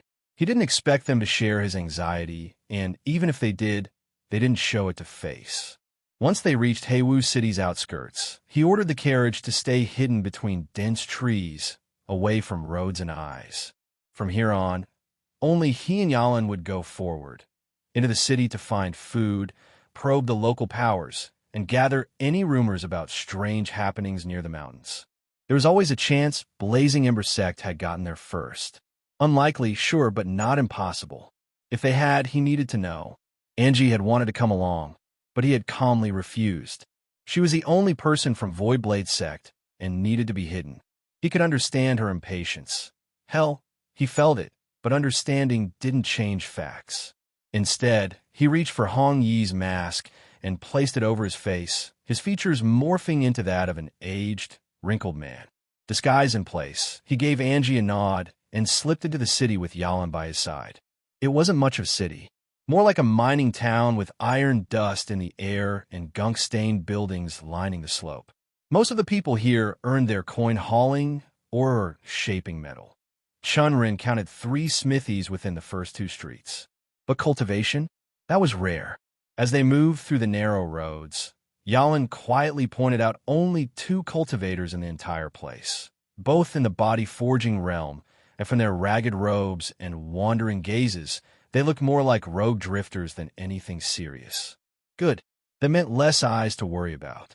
After a few casual inquiries, Chen Ren found the location of the town's best-known tavern and made his way over. In towns like these, inns and taverns were more than just places to sleep or drink. They were the heartbeat of local gossip. And he needed information. Also, their food supplies had run thin during the journey. And while hunting a beast would have been easy enough, he didn't want to risk leaving tracks or wasting chi. Jerky and flatbread would do just fine. The place was called the 9 Heavens, a squat building with an uneven roof and a faded sign dangling on one hinge, certainly not like a heaven. But inside, the place was alive, packed with miners and laborers, all loud voices and heavy laughter, buns and stew bowls in hand. Chen Ren headed straight for the counter where a burly man stood, arms crossed over his apron-covered chest. The man gave him a quick once-over and grunted in greeting. "Got stew, boiled grain, and roasted tubers," the man said. "A meal will cost you 4 copperwin. Room's another 6. I'm not staying," Chen Ren replied with a faint smile. "Just passing through. Looking to stock up for the road, dry jerky, maybe something that'll last a few days." "Ah, a traveler." The man nodded knowingly, wiping his hands on a cloth. "I've got smoked jerky, dried flatbread, and some nut packs left from yesterday. All decent stuff. You'll be looking at 1 silver one for a good bundle." Chen Ren agreed with a slight nod, and the man shouted at a teenage boy darting between tables, "Go grab a pack for our friend here." As the boy moved to get it, Chen Ren waited until the counter was less busy, except for the customers who came for refills. This was the moment to ask what he needed. He leaned forward. "I was thinking of heading near the western ridges," he said. The burly man's eyes immediately came to him, for a brief moment, and then he went back to wiping the dirty plates. "Heard there might be some wild berry patches around those parts. Askerberries, I think they're called." "Not exactly the west side," the man replied, "but near enough, yeah. You'll find some if you look hard enough, though beasts roam there too. Tier 1 types mostly. Nothing too dangerous, but still." Chen Ren gave a small chuckle. "I'm good at sneaking and better at running. I'll manage." The man grunted again, but then hesitated. His thick brow furrowed for a moment. Chen Ren felt the man's subtle opening, and his suspicion confirmed when he cleared his throat and leaned forward. "Beasts aren't what you should be worried about." Chen Ren raised an eyebrow. "No." The man extended a thick hand silently across the counter. Understanding the cue, Chen Ren slid a copper piece into his palm. The weight of it disappeared instantly. "Yesterday," he murmured, "a group passed through town. Didn't look local. Dressed like travelers, but the kind who don't carry picks or shovels. Asking about the western side of the mountain, too. Real loud about it. Caused quite a stir, then left before nightfall." That sent a twinge of tension through Chen Ren's chest, but he kept his expression even. "How many?" "5. All cloaked. One of them had a big sword. Real shiny." "What kind of commotion?" Chen Ren asked, keeping his tone casual like he was asking about a road direction. "One of them was a woman. Striking, pretty in the way that always stirs trouble in towns like this. A young master of the Windbone clan spotted her and, well, thought he could charm her into spending the night." Chen Ren already had a bad feeling creeping down his spine. Didn't end well. The man continued with a half-smirk. "She didn't even raise her voice. Just punch him square in the chest. Broke half his ribs and maybe more. He's still struggling to stay alive." Chen Ren blinked, eyes narrowing slightly. "And the Windbone clan let that go." "That's the strange part," the man said. "They haven't done a thing. Sent a few men to confront them, probably looking for revenge, but they all came back quiet. No injuries, no fight. Just came back." Chen Ren's eyes widened, the pieces clicking into place. "They're cultivators." The man nodded slowly. That's what the whole town's whispering. Dangerous ones. No sect symbols on their robes, but even the Windbone clan, wealthy as they are, won't touch them now. They hold rights to 3 iron mines, mind you, and aren't used to bowing their heads. If they're staying quiet, well, it means those cultivators aren't just strong, they've got powerful backing. Something that the Windbone clan can't go against. Chen Ren didn't say it aloud, but the thought echoed like thunder in his mind. He asked a few more questions about the Windbone clan, the other local forces, the layout of the town, but his thoughts kept drifting back to the group that had come through just a day ago. It was too much of coincidence. And he wasn't the type to believe in luck, not when it came to things like ancient vaults and inheritance sites. They found it, or at least found something close enough to act on. He left the 9 heavens with a scowl tugging at the corner of his mouth, the dry bundle of food tucked under his arm now forgotten. He didn't return to the carriage immediately. Instead, he wandered across the town, visiting other stalls, speaking to vendors and stable hands, confirming the story in pieces and rumors. It was all the same. A cloaked group, one pretty woman, dangerous, unbothered by the Windbone clan, asking about the Western Forest, if they were from Blazing Ember sect, and every instinct in his bones screamed they were. Then things had already grown far more complicated. By the time he made it back to the hidden carriage, dusk had begun to settle across the trees. Angie was perched on a boulder nearby, her expression distant, while Hong Yi sat cross-legged with a puppet in his lap, polishing its frame with a cloth as if it were a treasured weapon. Both of them looked up as Chen Ren approached. Without preamble, he dropped the bundle of supplies and said, "We need to change plans." Angie stood, her brows furrowed. "Why?" "The author's content has been appropriated. Report any instances of this story on Amazon. There are other cultivators heading for the same ruins, and I'm inclined to believe they belong to the Blazing Ember sect." Silence dropped between them. The weight of his words sank in immediately. Hong Yi stilled, his fingers frozen on the puppet. Angie didn't move, but Chen Ren noticed how her skin lost a shade of color, the confident air around her faltering just slightly. She tried to speak, then stopped. Even before she said a word, Chen Ren could already see it, the fear. Not of the fight, but of losing what they'd come for. And he felt it too. They were no longer racing time. They were racing an enemy they couldn't afford to let win. She had seemed relaxed throughout the journey, smiling occasionally, asking questions, reading a book she had brought when bored. But now he noticed it, her hand shaking furiously on her lap, fingers curling and uncurling at her side. The mask was slipping, and for the first time, it looked like her worst fear had walked right out of her nightmares and stood in front of her. "Ruthless heavens," Hong Yi muttered, setting down the puppet he had been polishing. "What kind of coincidence is this?" Chen Ren exhaled sharply. "Looks like we're not getting an easy path after all."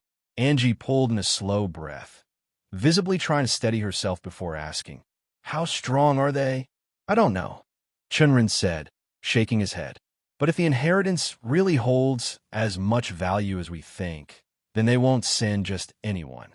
Expect Foundation Establishment Realm cultivators at the very least." His gaze shifted to her, serious. "I thought no one else knew of it." "They don't," Angie replied quickly. "My father told me.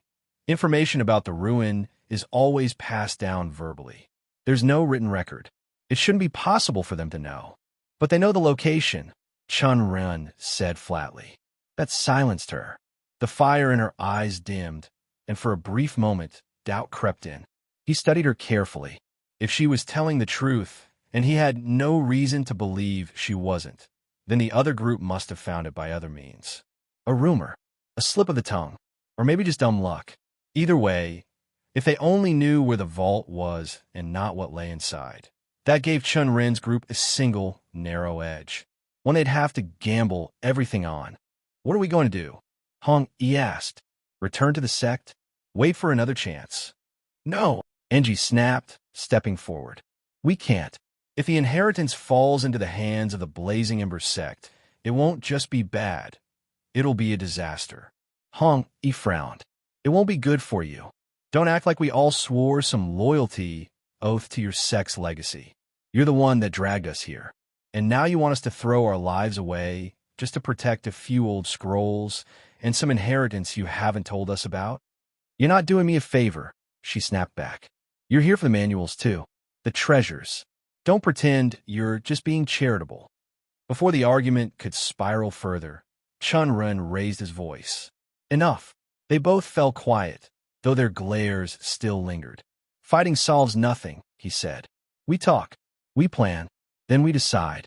He turned toward Yalin, who had been silent the entire time, her tail flicking lazily as she sat atop the carriage wheel. She lifted her head slightly, eyes glinting with intelligence, and chose, for once, to speak aloud instead of through the mind link. After all, there were no secrets here. I believe we should still head to the vault, she said. We're close.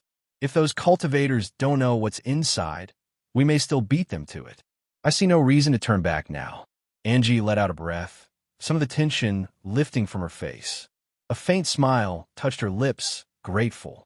But Hong Yi's scowl only deepened, arms crossed tightly across his chest. Chen Ren shifted his attention back to her. And what about the cultivators? Angie's smile vanished. That was the real question. We plan around them, Yalin said simply. All eyes turned to her. She flicked her tail, gaze resting on Angie. Are you certain most of the vault's knowledge is passed down verbally? Angie straightened, the tremble in her hand now gone. Yes. My father was clear, there are no written records. Only trusted successors even hear about it. Yalin gave a small nod, as if she was satisfied with the answer. Then we proceed, assuming they only know the location. If the vault has restrictions, bloodline locks, formations that reject outsiders, then we already have the advantage. They might get there first, but getting in, that's a different matter entirely. We just need to make sure none of them leave. Chen Ren grimaced. She was right. If even one of them escaped and reported back, it wouldn't just be a ruined opportunity. It could become a war. But still, the idea of killing people who weren't enemies yet didn't sit well with him. It wasn't some duel over pride or honor. This was preemptive. But what other choice did they have? They couldn't capture Foundation establishment realm cultivators. If they tried, they'd just end up dead. No, the only way forward would be to lure them into the vault's traps, if they could, and let Yalin handle the rest. He felt far more suited to economic games and business rivalries. Profits, sabotage, trade blockades. Those didn't involve much blood. But this was the path of a cultivator. Everyone walked through blood eventually. And Yalin's suggestion made sense. He didn't want to go back now. Not when they were this close. And as long as no one learned their identities, they could finish this and leave without any trouble from Blazing Ember Sect. He took a breath and looked around the group. Let's vote. Vote. Hong, he raised a brow. Chen Ren nodded. Yes. Majority rules. We decide together. All right then, he said, crossing his arms. Chen Ren looked around. Who's in favor going back? Raise your hand. Only Hong, he lifted his. His two puppets, following his command, raised their mechanical arms beside him. He glanced at them, sighed, as if he knew that their votes didn't count. Chen Ren smirked. Who's in favor of going to the vault and taking on the disciples if needed? His own hand went up, then Angie's. Then Yalin's paw raised in silent elegance. Chen Ren nodded. I guess the decision's made. I still think it's a tie, Hong Yi grumbled. Chen Ren walked over and patted his shoulder. Don't worry. It'll be fine. Hong Yi narrowed his eyes. How are you so sure? Foundation establishment cultivators aren't pushovers. One of them alone could destroy a squad of lesser realm fighters. Chen Ren smiled. Because I have a plan. A plan? Hong Yi asked back. I thought of one on the way here, Chen Ren said. Now we just need to see if the vault is the kind of place where it'll work. As Chen Ren walked through the forest with the others, his heart thrummed like a drum, loud enough that he half wondered if the others could hear it. But outwardly, his face stayed calm. He couldn't let any trace of worry slip, especially not with Hong Yi twitching at every rustle of leaves and Angie glancing over his shoulder like a startled hare. Only Yalin seemed truly at ease, leaping from branch to branch far ahead of them, her presence barely more than a shadow slipping through the trees. But that didn't surprise him. There were few things in this world that could truly trouble her. As they moved deeper into the forest, Chen Ren went over the plan again in his head. He hadn't crafted it for the treasure, not entirely. It was the knowledge of one key detail that had shaped it all. There was only one entrance into the ruins. No back doors, no hidden paths. That, at least according to Angie, was their advantage. If they were lucky, they could trap the cultivators before they even stepped inside. With Angie's descriptions of the internal traps, it might even be possible to turn the ruins into a death trap. Still, if he could, Chen Ren would prefer to end things before anyone even crossed the threshold. That, of course, depended on their enemy's strength. He couldn't afford to let a single one escape. He found himself thinking less about treasure and more about wiping them out completely. It wasn't greed or anger. It felt more like a test. One he had to pass if he ever wanted to reach the manuals hidden within. The realization unsettled him. Then, Yalin's voice sliced through his thoughts. I see them. She dropped down beside them without a sound. He hadn't even seen her coming back from scouting. Her voice, like a whisper carried by the wind, echoed in their minds. Hong Yi and Angie tensed, clearly startled by the mental transmission.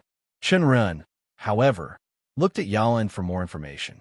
Where are they exactly? He asked calmly, voicing it in a whisper. Right at the entrance to what looks like a sect's vault, Yalin replied, speaking out loud so the other two would get the information too. They're resting. Two of them are scouting the area before they move in. I didn't see a map, but they're trying to read the runes on the stone face. Most of them are damaged, likely destroyed by their own hands. She paused. They're about 30 minutes ahead of us. Hong, he spoke next. How many? 5, Yalin answered. 3 of them are in the Qi refinement realm. Not a threat, unless they're hiding something. One has just stepped into the Foundation establishment realm. His foundation not stable yet. But the last one, she hesitated. I couldn't see him clearly. Might be an artifact hiding his presence, but he's the one giving orders. That means he's either mid-star Foundation establishment realm or near the peak. That didn't bode well at all. Chen Ren's jaw tightened. A mid-star Foundation establishment realm cultivator was already pushing their limits. But a peak realm one? That would be above them, even if they fought as a group, barring Yalin. But he gave a mindless nod. They were going to be facing cultivators far stronger than most of his team. Maybe he and Hong Yi could handle the 3 at the Qi refinement realm, but the 2 Foundation establishment ones would fall to Yalin, and that was asking a lot, even from someone like her. She was strong, no doubt. But at that level, cultivators came armed with more than just raw power. Hidden artifacts, unpredictable pills, and techniques sharpened by real bloodshed. The plan to ambush them outside the vault dissolved in his mind, vanishing like smoke in the wind. Before he could speak, Angie stepped forward. How do they look? She asked, her eyes narrowing at where Yalin said the men were. Chen Ren frowned, not understanding the question at first. Then he realized she must have seen members of the Blazing Ember sect before, maybe even fought them. Descriptions could help her piece together their strengths. Yalin answered smoothly.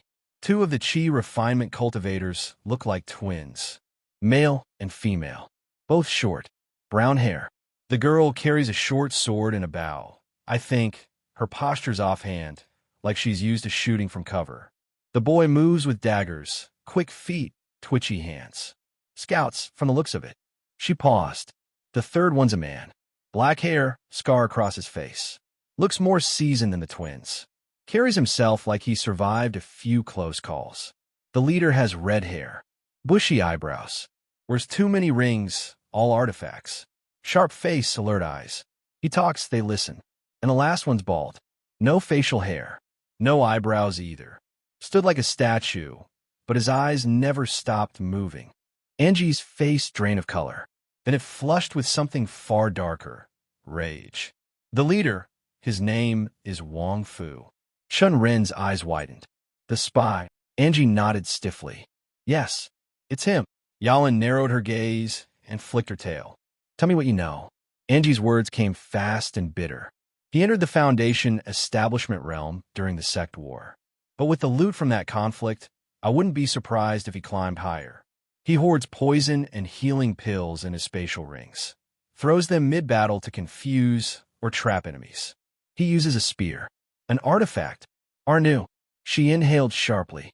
He's not easy to face. Used to be one of the top duelists in the sect. Arrogant bastard, but skilled. Chen Ren's jaw clenched. This was worse than he thought. What about the others? He asked.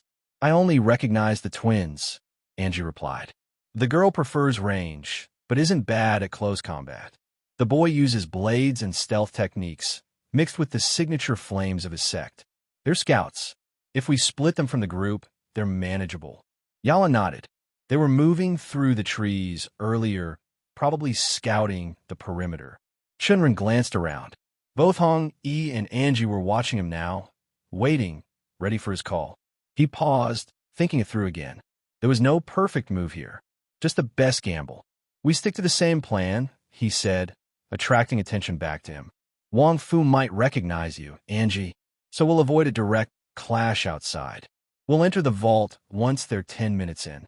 That's our window. All right, sound good, Hong Yi said. And the rest nodded, and without another word, Yalan disappeared into the tree-line, her figure vanishing like mist between leaves.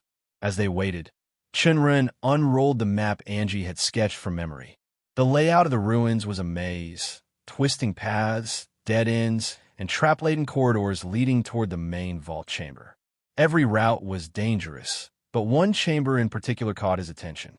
It wasn't the central vault, not exactly, but it branched from several main paths. If he was right, it would be the point where their enemies would eventually diverge. Unless they had a map of their own, which was doubtful. They would have no choice but to split up, and when they did, he'd strike. Before his thoughts could spiral further, Yalan returned, silent as ever. They've entered the ruins, she reported.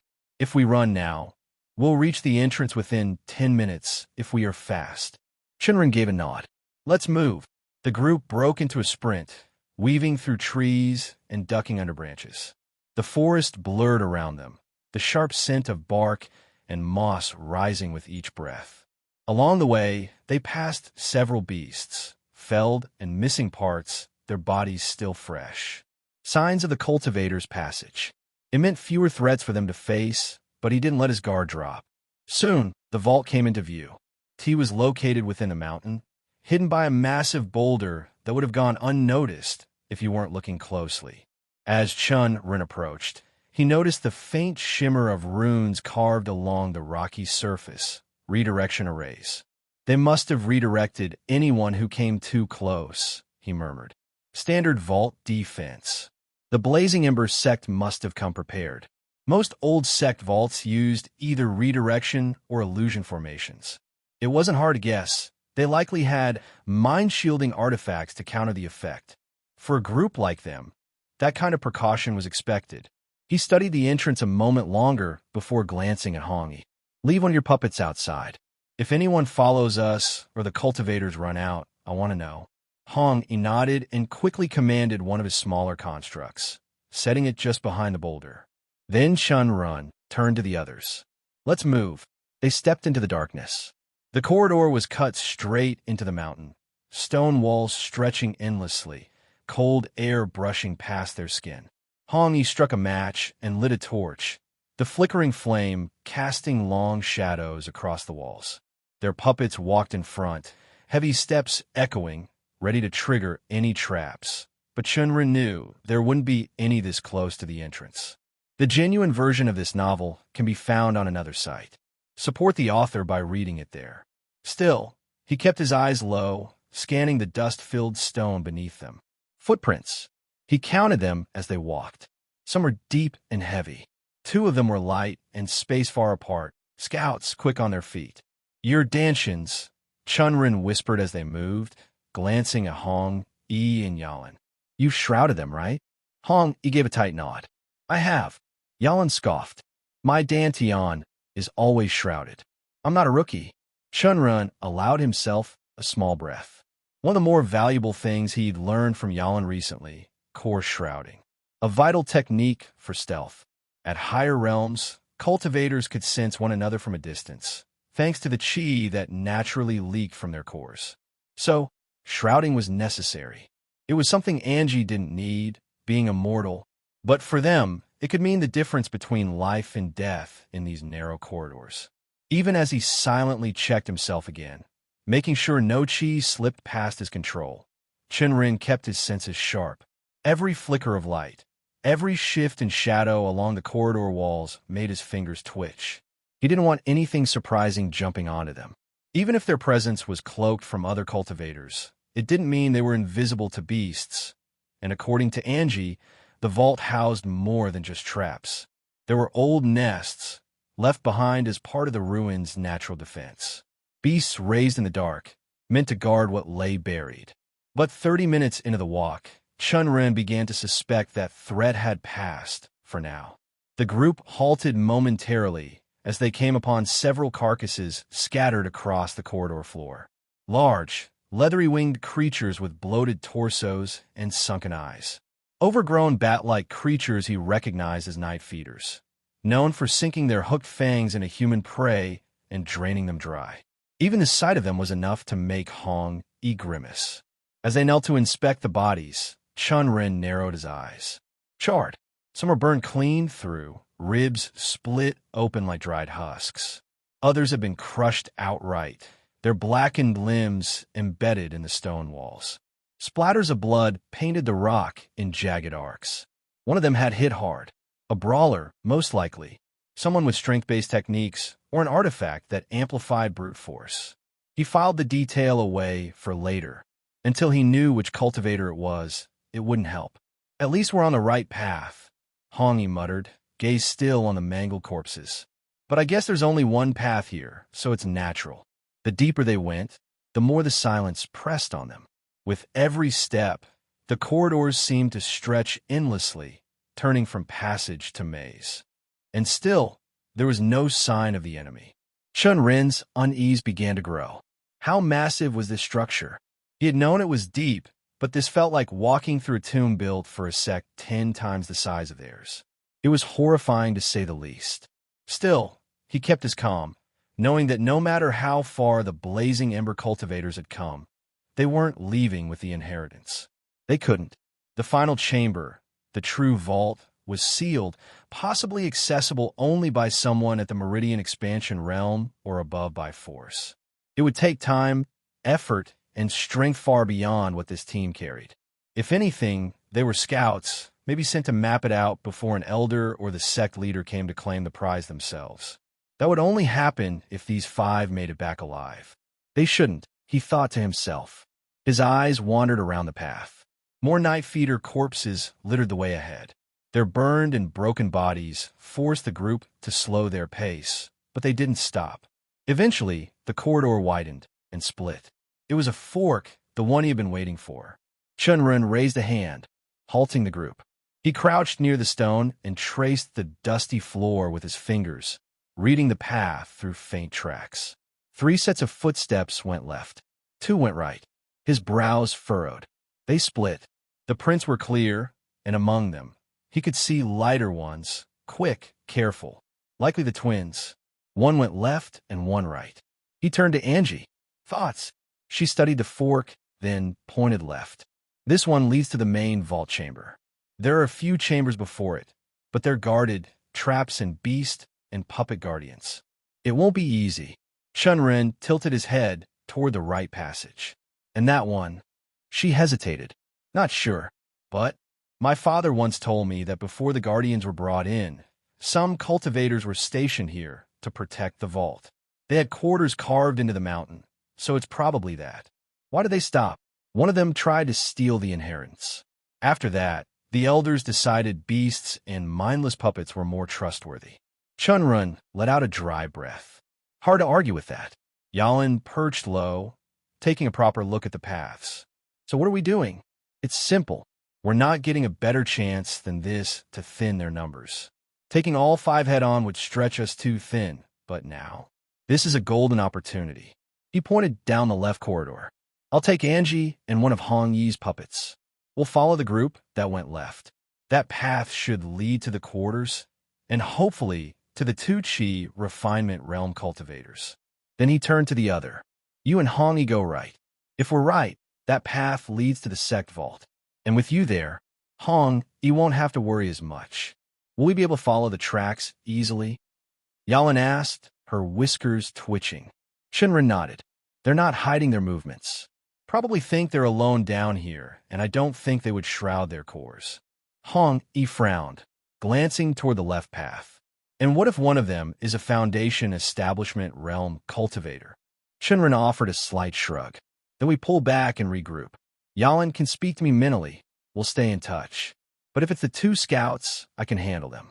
Fast and clean. Yalan smirked faintly. You think you can take down two of them at once? I've got tricks, Chen Ren said calmly. And a puppet. That's more than enough. Trust me, I've got plans. No one objected, though Hong Yi's expression said enough. He didn't like being sent off to face two stronger enemies, even with Yalan by his side. But he didn't argue. At least with her, he must have felt he had a chance. They split at the fork, silent as ghosts. Chen Ren and Angie moved swiftly down the left passage. The air was cooler here, the walls tighter, torches still burning, lit recently by the cultivators ahead. Their shadows danced along the walls, moving right beside them. He had a feeling that the more they walked, the closer they were getting. But Angie from the side couldn't keep the silence. Are you sure you can handle them? Chen Ren caught the note of worry beneath it. Whether it was for his safety or hers, he didn't know. He whispered back, I've grown. And according to Yalan, if they are actually the Qi refinement realm ones, they are the weakest of the group. If we're not walking into a trap, this is the best scenario we could ask for. He paused for a breath. And half the battle is knowing where to fight. I think I can beat them. The truth? He wasn't sure. Anything could go wrong. A missed strike, a hidden artifact, a wrong assumption. But he trusted in his preparation, his instincts, his techniques, the puppet at his side. And most of all, he knew this was the risk he'd chosen. He'd come too far to second-guess himself now. But he didn't want to worry the woman who put her trust in this either.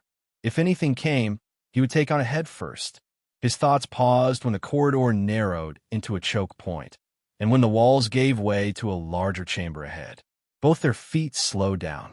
As they walked, Chen Ren slowly realized the place was much larger than he had anticipated. The narrow stone corridors opened up to wider halls, cracked but still standing after who knew how many decades. He spotted the remains of broken pottery, decayed wooden racks, and shattered tiles, signs of life that had once filled these ruins long ago.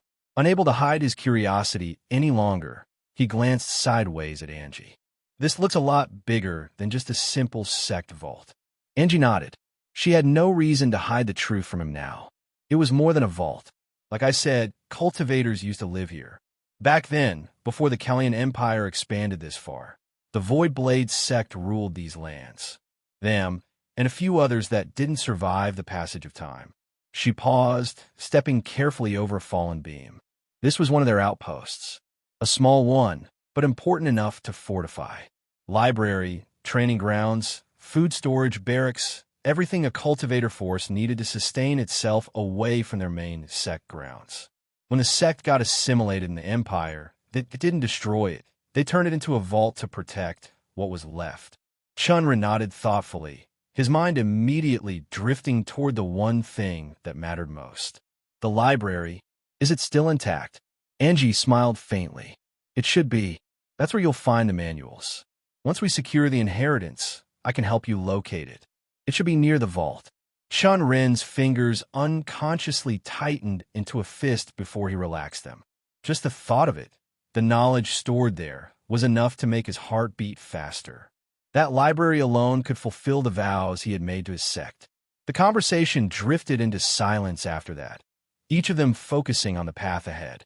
Chen Ren kept his gaze low, following the trail of footsteps left in the dust, a small reassurance that they were still on the right path. Then, faintly he heard it. Voices, low but distinct, coming from just ahead. Angie must have caught it too, because she stiffened beside him. Without a word, they moved faster, sticking to the shadows until the narrow corridor finally opened up into a wide room. They slipped behind a broken stone pillar, Chen Ren carefully peeking around its edge. The room was large, wide enough to house dozens. Beds, or what remained of them, were scattered across the floor. Some lay in splinters, Others rotted beyond recognition. This must have been the quarters Angie had mentioned, a place for the outpost's cultivators to rest. But he didn't waste much time on the scenery. His focus snapped to the two figures standing inside. The first was a young woman, short and wiry, with a slim build that looked made for speed.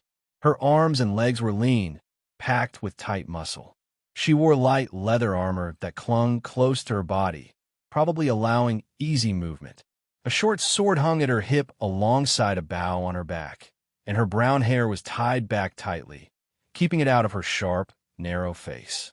The second was a large, bald, with no facial hair and no eyebrows, broad-shouldered man, thick with heavy muscle. His arms were bulky, covered in old scars, and he carried a massive hammer slung over one shoulder like it weighed nothing. His chest and shoulders were wrapped in thick, reinforced armor, giving him a hulking, almost wall-like appearance. His movements were slower, heavier, but full of raw strength, like a beast ready to crush anything that got too close. Chen Ren's eyes narrowed slightly as he noticed the faint gleam of rings on the man's fingers. A spatial ring that explained how he had carried such a heavy weapon through the narrow halls. Fortunately, neither of them had bothered to suppress their qi. It leaked off their bodies in faint, steady waves, enough for Chen Ren to judge their strength. Early start, qi refinement realm, both of them, exactly as he had hoped. He focused harder, trying to peer deeper into the structure of their energy. Both of them had fire aspect qi, which wasn't surprising given their sect, but he couldn't tell if they had a secondary aspect. His qi perception wasn't good enough to be sure.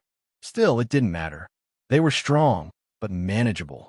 His mind began to race, mapping out possibilities. The puppet, though sturdy, was only at the body forging realm. It wouldn't last long in a direct clash, but it could serve as a distraction. The real problem was their synergy. Even without watching them fight, Chen Ren could tell. Their roles were well matched. The man would charge and pin the enemy down, drawing attention with sheer brute force, while the girl moved swiftly around the edges, striking precise, lethal blows when the enemy's guard dropped. A classic hammer and needle tactic. If he wasn't careful, he could be overwhelmed before he even realized it. Chen Ren exhaled slowly, feeling the tension settle into his limbs. He had an opening, but whether he could turn it into a victory would depend entirely on how he moved next. If he wanted to win, there was only one real path forward. Finish one of them quickly, then take on the other alone. But how? Chen Ren's mind raced, thinking risks, angles, timings. He was on a clock. The woman was already scouring the room, searching through the debris, while the hammer-wielding man guarded her, sharp-eyed. Sooner or later, she would finish checking the room, and they would move on. His window was closing fast. As he crouched behind the pillar, his gaze swept the room, and an idea formed. The walls. They were the same dark, glossy material he had seen at the vault's entrance. Stone that held runic arrays well. If he could draw the right formation, maybe, just maybe, he could trap one of them, even for a few seconds. And that was all he needed.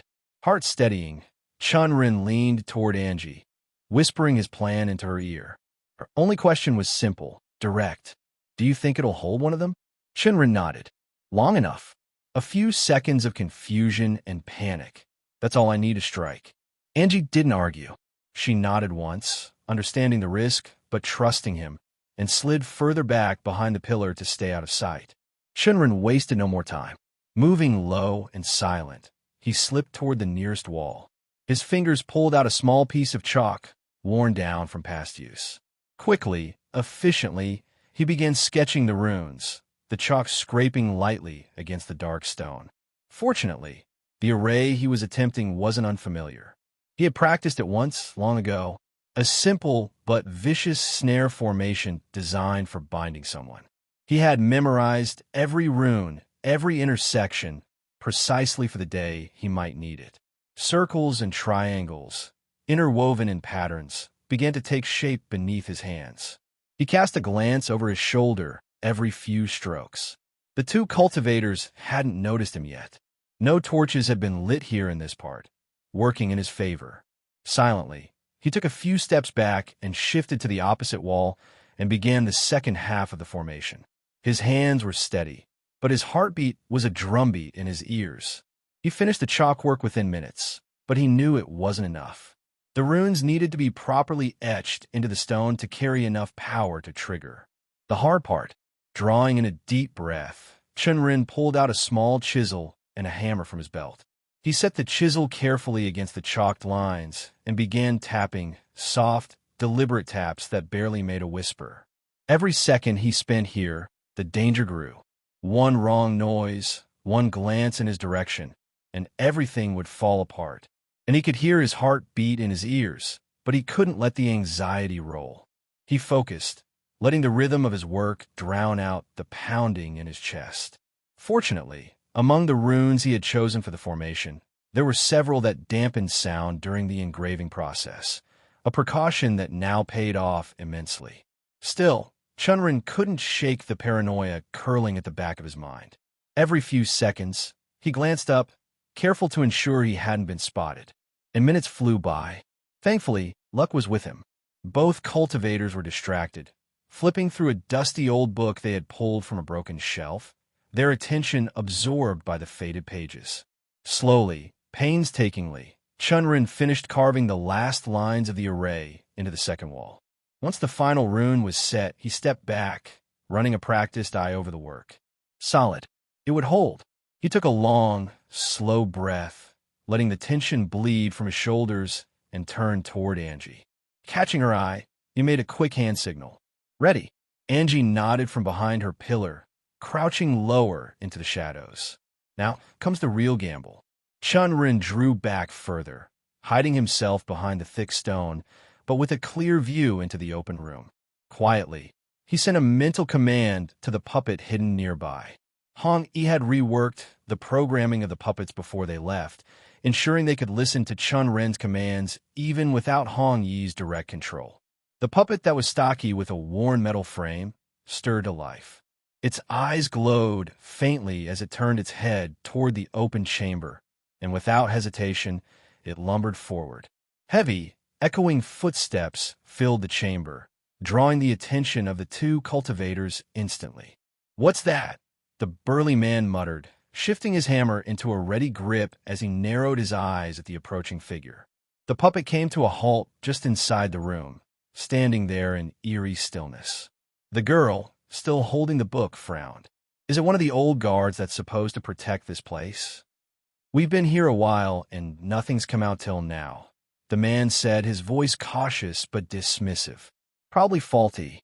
Must have finally woken up after lying dead for years." She had the puppet critically. "It doesn't look strong, and it's not attacking." Her lips curled into a smirk. "Lost its functions, probably. Let me get closer. I'll check it out." She stepped forward, casual and unhurried, lowering her guard without even realizing it. Exactly as Chen Ren had hoped. He steadied himself, feeling the faint thrumming of qi building in the array carved into the walls around the room, silent and invisible and ready. All he needed now was the right moment, and it was coming fast. As the scout girl stepped closer to the puppet, her caution giving way to curiosity, Chen Ren silently gave the second command.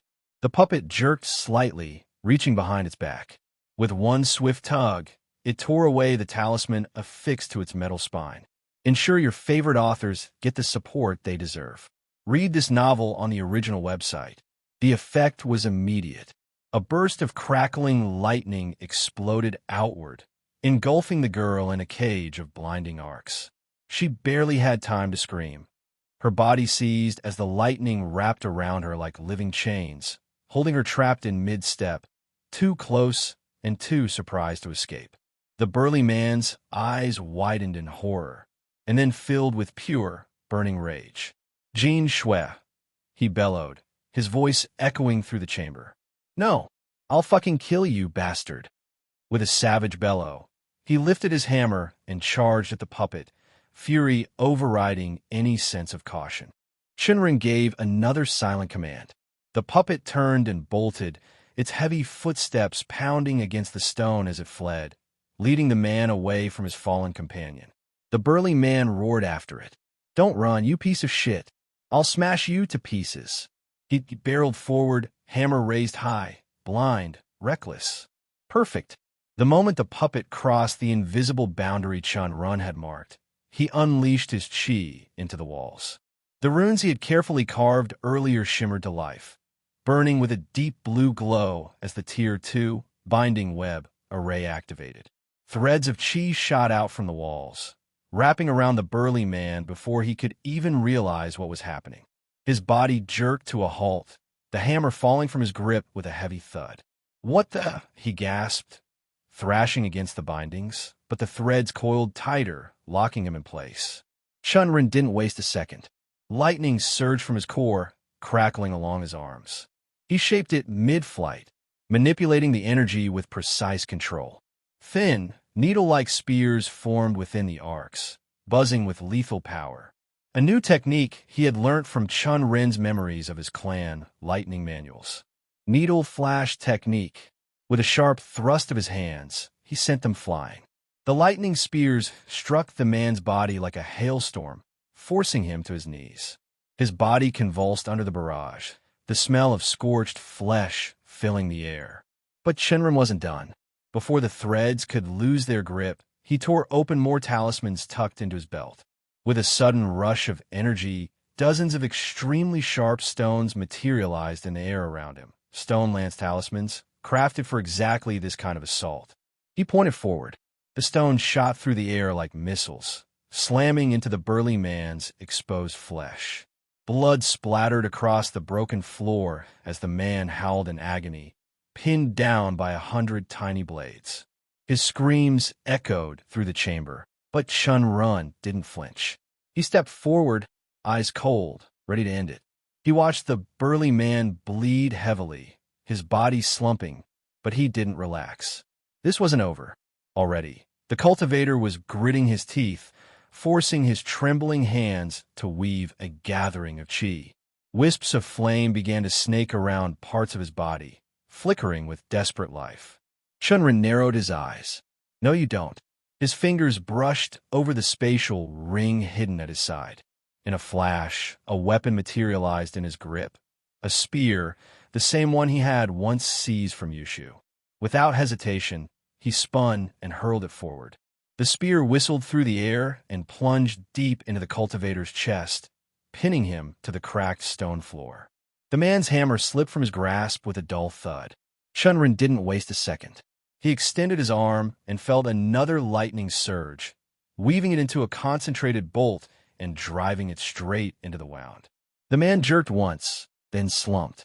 The threads of the array binding him shimmered, then broke apart with a soft crackle as the formation finally collapsed. Still cautious, Chen Ren stepped forward, his body tense and ready to dodge. He moved into the remains of the broken array, approaching the fallen figure. The man's chest wasn't rising. Still, Chen Ren nudged the body over with the tip of his foot, revealing a lifeless face twisted in agony. Blood continued to pool beneath him. Dead. Chen Ren exhaled slowly, feeling a weight lift off his shoulders. But there was no time to savor the victory. A scream tore through the air. "You killed Rome." Chen Ren spun around to see the scout girl, Jean Shui, if he remembered correctly, standing at the far end of the room. Twin short swords, not one, but two, flashed in her hands, now coated in flame as her chi burst forth in raw fury. For a heartbeat, her gaze remained fixed on her fallen comrade. Only after a few moments did her bloodshot eyes snap to Chen Ren.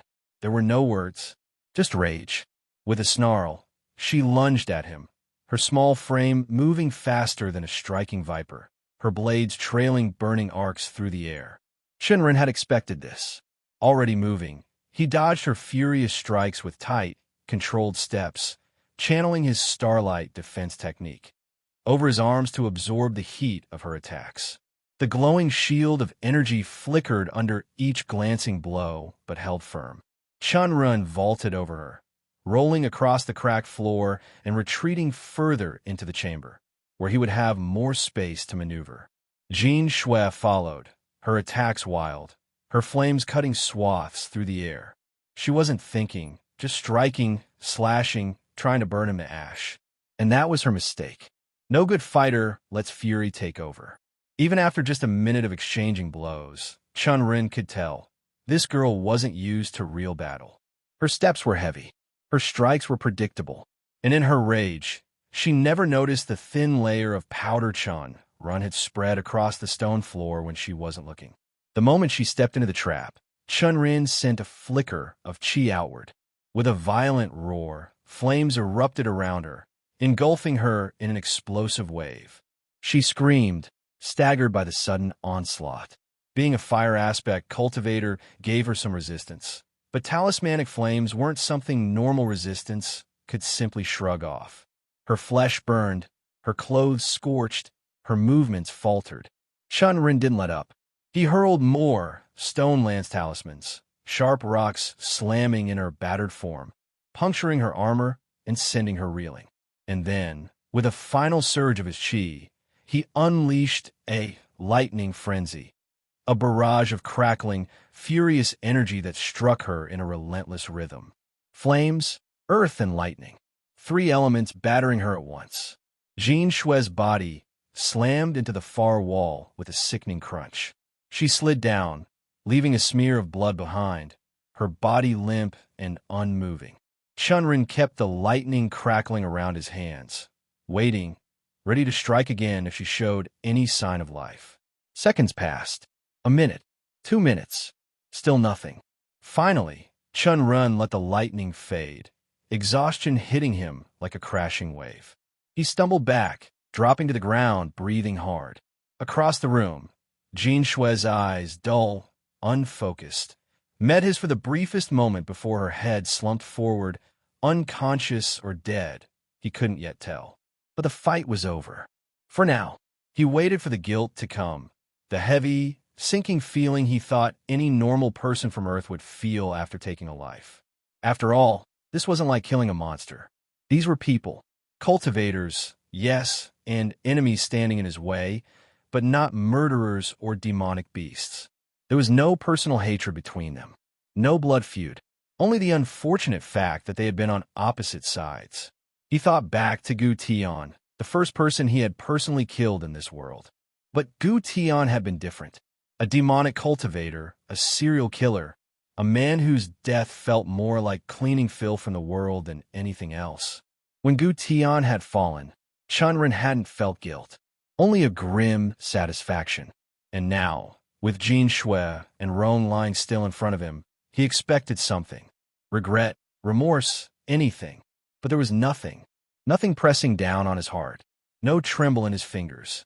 Only the steady, cold realization that they had tried to kill him, and he had killed them first. Before he could dwell on it longer, footsteps echoed through the silent room. Angie appeared from the shadows, her expression taut until she saw him standing there, unharmed. A soft sigh of relief escaped her lips. Then her gaze shifted to Jean Shue's bloodied form, and the cold detachment in her eyes returned. "I guess that's 2 of them," she said simply, voice devoid of emotion. Chen Ren blinked once, shaking off the strange stupor that had settled over him. He nodded. Yes. He turned back toward the ruined room, scanning the scattered remnants of ancient life. "Let's check the area quickly," he said. "See if there's anything useful. After that, we need to hurry back to Yalin and Hong." He cleared his throat. "They'll need our help, especially against the strongest of the enemies." The quarters, as expected, didn't have anything particularly valuable left behind. Chen Ren wasn't surprised. After all, the 2 cultivators who had clearly scoured the place. Still, a few battered books remained, scattered among broken crates and half-rotted furniture. Most of them were in poor condition, their pages water-stained, moldy, or torn, but Chen Ren flipped through them anyway while Angie inspected the walls. One of the books he held had no title, the cover faded and cracked with age, but from the few intact pages, he guessed it was about herbalism.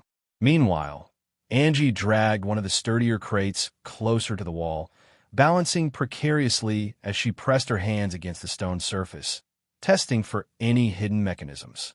"You know the room's too big," Chen Ren said without looking up, his fingers idly brushing over the flaking paper. We won't be able to find hidden pathways easily. I know, Angie called back, her voice strained as she leaned her weight against the wall. But I still have to try. These places were always designed with escape routes in case of an attack. And if there's one, the quarters would be the best place to hide an entrance. Unfortunately, I only know there are pathways, but not their locations. Chen Ren nodded absently. Her reasoning made sense.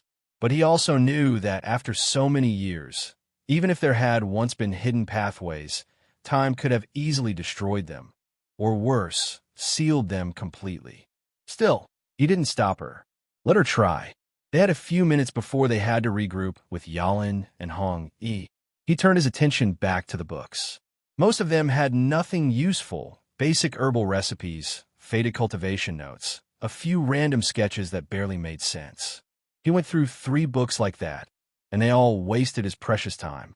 He knew he could only manage to skim one more before they had to move. He picked up the last one, this one thinner than the rest, and he noticed the binding was loose. The first page had a crude drawing of a giant dog, almost childlike in its strokes. Curious, Chen Ren flipped further and realized this wasn't a manual or treatise. It was a diary that a cultivator had continued. The short entries were kept too casual, as if he was just writing his thoughts as it was. Chen Ren read a couple: sword practice, long, boring watch shifts, and lonely rants about missing some girl he'd left behind. He took in the details of the rough portrait of her tucked between 2 pages. Must be an old lover. He turned past it. A major reason he was even bothering to read it was because he wanted to see if he could get more information about the sect vault beyond the knowledge Angie provided to make changes in his plan to make it better. His original thoughts were fixed on divide and conquer, since the cultivators had to go separate ways to properly scout out the sect vault, and it had worked to his favor. But the last 3 cultivators were together, and he wanted to see if he could add something to it to better act against them. Page after page went by. But then, written between a few lazy entries, one scribbled note caught his eye. Today, I'm assigned to check the flooding mechanism again. It's been a year since anyone looked at it, and I'd rather not be the one to find out it's broken. I hate going to the library. It's so damp and smells like old paper. And the mechanism? It's hidden behind a bookshelf. Had to move a ton of books just to reach it. Hope I don't mess up and flood half the place. Again, the writing was messy, almost rushed, but clear enough. Chen Ren's mind immediately started turning. A mechanism behind a bookshelf in the library. A flooding mechanism. He sat up straighter, a slight spark lighting in his chest. Did he just find something that could give them an advantage? He read the entry twice, just to be sure, and lifted his head and called out, "Angie, you need to see this." She hopped down from the crate and moved toward him, brushing dust off her sleeves. He handed her the diary, tapping against the scribbled passage. Her eyes scanned the lines quickly. "Do you know anything about this mechanism?" Chen Ren asked. Angie frowned thoughtfully. "If I had to guess, it's probably something set up in case of an attack. Emergency exits, flooding mechanisms, they go hand in hand. If the Voidblade sect was under siege, the disciples could escape through secret paths while someone activated this to flood the whole place behind them." Chen Ren nodded, having come to the same conclusion. His mind was already racing ahead, wondering if they could turn this old trap into a weapon against the blazing Ember sect cultivators. In fact, it'll be a formidable weapon against them. If it still works, he said quietly, it would be a massive advantage. Angie looked at him, brows drawn together. "What are we going to do about it?" "First," Chen Ren said, "do you know where the library is?" She thought for a moment, then pointed vaguely toward the other side of the ruins. "If I remember correctly, it should be left of the main vault room." Chen Ren's lips curved into a thin smile. "So right along the path the cultivators are taking." Angie caught onto his line of thinking immediately. "You think they'll ignore it for now, right? Focus on the vault and deal with the library later?" "Exactly," Chen Ren said. "It should be relatively undisturbed, at least until they secure the inheritance." Angie narrowed her eyes. "Well, what exactly are you planning?" "I'm thinking of making use of you. If there's no beast guardian in the library, that is." She crossed her arms, frowning. "I get the gist, but I might not even find the mechanism. And even if I do, it might be too damaged to use. And yes, I don't think there's a guardian there. Chen Ren shrugged. It's just a gamble. Even if it doesn't work, it won't matter. Until we find a way to control the flooding, or at least stop it before we drown ourselves, we'll only use it as a distraction. As he spoke, the wheels inside his mind spinned. A plan was formed. He outlined it to her in quick, clear words, how they would separate after leaving the room, how she would locate the library and look for the mechanism, and if she found it and if it looked operational, how she would wait for his signal before triggering it. He knew this could help them. Even a small chance was better than none. And in war, that was sometimes all you needed. By the end of the explanation, Yalin's voice suddenly cut into his mind. They've reached the sect vault chamber. Chen Ren's eyes widened slightly. So fast? He asked back, surprised. Half the traps are either too old or broken, Yalin said, and the guardian puppets inside the vault didn't attack them when they entered. They're broken too, but the cultivators are cautious, checking the puppets to make sure they won't suddenly activate once they try to open the vault. Chen Ren nodded grimly. We're coming. Hold off on any attack until we get there. There was no further reply, but he knew Yalin had received the message. He turned to Angie, his voice brisk. We need to move. They found the vault. The guardian puppets probably rusted out. No maintenance over the years. We have to hurry if we want to pull off the plan. Angie's face paled, but she swallowed hard and nodded quickly. Without wasting another second, they sprinted back the way they had come. Chen Ren gave the two looted corpses a final glance, then pushed forward with no hesitation. They already knew the path now, wide, mostly clear, and much easier to move through than before. As they ran, he caught sight of the wreckage left behind by the blazing Ember Sect's advance. Holes gouged into walls, broken pincer traps lying smashed on the ground, and scattered signs of old mechanisms that had long since failed or been destroyed by brute force. The cultivators hadn't been subtle, just efficient. Finally, they reached a branching point where the path split into several tunnels. Footsteps clearly led down the middle path. The blazing Ember Sect's trail was obvious even to an amateur. The library should be on the left side, Angie said, slightly breathless but focused. Chen Ren nodded, slowing only for a second. Good luck. Watch for any traps that might still be active. Take the puppet with you. Immediately, he gave a mental command. She nodded firmly, moving with the puppet behind her. Not a strong warrior, but enough for basic defense, and hurriedly moved toward the left passage. Chen Ren didn't waste time either. He followed the right path at a fast jog, keeping his senses sharp. After a short while, he spotted Yalin and Hong crouching behind a massive boulder that half covered the entrance to a large room. He ducked beside them silently as they noticed him. Peeking out, he finally got his first proper look inside the sect's vault chamber. It was massive, both wide and long, and the ceiling soared higher than any room he had seen so far. In the center of the far wall stood a towering, heavy-set door, unmistakably the vault's true entrance. A glowing orb was set into it where a handle should have been, surrounded by complex carvings of runes that seemed to be alive by how they continued to pulse. In front of the door, 3 figures milled about, their attention fixed on the runes. Just as Angie had described, one of them stood out immediately, Wang Fu. He was a tall, red hair, even redder up close. His hands were filled with rings, but he looked like a very strong man. His hands hovered carefully around the runes, analyzing without touching. His eyes stuck like glue with an extremely serious expression. Behind him stood 2 others. One was a short, brown-haired man with daggers tucked in his torso. Chen Ren noticed his flat nose that looked like it had been broken multiple times. The last one wore a heavier set, his armor more worn, with small nicks and scratches marring the polished surface. A deep scar across his face. He had the air of a veteran bruiser, someone who favored blunt force over subtlety. This story has been unlawfully obtained without the author's consent. Report any appearances on Amazon. Along the sides of the room, 2 giant stone puppets loomed, one on each side of the vault door. They stood easily 9 feet tall, and he could say that the exterior of their bodies were cracked. Both had gaping holes punched into their stomachs.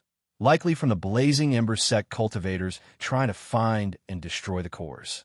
Whatever life they had once held was gone. Chen Ren's sharp observation was broken by Yalin's voice again, cutting into his mind. "You're late," she spoke mentally. "What happened to the other two?" "They're dead." There was a small pause. Then Yalin asked, "Where's Angie? Is she?" Chen Ren interrupted her before she could finish. "No, I sent her to do something. We found a description of an old mechanism. If it's still working, it could help us win this fight." Yalin turned to look at him like he had lost his mind. Chen wasn't surprised. She didn't seem like the type to appreciate last-minute, chaotic plans, but to him, it fit perfectly. The enemy wasn't expecting anything. That was exactly the window he needed. Without wasting another moment, he mentally outlined her every bit of his plan. Yalin listened, her frown deepening by the second, but didn't interrupt. Once he finished, she sighed heavily through her nose, then closed her eyes for a second, reaching out mentally to Hong Yi to relay everything. When Hong Yi turned to look at Chen Ren, he had the same expression Yalin did, part incredulity, part resignation. Chen Ren only smiled faintly. "They might think I'm crazy, but it'll work. Or at least, it'll cause enough chaos for us to make a move. Trying anything now would be foolish." The two blazing ember sect cultivators standing back weren't just idle. They were sharp, their eyes constantly sweeping the room. They would spot the smallest disturbance. "Can you get in touch with Angie?" he asked Yalin. Yalin closed her eyes again, focusing. After a moment, she grimaced. "My communication skills don't work well over larger distances, but I'll try." Seconds ticked by before she opened her eyes. "I can reach her. It'll just take a few more seconds for messages to pass." Chen Ren nodded, keeping his gaze fixed on the cultivators. "Did she find it?" "She's still searching," Yalin replied. "But she said she found the bookshelf mentioned in the diary." There were hints as to which one it was in more entries. Chen Ren's lips quirked into a small, approving smile. "Good enough. That's all we needed." He glanced again at the cultivators, still bent over the vault's rune-locked door, carefully tracing patterns and murmuring among themselves. They hadn't noticed anything yet. That wouldn't last.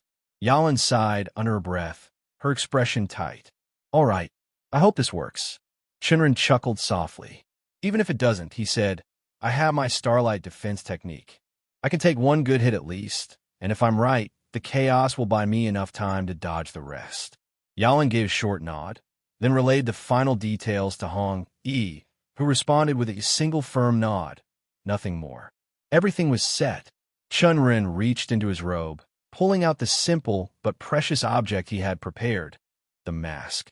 Smooth, featureless, but imbued with light illusion formations. He slipped it on. Immediately, the transformation took effect.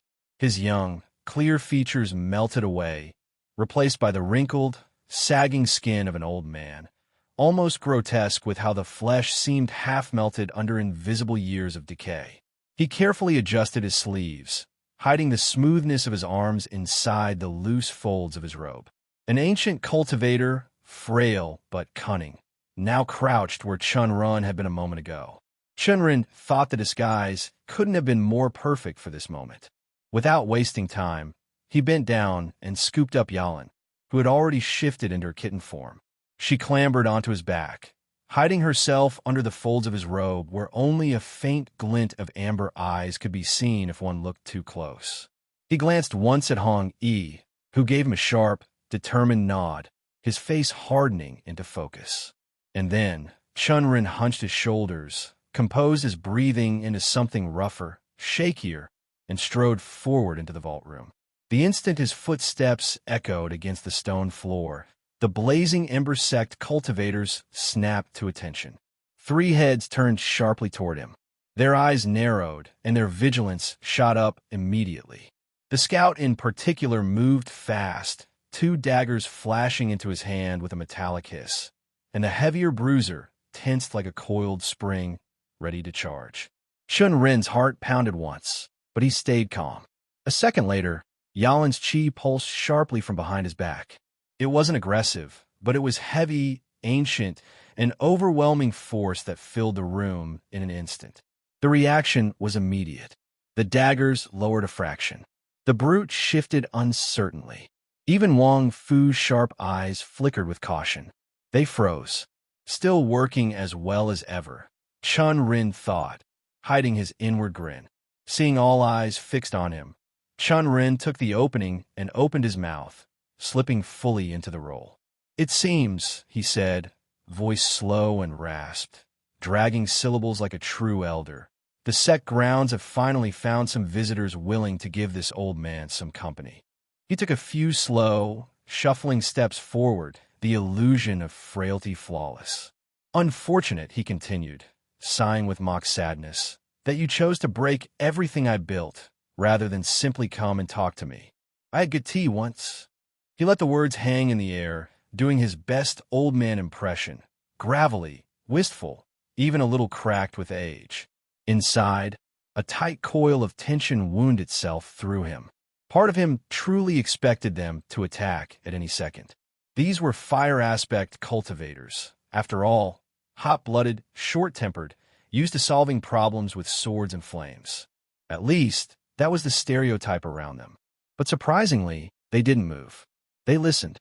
Chen Ren took the chance and pressed on, letting a small, sad chuckle escape his lips. "At least two of your companions," he said, shaking his head like a disappointed grandfather. "They met me before you, but they were rude." He let the last word linger a little too long, deliberately. "And so," he finished, tilting his head slightly, "I had to teach them a few lessons." At his words, Chen Ren saw their eyes flicker, shifting briefly toward the bloodstains still drying on his robes. Blood that had splattered during the earlier battle. He almost smiled behind a mask. "Good. I'm glad I didn't bother cleaning it off." The scout, who was the twin brother of the girl they had faced earlier, visibly paled. His hands tightened at his sides, and he took a step forward, half out of instinct, half out of fear. Only the suffocating chi that Yalin continued to pulse from his back seemed to stop him from doing anything reckless. And then, finally, Wang Fu spoke, his voice measured but edged with suspicion. "Who are you?" The question was exactly what Chen Ren had been waiting for. He let a slow, heavy breath escape his lips, as though the weight of centuries pressed down on his back. "I'm the guardian of this vault," he rasped, letting his voice tremble slightly with the weight of false years. "The one tasked with waiting centuries for the rightful heir to the inheritance to arrive." He let his words sink in, watching as uncertainty grew in their eyes. "But all I have seen," Chen Ren said, "are bastards who carry not even a hint of the Great Void's legacy in their dantian." His gaze, hidden by the mask, swept across each of them, as if judging and finding them lacking. "And for that," he finished, his voice lowering into something almost grave, "you will be punished." He raised one hand slightly, not threateningly, just enough to draw their attention. "Not by me," he said, letting the faintest smirk twist beneath the mask, unseen, but by the vault grounds themselves. Asterisk. The effect of his words was immediate. A pause followed, almost as if everyone was holding their breath. Wang Fu and the two other cultivators stood frozen, their faces painted with shock. It would have been almost funny to anyone who knew the truth, that Chen Ren's so-called Vault Guardian act was nothing more than smoke and mirrors. But he kept his face calm, playing his role without a hint of hesitation. The real secret to his success, he knew, wasn't just his acting. It was Yalin, quietly in his robes. The three cultivators in front of him shifted uncomfortably. Chen Ren could see it clearly, the way their shoulders tightened, the way their fingers twitched near their weapons. If not for their leader, Wang Fu, he was certain the other two would have already bolted. Their faces grew paler with each passing second, the fear of facing a meridian expansion realm cultivator sinking deep into their bones. Chen Ren allowed the moment to stretch, then spoke again. "For your insolence in trying to flood this place. Fuck you, a Void Blade sect would make sure you all drown under the crushing pressure of water. You would not even have time to take a final breath. Your bodies would be left floating, a warning left by the wrath of Void Blade sect. For a heartbeat, the only sound was the faint rustling of the wind. Then Wang Fu laughed. A short, sharp, rich sound. Void Blade sect is dead, he said. Our sect destroyed it, flattened it to the ground. Nothing of that name exists anymore. You are protecting the legacy of a graveyard, nothing more. He tilted his chin up. Give up the act. Surrender the vault, and our sect will be merciful. We might even spare your life. For a second, Chen Ren blinked, taken aback. Not because of the stock of Wang Fu's words. That was no latest information, but because of the sheer arrogance dripping from him. The man was clearly no match for the level of power Chen Ren was pretending to have. And yet, here he was speaking with the confidence of someone who believed he held all the cards. It was almost amusing. Almost. Was it because he was confident in his sect's backing? Or was it something else? Was the man simply hiding his true strength under that easy arrogance? Despite the questions swirling in his mind, Chen Ren didn't let a hint of doubt show on his face. Instead, he forced a pained expression, as if Wang Fu's words had struck a nerve. Is that true? He asked in a low voice, sounding almost wounded. One of the other cultivators, gathering courage from their leader's boldness, quickly added, It is. But if you open the sect vault for us, we'll reward you. We'll grant you an elder position in Blazing Ember sect. You're wasting your life here, guarding a legacy that no longer exists. Chen Ren narrowed his eyes slightly, hiding his amusement. Again, that strange, misplaced confidence. Even if two of them looked like they were ready to bolt at the first sign of a fight, they were still pushing forward, betting on the idea that loyalty to a dead sect wouldn't hold. Or maybe they knew something he didn't. Either way, he held the act firmly, letting his anger show. No, letting it boil. A growl rumbled from his throat as he straightened his back and glared at them. Then Chen Ren said, It is prudent that I kill all of you here, and then take revenge against your sect for what you did to mine. Before the words had even finished echoing across the hall, Yalan gave a tiny signal through mind. The message was sent to Angie. A few heartbeats later, a deep, grinding noise filled the air. It was the sound of old gears, heavy with rust, protesting against the passage of years, finally turning once again. For breath, Chen Ren worried the old trap might fail completely. But in truth, he didn't need it to work perfectly. If it couldn't be a weapon, let it be a distraction. And surprisingly, it worked. Immediately, the three cultivators' heads snapped around, eyes wide, hands twitching toward their weapons. They weren't looking at him anymore. They were looking for traps, for hidden attacks, for anything that might spring upon them from the dark. And then, as if the heavens had decided to bless his gamble, it happened. From cracks in the walls, from unseen drains above, a rush of water began to pour into the room. Clear at first, then dark with the grime of ages. The gates of the chamber shuddered once, then began to close, groaning like beasts dragged from slumber. Chen Ren didn't move. He simply smiled, his lips stretching coldly, as the water lapped against the floor and the realization began to dawn on the three cultivators that they were trapped. The three cultivators panicked the moment the water touched their boots. They bolted for the door, abandoning any thought of fighting back. That was exactly what Chen Ren had been waiting for. Before they could reach the narrowing gap of the gate, Yalan moved. She shot out from behind Chen Ren like a streak of flame, targeting the one he had marked earlier, the second Foundation Establishment Realm Cultivator. With a swipe of her hands, burning symbols took shape in the air, massive clawed emblems that seemed to roar with fire. The man barely managed to raise a burning shield in front of himself, formed in desperation at the last second. It didn't save him. The burning claws crashed into him, raking across his face, neck, and chest, tearing flesh from bone. He stumbled back with a strangled cry, blood spraying across the wet floor. But Yalan didn't stop. Her tail ignited behind her, flames surging outward as she launched fireballs at the wounded cultivator.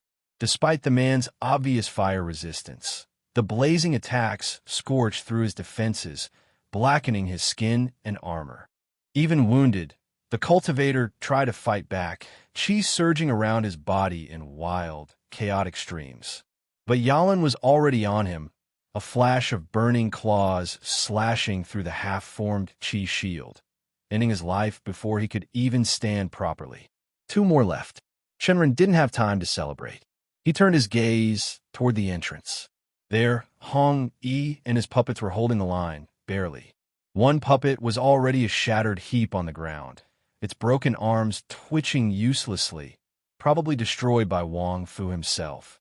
The other was locked in a brutal struggle against the third cultivator, a mere chi refinement realm fighter, but still slippery enough to hold his ground. As for Hong Yi, he was struggling. Chen Ren could see it clearly. Hong Yi darting, weaving, ducking next to the remaining puppet, barely dodging the fire aspect spear strikes Wang Fu hurled at him. The air around the spear shimmered with heat, and wherever it struck, it left burning scars on the stone. Hong Yi wouldn't last long. Chen Ren didn't hesitate. Yalan, help Hong Yi. I'll deal with the other one. Yalan snapped her head toward him, eyes flashing, then pivoted sharply, already moving toward Hong Yi and Wang Fu without a second thought. Chen Ren shifted his focus, stepping forward toward the remaining chi refinement cultivator. His expression hardened. It was time to clean up. The last cultivator had already unleashed a blazing tornado, sending it roaring toward the remaining puppet. The puppet braced itself and took the full brunt of the flames, but Chen Ren could see chunks of it burning away. In the end, it was made of wood, no match for a fire aspect cultivator. Chen Ren didn't waste time. Lightning surged through his legs, crackling with raw energy as he pushed off the ground, closing the distance in a blur of speed. The cultivator barely had time to react before Chen Ren's palm strike slammed into him. But instead of crumpling, the man's armor flared with defensive runes, taking the hit and dispersing the force. The latter stumbled back a step, looking down at himself, and then up at Chen Ren. Realization twisted his face. "You're a bloody imposter," he snarled. "I'll kill you." Flames burst to life around him, spiraling up his arms, wreathing his body in searing heat. Chen Ren reacted immediately, willing the power of his starlight defense technique to unfold around him. Star chi shimmered across his skin, forming a glowing, translucent shield that wrapped around him like a second skin.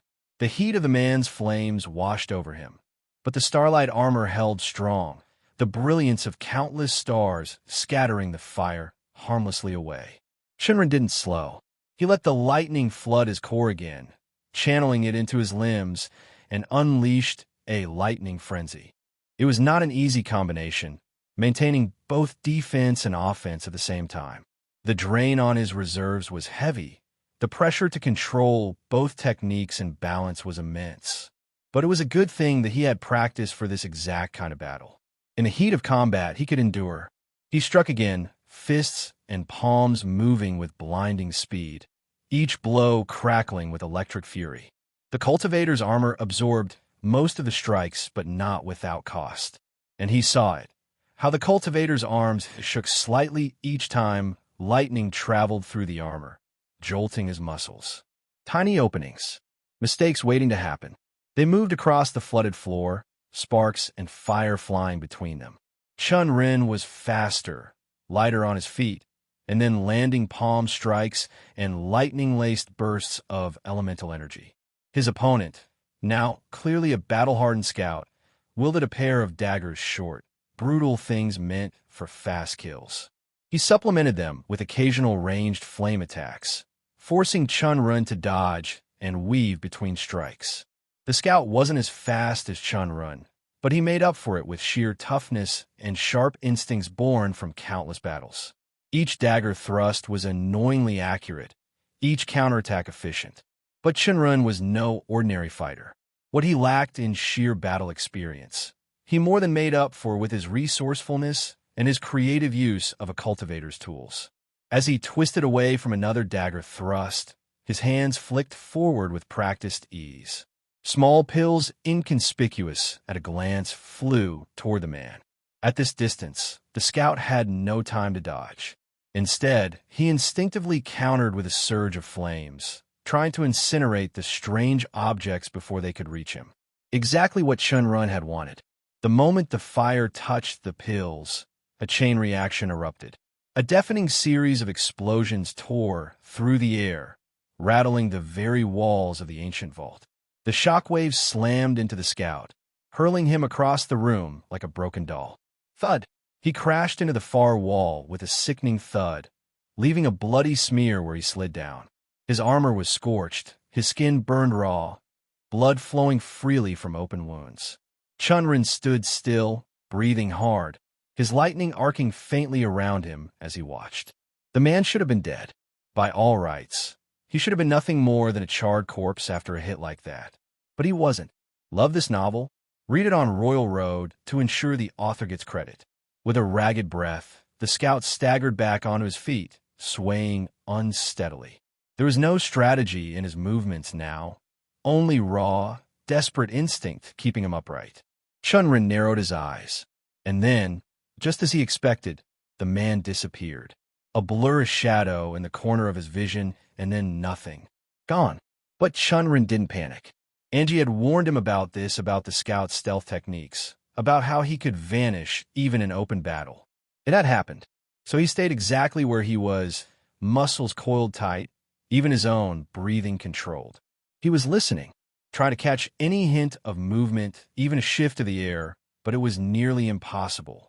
The loud noises that surrounded him, with Yalin's roars, Hong Yi's desperate strikes, and the grinding of the ancient walls were too much noise. He couldn't pick out anything clean, so he changed his approach. "I'm sorry about your sister," Chen Ren called out. "I swear, it was a quick death." He didn't get a finish. The moment the words left his mouth, every hair on the back of his neck stood on end. Without thinking, he dropped his body low, the instinct honed from being in life and death situations kicking in.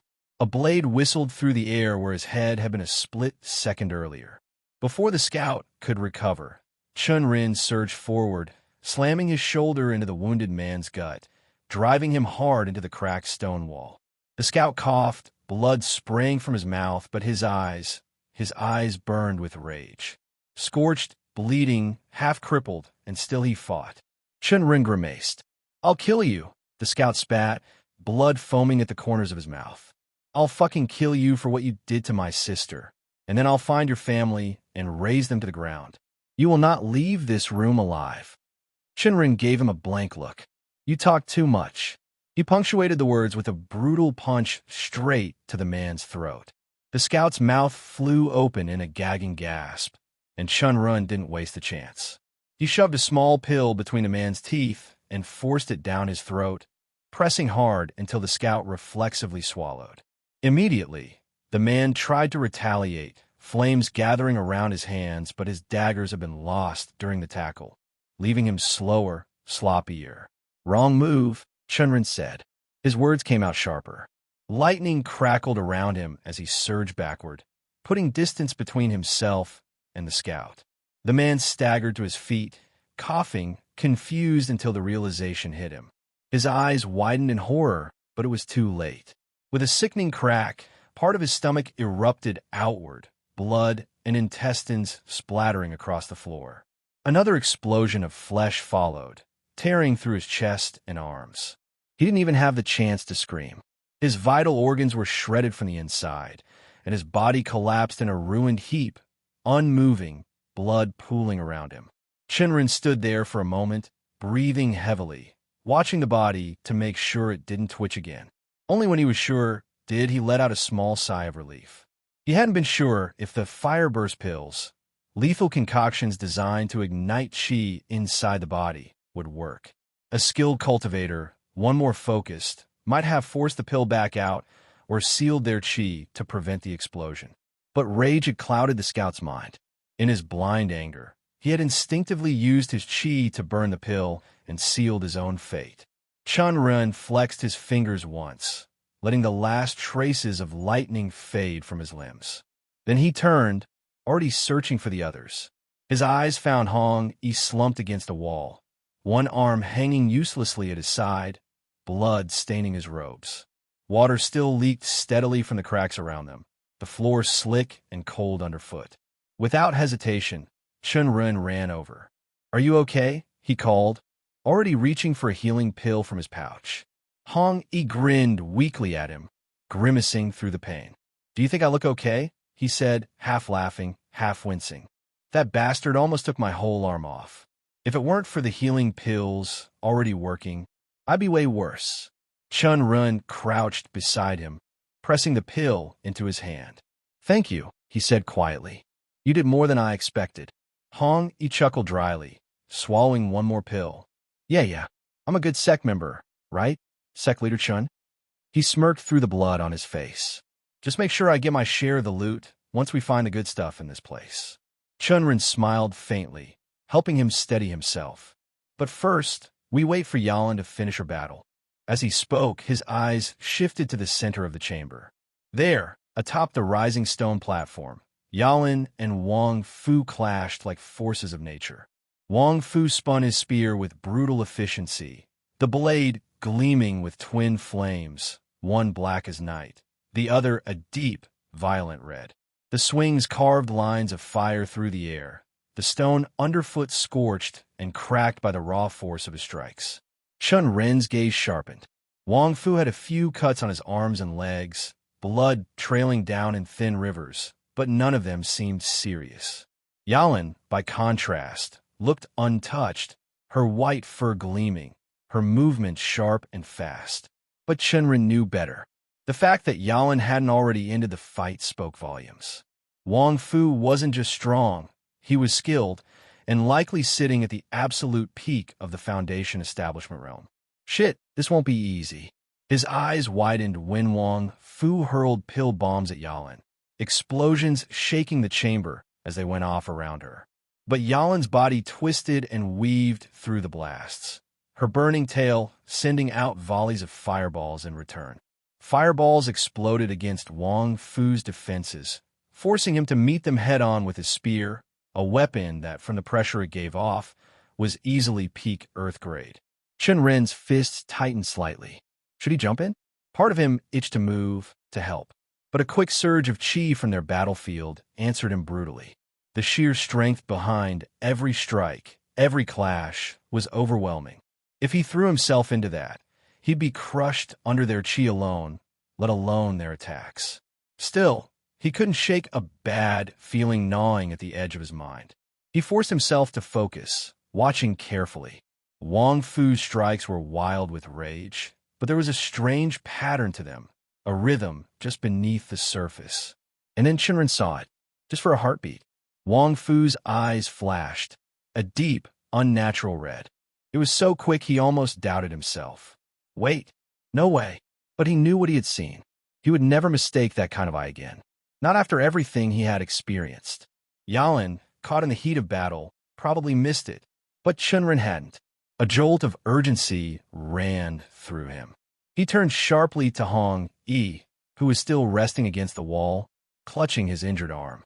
"You need to get to safety," Chen Ren said, his voice low but firm. Hong Yi frowned at him, confused. "Why?" he asked. "We've already won, haven't we? Just Wang Fu is left." Chen Ren didn't answer immediately. Instead, his eyes stayed locked on Wang Fu, on the red glimmer that had already faded, but that he couldn't unsee. And deep inside, he knew, the real fight hadn't even started yet. "There's no time to explain," Chen Ren said sharply. "Don't stay out in the open. Find a place to hide. Anywhere. Just go. Don't ask questions." He didn't wait to see if Hong Yi obeyed.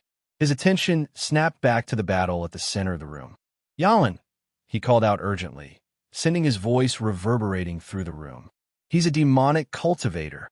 Mid-slash, Yalan's body tensed. She pivoted around a strike, her tail lashing, and flicked a sharp question back at him through the mental channel. "What?" "Yes," Chen Ren answered immediately, not wasting a breath. "I saw it." His eyes turned red for a second, just like Gu Tian's did. He pushed the words quickly, knowing there wasn't much time. "Tell Angie to stop flooding the room. I have a plan, but for that." He didn't get to finish. Wang Fu, who had clearly heard Chen Ren's earlier shout, let out a low, mocking laugh that echoed through the hall. "Oh, so you noticed?" Wang Fu said, voice twisting with glee. He grinned bloody. "It's been so hard holding back with Jean's son around. But since he's dead, and all of you will be soon too," His mouth stretched into a wide, unnatural grin. I guess there's no need to pretend anymore. The change was immediate.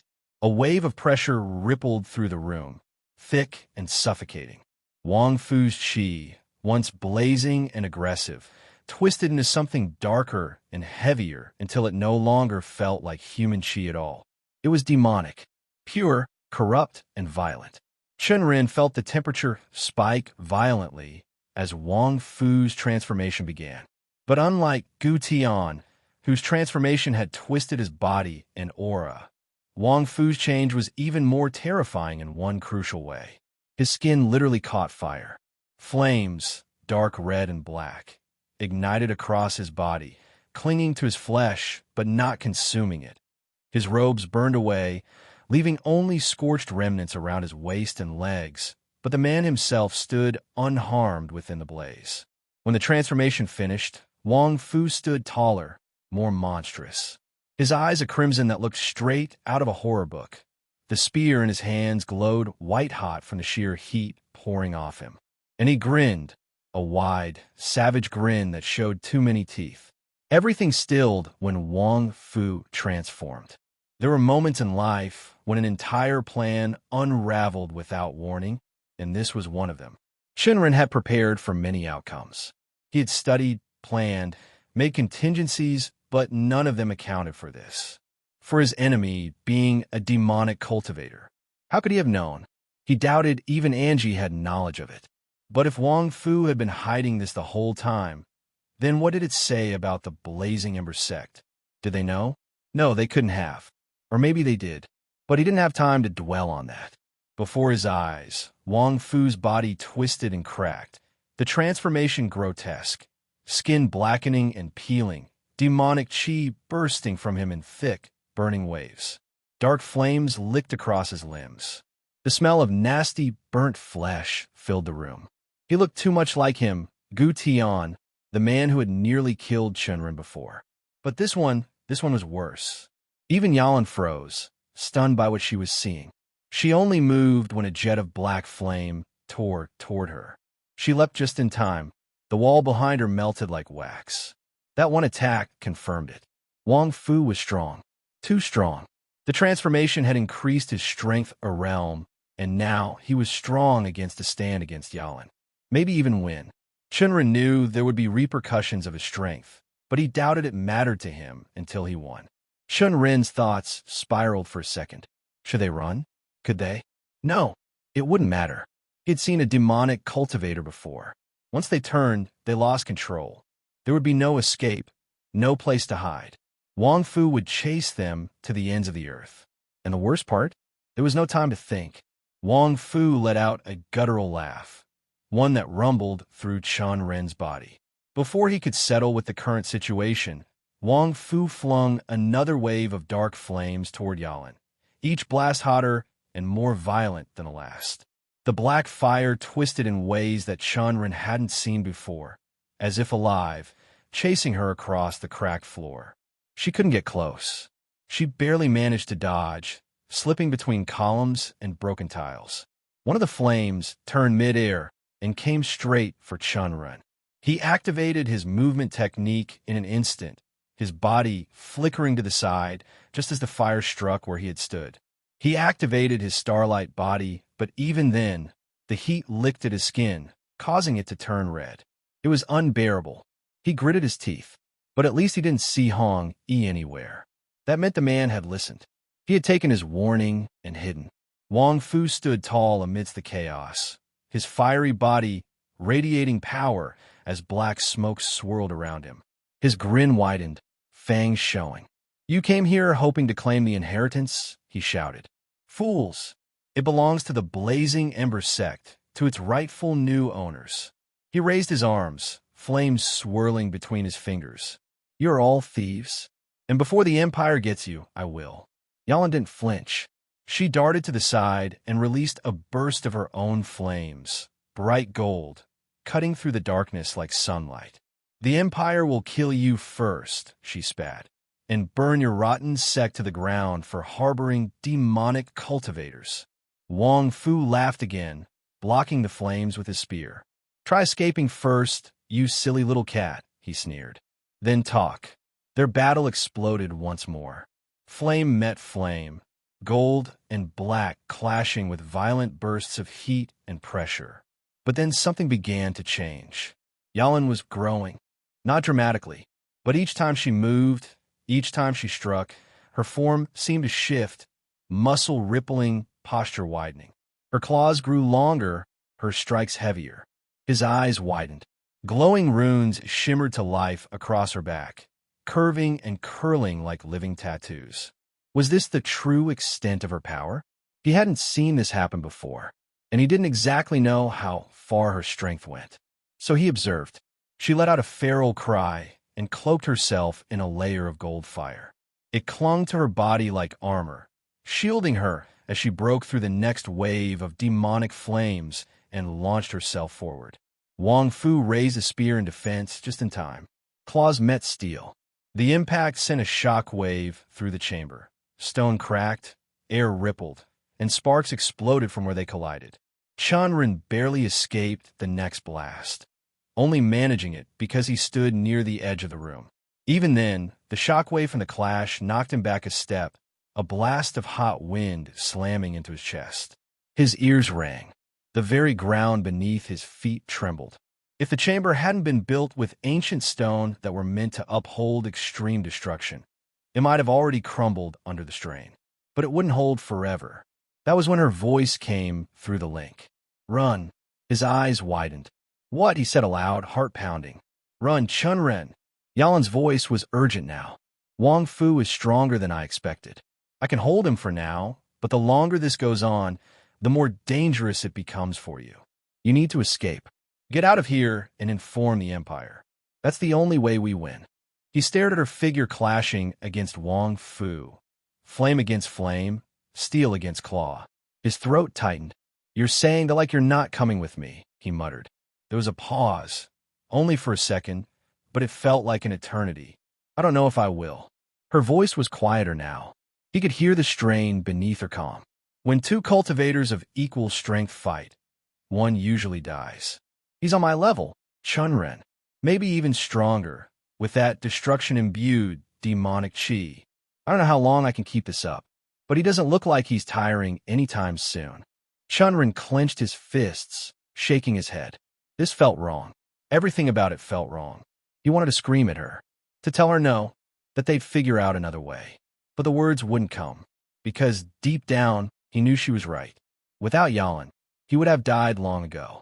She wasn't just his protector. She was his friend, his only real anchor in this world that still felt too cruel and too vast. She was the one person who believed in him when he was beginning his journey in this world, the one who stood by him in every impossible moment, even after knowing who he really was. And now she was asking him to leave, to run? It was the last thing he wanted, but it was also the only thing he could do unless. I need to rely on my plan. It was risky, full of holes. 1,000 things could go wrong, and most likely would.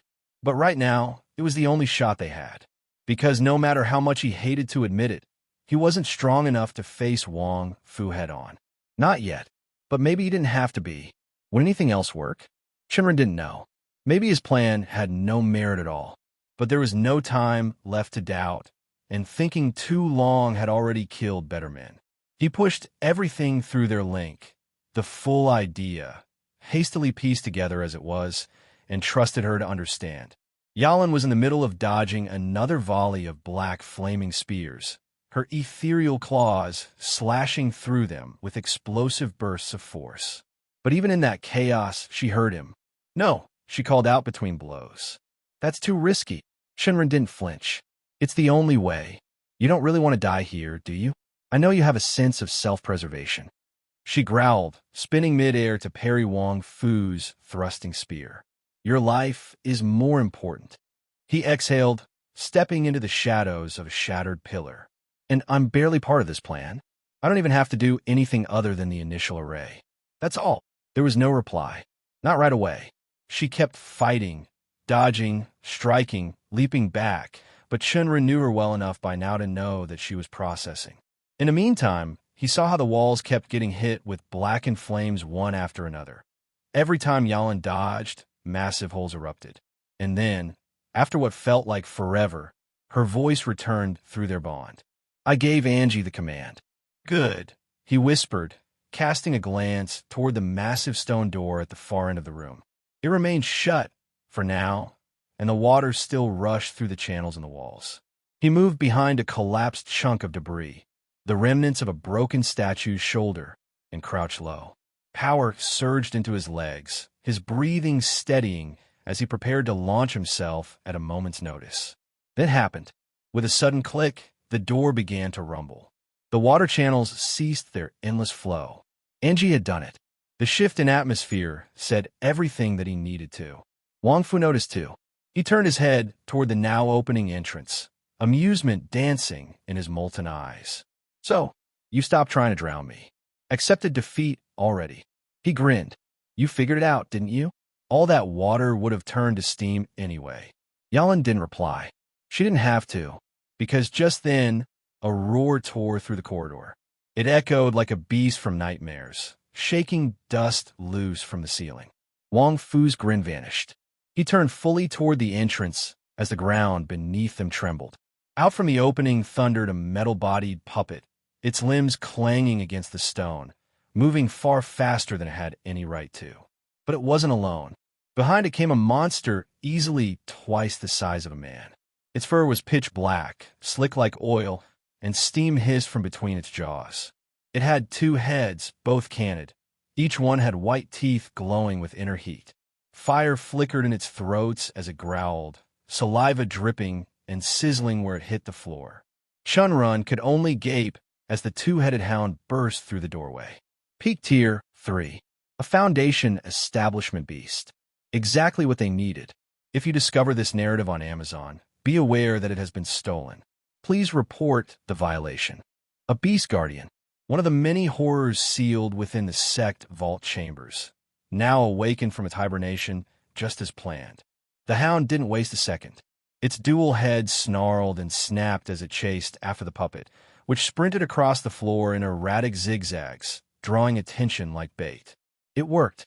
The moment the puppet entered Wang Fu's line of sight, he scowled, recognizing the trick immediately. With a roar, he sent out a blast of concentrated heat. The fire struck the puppet dead on, melting it down to slag within seconds. But by then, it was too late. The hound was already upon him. It didn't hesitate. It lunged straight for Wang Fu's thirst for death, both jaws glowing with qi as it aimed to tear through him. The bite landed. Fangs scraped through Wang Fu's charred shoulder, tearing through flesh and drawing blood, black and smoking. But Wang Fu didn't flinch. He twisted his body mid-step and brought his spear down in a sweeping arc. The hound was fast. The beast jumped to the side, its claws scraping loudly against the stone. Wang Fu's spear swung past, missing by a hair. Flames burst from Wang Fu's body, lighting up the space between them. The fight started fast, claws swinging at fire, teeth snapping at the spear. Chen Ren held his breath, his heart pounding hard. For a moment, he thought maybe they could win. Then he saw it. The beast wasn't going to hold out. It fought with everything it had, all speed, all strength, all anger. But it wasn't built for this kind of fight. Close up, it was strong. But against fire and a long spear, it struggled. The flames burned too wide. The spear moved too fast. Still, it just had to keep fighting. And right now it was doing that. As Chen Ren watched the fight, Yalan's voice slipped into his mind again. The first phase of your plan is working. He exhaled, not realizing he'd been holding his breath. But, she continued, I don't know if your arrays are really going to do much to him. That qi of his, it's too volatile. Chen Ren's jaw tightened. He knew that too. Everything they were about to throw at Wang Fu might not be enough. But they'd come this far. And turning back now would mean watching a friend die. It's just for a little more time, Chen Ren said under his breath, responding to Yalan's silence. He won't be able to maintain that demonic form for long. I can already see it. He's slowing down. There was no answer at first, but he felt her sigh ripple through their spiritual connection, weary, resigned, but still fighting. That was enough.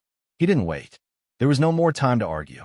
Chen Ren moved quickly toward the center of the chamber, the stone still warm beneath his feet from the earlier explosions.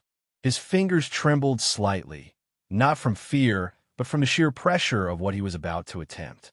Once, after the battle with Gutian, he had started looking into techniques that could actually work against demonic cultivators.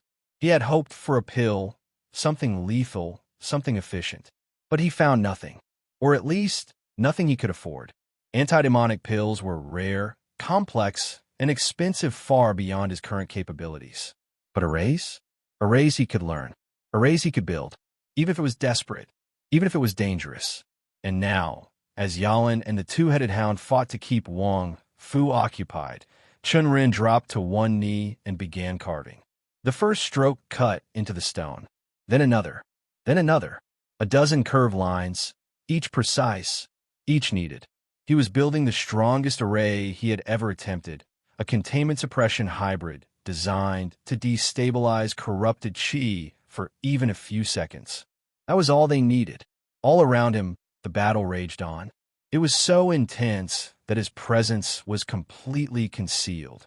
He knew that by how Wang Fu's amused yet cruel voice rose above the din. Two beasts at once. You're spoiling me. I'm going to consume both your flesh after this. Another blast of black fire roared through the chamber, smashing into the wall and crumbling part of the ceiling. Stone dust rained down. Chen Ren dared a glance.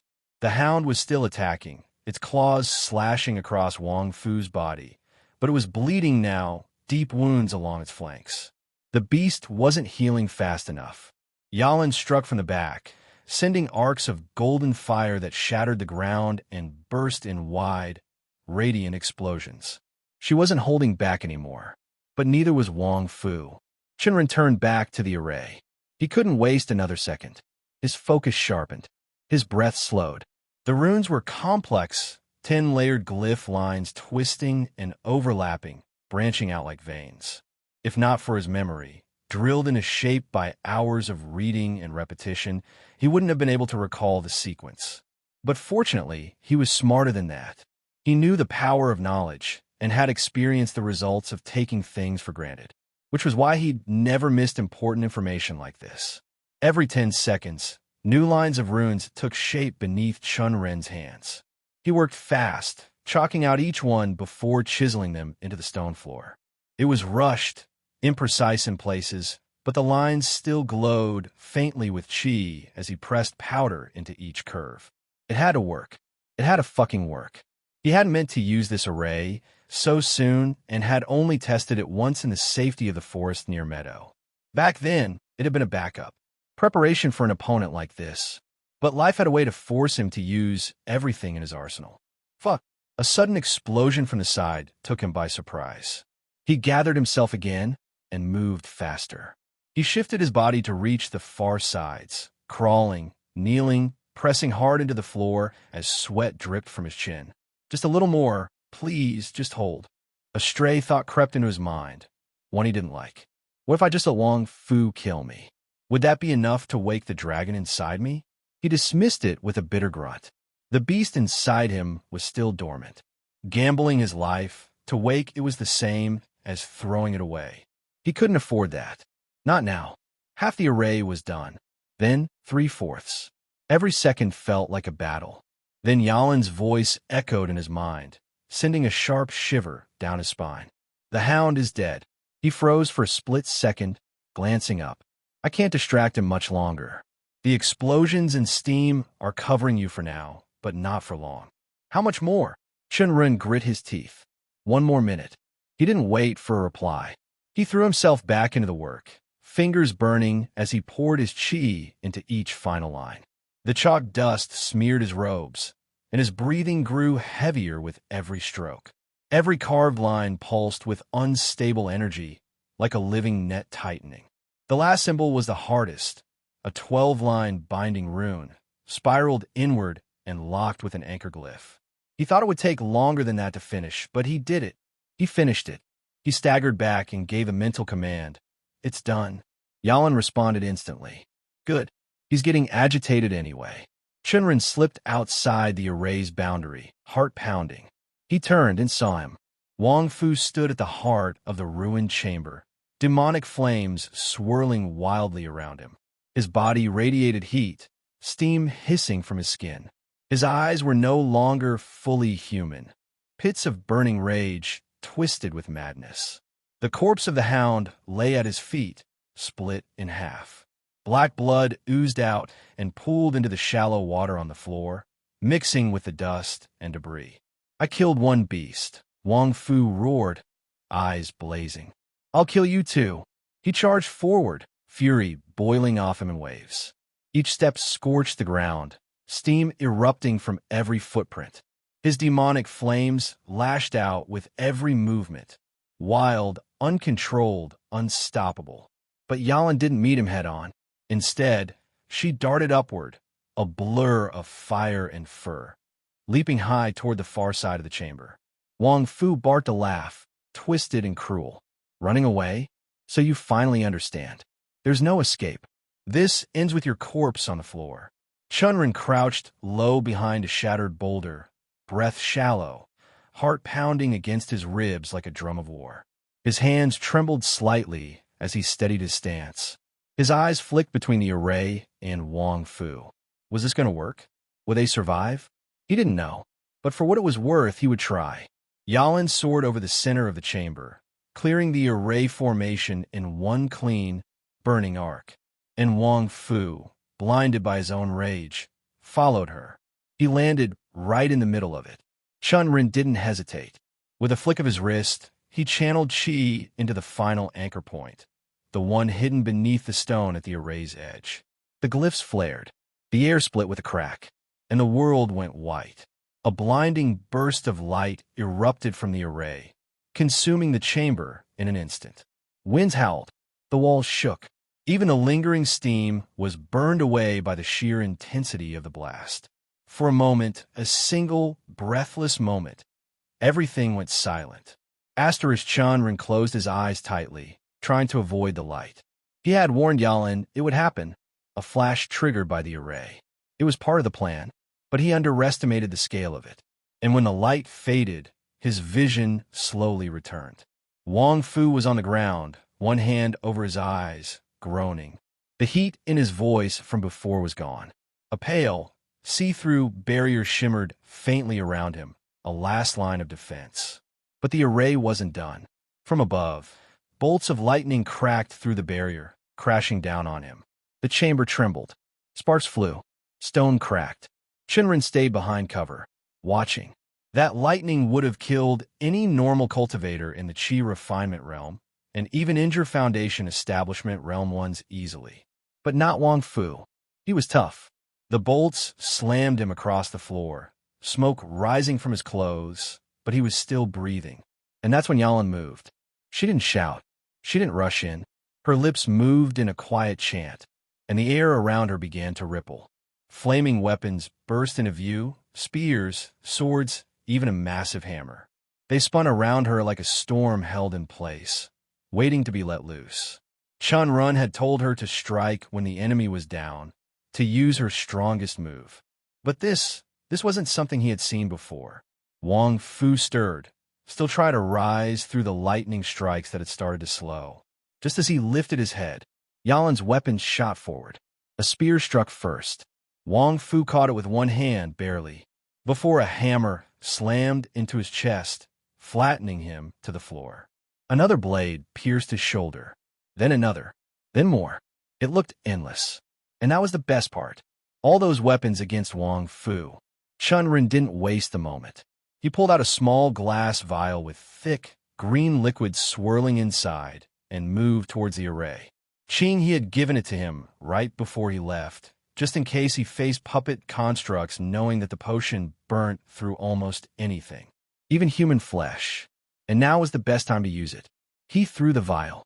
It flew past the barrier and smashed against Wang Fu's face.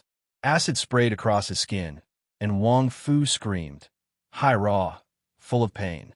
Chen Ren didn't stop. He pulled out another vial and aimed lower, at Wang Fu's belts, his rings, the items where healing pills or other treasures might be hidden.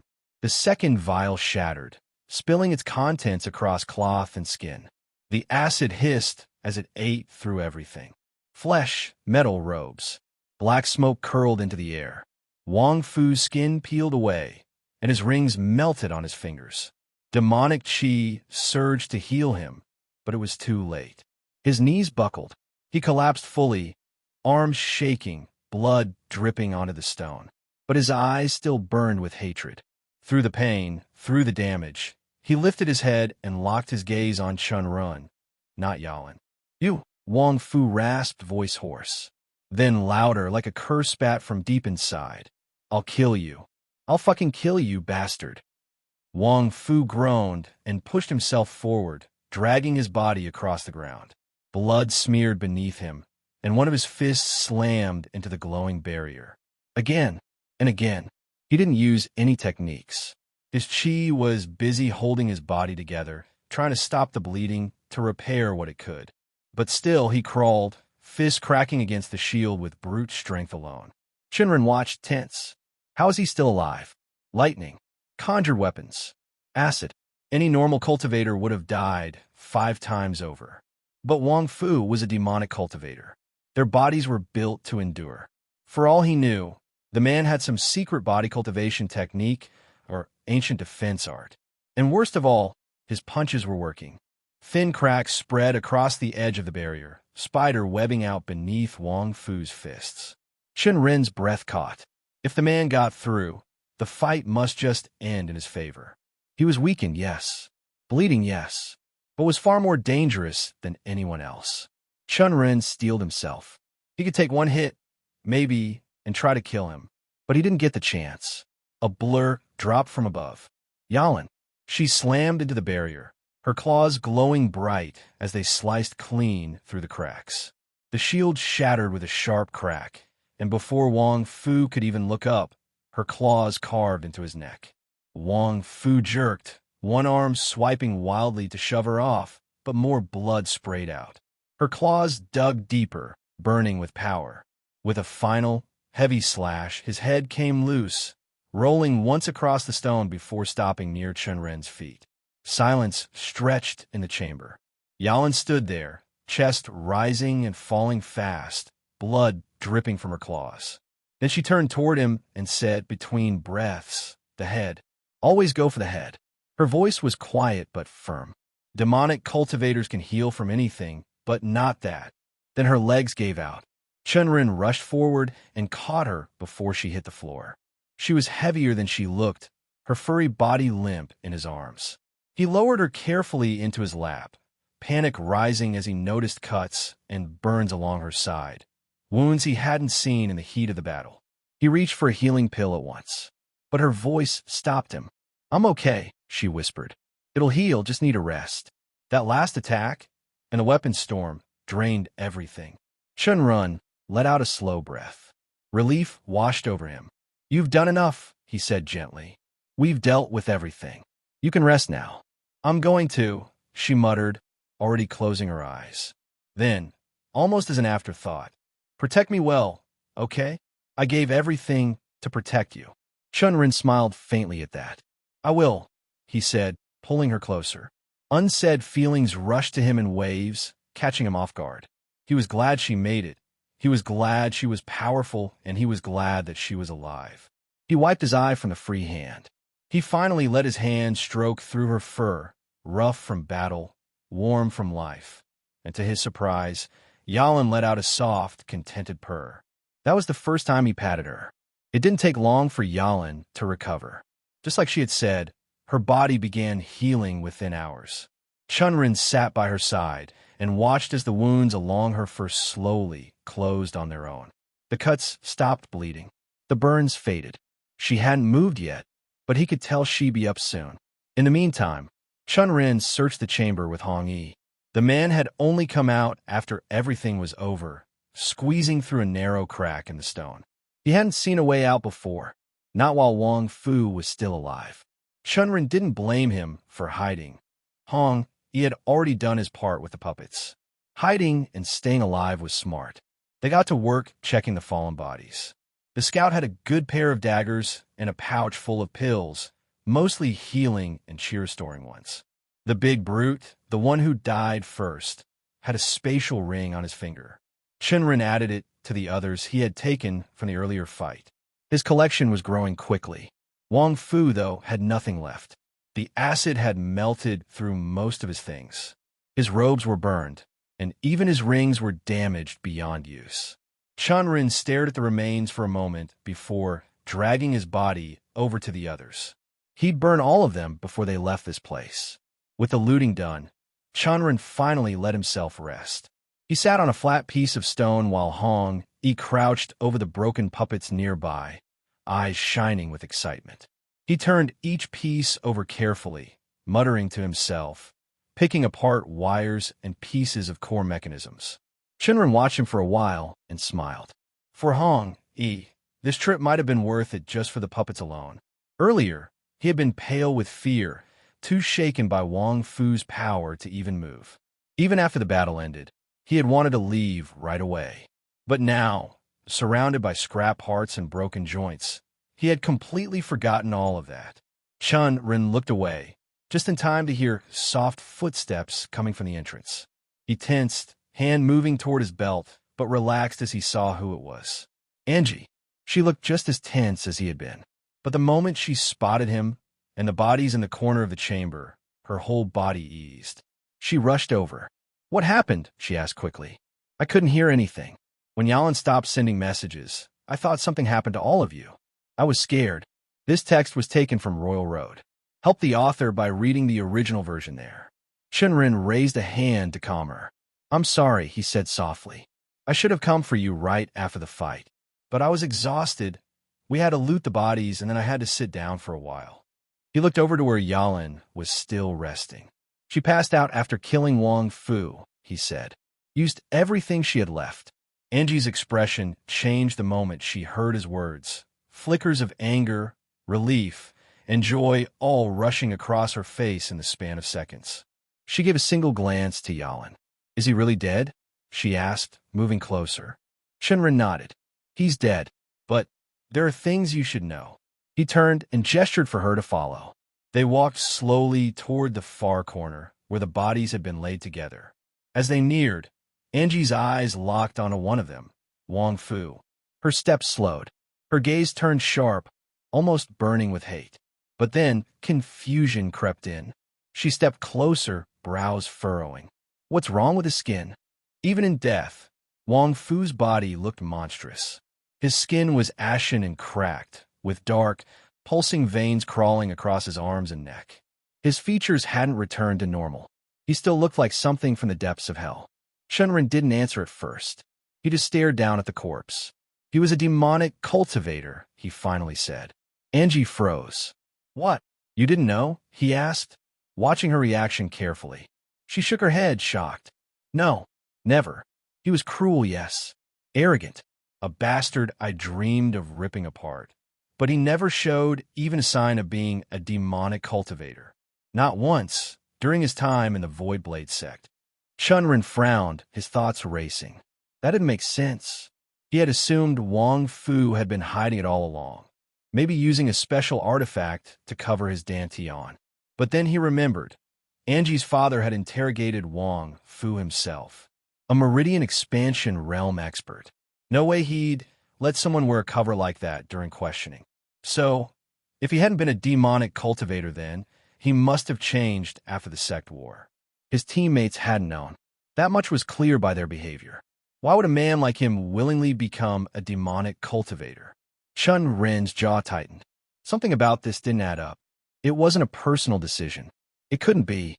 He looked back down at the body, the burnt, warped remains, and a cold thought settled in his mind. Blazing Ember sect. Were they hiding demonic cultivators inside their ranks? If they were, how deep did it go? Was it just a few people? Or were the elders involved? The sect leader? He didn't know. But one thing was certain. He didn't want to be standing around here when those answers came looking for him. He took a breath and turned back to Angie. "We shouldn't stay here too long. I doubt reinforcements are coming, but I don't want to take chances." Angie nodded. "Did you look at the vault door yet?" "I did," Chen Ren said. "But the runes are too complex for me. Even the blazing Ember sect cultivators couldn't figure it out, and one of them had to be trained in arrays. If they couldn't do it, I knew I had to wait for you." He looked at her carefully. Can you open that door? Angie gave a short nod. Should we wait for Yalan? I'll go wake her, Chen Ren said.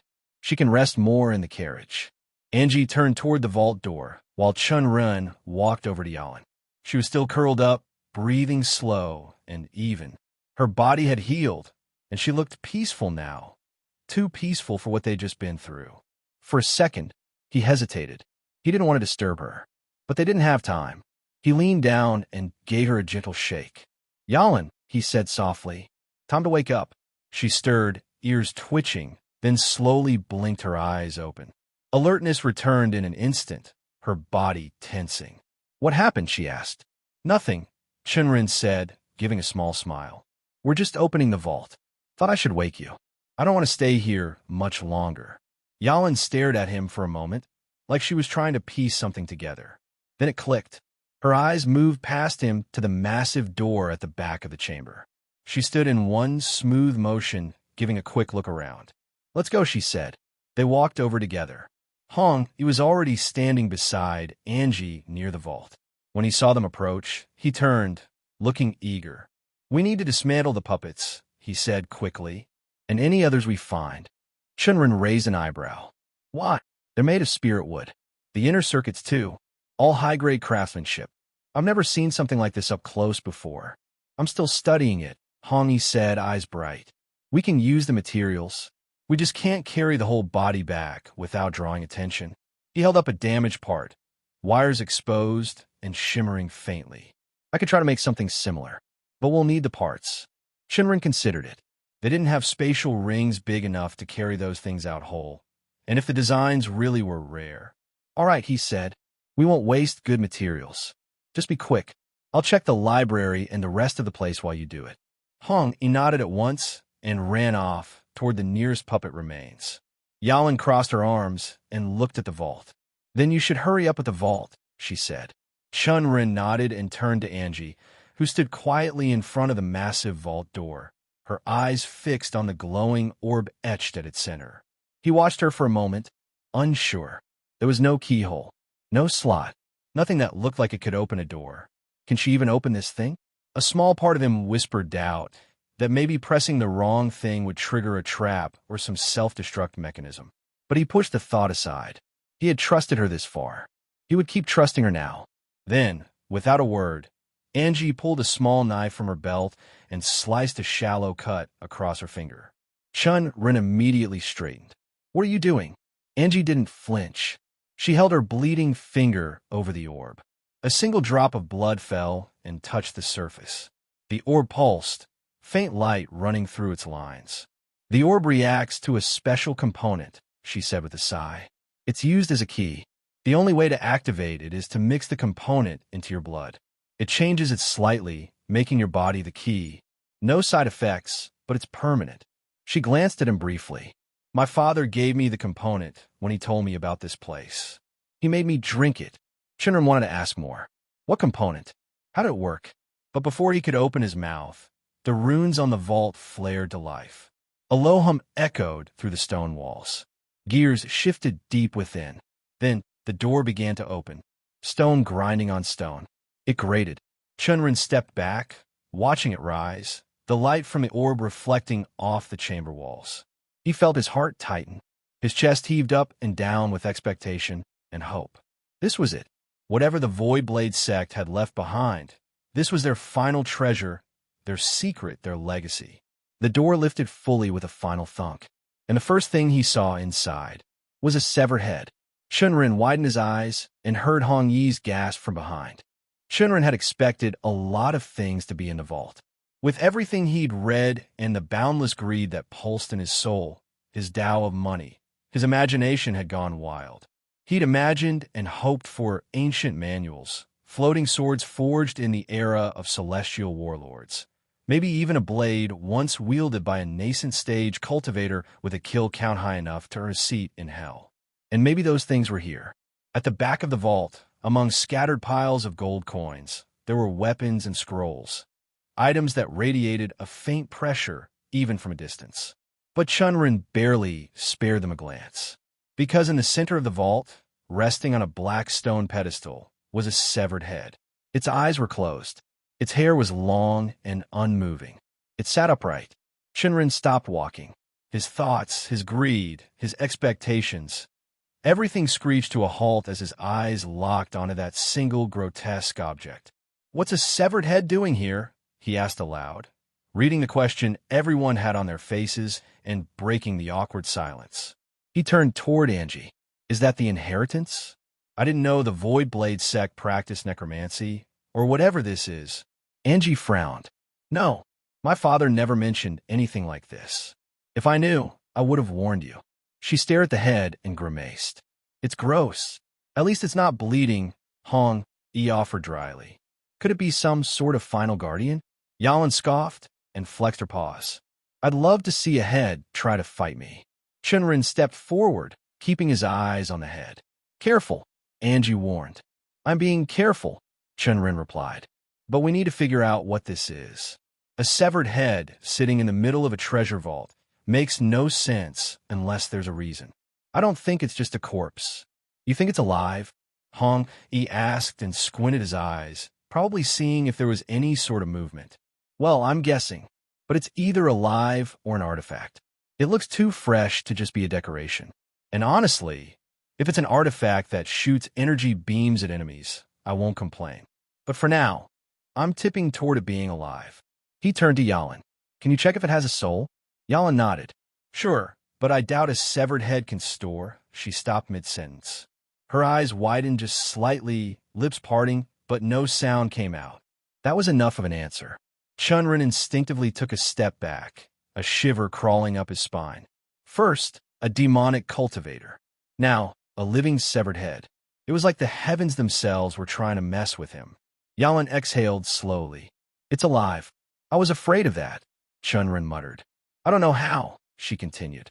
"I've never seen a soul gathered on top of someone's head instead of their chest. But it's there, weak, broken into pieces. One fragment's keeping him alive. The rest must be tied into some kind of soul-binding technique. Maybe more than one." At her words, the atmosphere inside the vault shifted. He looked visibly uncomfortable, like he was ready to bolt for the exit. Angie, too, seemed on edge, though she clenched her fists, reminding herself of why they were here. Chen Ren shared their unease, but he forced himself to stay calm. If he wavered, they all would. He was their leader now, by choice and circumstances, and it was his job to make decisions. "Can he be dangerous?" he asked Yalan, not moving his eyes off the head. "I don't think so," she said. "Most cultivation techniques require a full body. He's missing, well, everything below the neck. At most, he might be able to use a utility technique through his eyes. A glare, maybe, or soul pressure if he's got something really weird. But I don't feel any cultivation. No dantian, no flow. He can't gather chi, so we're safe." Chen Ren nodded, relieved that they weren't about to start another fight. "Good. One cursed freak per day is enough." Then he turned to the others and clapped his hands once. "All right, the head's sleeping. Let's not disturb him. Yalan, hey, help me loot the vault. There's a lot at the back, and I'm not leaving empty-handed." He pulled out 2 small spatial rings, tossing one to each of them. "Found these on the Blazing Ember sect cultivators. They're reset after death, so I've already emptied them. Should be good to use." Finally, he looked at Angie. "You focus on finding the inheritance while I get everything out, okay?" Angie nodded, and Chen Ren found himself quietly relieved. Nothing had changed in their agreement. She would get the inheritance, and he would get everything else. He was curious about what exactly that inheritance was, of course, but he knew he'd find out soon enough. Being here meant he would witness it anyway. They moved deeper into the vault, and for a brief moment, Chen Ren simply stood there, taking it all in. Gold coins, a sea of them. The Empire had stopped using them as official currency generations ago. But the gold market still burned hot among rogue sects, merchants, and traveling cultivators. To them, gold was weight, certainty, and value. And now, he had a treasure trove of it, enough to buy a city, maybe even a small noble house's loyalty. Still, as tempting as it was, his gaze moved on. His eyes drifted to the rack of weapons lining the wall. Axes, spears, swords, curved blades, glaives, They all radiated faint spiritual pressure. Some were clean and gleaming, others dusted with time. Spirit artifacts, without a doubt. And, judging by the craftsmanship, inlaid runes, and reinforced cores, more than a few of them were likely Earth-grade. He let out a low whistle. Then he looked at the manuals. Scrolls and books stacked neatly in iron crate shelves, most bearing the crest of the Void Blade sect. Technique names jumped out at him as he picked them up. Void Displacement, Blade of the Empty Heavens, Void of 1,000 Nights. They read like core techniques. Sect secrets, no doubt. He almost felt guilty for taking them. Almost. But the sect was gone. The legacy was shattered. If no one claimed these, they would rot here in silence. Better to let them breathe through new wielders. Even if his sect didn't have void element cultivators, Yalan might be able to help modify them. Or he could trade them. Knowledge, after all, was currency too. To his side, Hong Yi was bent over a container filled with dark metals that shimmered faintly under the vault's light. They looked like obsidian, but not quite. They had a silvery gleam running beneath the black, like frozen moonlight embedded in stone. Rare metals. Valuable. Probably rare materials for Earth-grade spirit weapons. Yalan was busy too, crouched beside a shelf of pill pouches and dried herbs. She picked through them with a discerning eye and wary pause. Chen Ren noticed none of them had decayed. Preservation arrays, clearly. Some ancient formations had been working silently for centuries, all in their favor. He moved to another shelf and kept sorting dried beast meat, possibly from spiritual beasts, old armor pieces that still shimmered faintly with enchantment, another pile of techniques, and then spatial rings. A full box of them. His breath caught as he picked through them, and then his fingers paused on one in particular. Simple in design, no ornamentation, but when he probed it with his chi, it felt endless, like looking into the sky at night. The space inside was massive, far beyond what the rings he had allowed.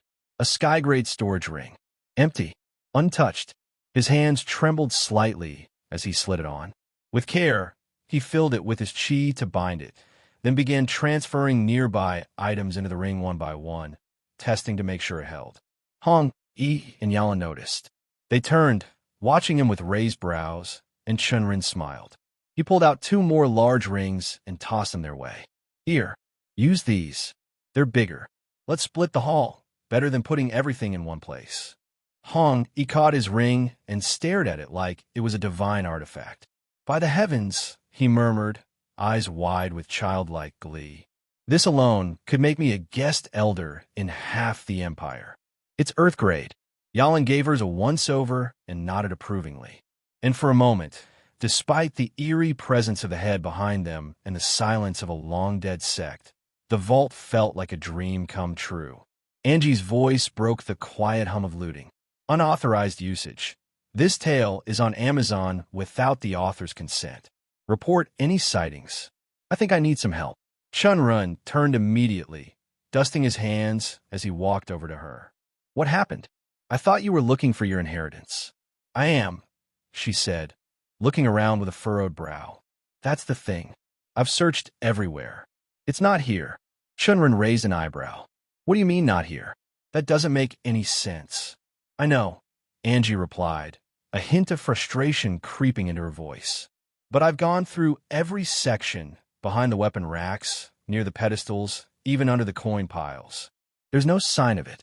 Nothing remotely like an inheritance. That was when Hong Yi approached, rubbing the back of his neck. You're supposed to be looking for a glowing stone, he said. It's called an inheritance crystal. Should look like a chunk of soul jade. Kind of, when you touch it, all the knowledge and techniques stored inside pour straight into your mind. That's how I got my puppet master legacy. Angie shook her head. There's nothing like that here. No glowing stones, no soul jades, no hidden compartments. I checked everything twice. Chen Ren frowned, glancing around the room. Despite all the treasure, despite all the artifacts, manuals, and rings, they hadn't seen anything like a crystal. And in his own thorough search, he would have noticed something that obvious. Could it be somewhere else? He asked, thinking aloud. Maybe this room's a decoy? A distraction, meant to make any intruders focus here, while while the real inheritance is hidden deeper in the vault. Angie looked uncertain, but shook her head slowly. No, it can't be that. My father was very clear. The inheritance was sealed in the main vault. This is the only chamber that fits the description. If it exists, it should be right here. Footsteps echoed softly on the stone as Yalin approached, her tail swaying behind her. She had just finished clearing out an entire section of the vault, and the spatial ring gleamed faintly where she had fitted it to the tip of her tail. It looked cute, Chen Ren had to admit. What's this inheritance about? She asked, pausing beside them. When no one spoke, she added, if we know what it is exactly, we might have better luck locating it. Angie, by now you should trust us. We're bound by oath. None of us are going to steal it from you. Angie seemed hesitant at first, her eyes distant, as though weighing the weight of the truth against the silence she'd carried for a long time. Then, slowly, she let out a breath. It's an inheritance related to soul cultivation, she said quietly. A way to reach immortality, not through the 9 realms of cultivation, but by growing the soul itself, strengthening it, refining it, until it becomes undying. She looked at each of them as she spoke, like she was letting go of a truth held alone forever. Chen Ren had never heard of anything like that before. Cultivation, as he understood it, was rooted in the body, in dantian, meridians, the manipulation of qi, the pursuit of realms like foundation establishment, core formation, domain manifestation, and so on. The soul? It was part of the package, sure, but no one trained it. He turned to glance at Hong, Yi, and Yalin, and their reactions told him just how serious this was. Hong, he was staring at Angie like he had never truly seen her before. His usual aloofness vanished, replaced by something close to awe, and Yalin, stoic, cynical Yalin, had gone still. Her tail flicked once, the fur along her spine raised. Her eyes were wide. It wasn't often that something shocked her. Chen Ren frowned, curiosity piqued. Okay, but what is soul cultivation? I've never even heard of it. Before Yalin could answer, Hong, he spoke up. Even his voice was low, as if something had spooked him. It's supposed to be a legend, about a cultivator who couldn't progress past qi refinement realm. Too untalented. But instead of giving up, he found a way to bypass it, to cultivate his soul directly. Said he entered something called the soul realm. But most people think it's nonsense because no one's ever proven its existence. It's not a myth, Angie said, shaking her head. It's real. My sect is proof of it. Every Void Blade sect leader practiced soul cultivation. It amplified their strength far beyond what their realm suggested. They could tear through cultivators in higher stages without breaking a sweat. But that's impossible, Hong Yi said, brows furrowed. If that were real, it would have spread. It does exist, Yalin cut in firmly. Both men turned to look at her. Hong Yi blinked. It does? She nodded. I can see souls. Not naturally. It's a technique I learned a long time ago.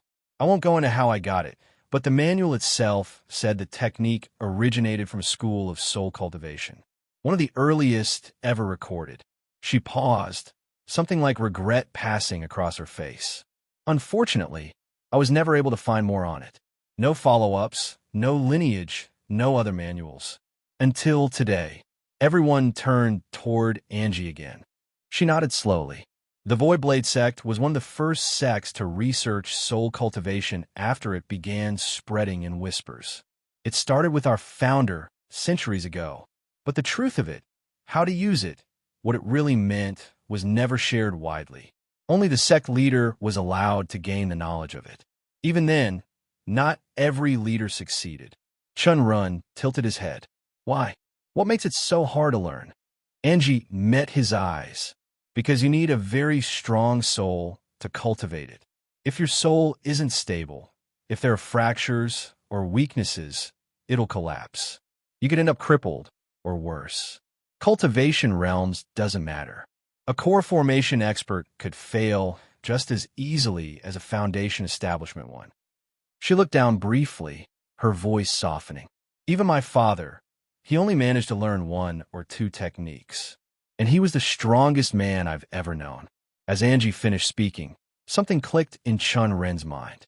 He replayed her words, her story, what little she'd told him before. About being chosen as the next heir to the Voidblade sect. About being adopted by the sect leader despite being immortal at the time. That wasn't normal. Not in a world ruled by bloodlines and cultivation potential. There could only be one explanation now. I'm guessing, Chen Ren said slowly, soul cultivation could be used even by mortals. Angie glanced at him, a little surprised, as she gave a slow nod. Yes, everyone has a soul. That's all it needs.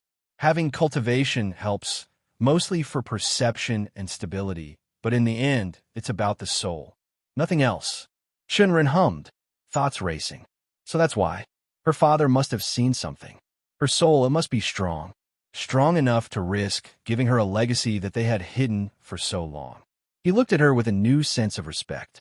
But for now, admiration could wait. They still hadn't found the inheritance. And yet, now that he knew what they were looking for, where to look became obvious. His gaze shifted to the middle of the room. The severed head still sat on its pedestal. But Yalan had sensed it. There was still soul inside. And she was already staring at it again. Their eyes met. No words were needed. They both turned to Angie. We need to try the head, Chen Ren said. Angie blinked. The head. He nodded. If the inheritance is about soul cultivation, and that thing is still alive, soul intact, then he would know. His soul is fractured, but it's still bound to the body. There's a reason he's still here. A reason he was placed in the vault, surrounded by all this. Yalan hummed, tail flicking behind her. It lines up. The soul isn't natural. It's suppressed in the top of his head. Someone left it here for a purpose. Angie looked at the head, clearly uncomfortable. So, you want to wake it up? I don't think he's dangerous, Chen Ren said. If it was dangerous, we would have realized it. He's just a head in the end. We're not trying to fight him, just speak. Try to find out what he knows. Angie took a breath, still clearly uneasy with the idea. And how do we wake up a severed head? Waking up a severed head wasn't exactly something that was on Chen Ren's portfolio. He'd picked up a lot of strange skills since arriving in this world. Talisman, formations, alchemy, the art of dealing with young masters, but head reanimation hadn't made the list. Still, one more skill in his ever-growing portfolio couldn't hurt. The only problem was there was no instruction manual, no hidden switch, no whispered incantation to bring the sleeping thing to life. Just a silent vault and a waiting head. For the next 10 minutes, they scoured the room again, looking for any clue that might help them. But finally, it was Chen Ren who spotted it. A faint shimmer in the stone, right beneath the thick shadow of the pedestal. He crouched and brushed his fingers across the platform's edge. There, etched in fine, ancient lines, was a small runic array, barely the size of his palm. It had no glow, no pulsing life. It looked dead, but he was sure it wasn't broken. More importantly, it wasn't drawing on ambient chi, which meant it needed to be activated manually. So that's it, he thought, squinting at it. A dormant trigger array. Push chi in, and it lights up? He didn't know if it would wake the head, but with the way it was positioned and the lack of any other mechanisms in sight, it was the best guess he had. I think I found something, he called out. The others quickly gathered, crowding around the podium. Chen Ren explained his theory, pointing to the array. They didn't waste time overthinking it. A quick plan was formed. Yalan would prepare an attack, just in case things went sideways. If the head woke up and started casting curses or screaming in demonic tongues, they'd vaporize it before the situation could escalate. It should work. Yalan nodded and stepped back. Fire gathered, swirling into a crackling orb, twice the size of a football and burning hotter than any furnace on her tail. It was ready. Chen Ren crouched once more. Here goes nothing. He placed his hand over the array and let his chi flow.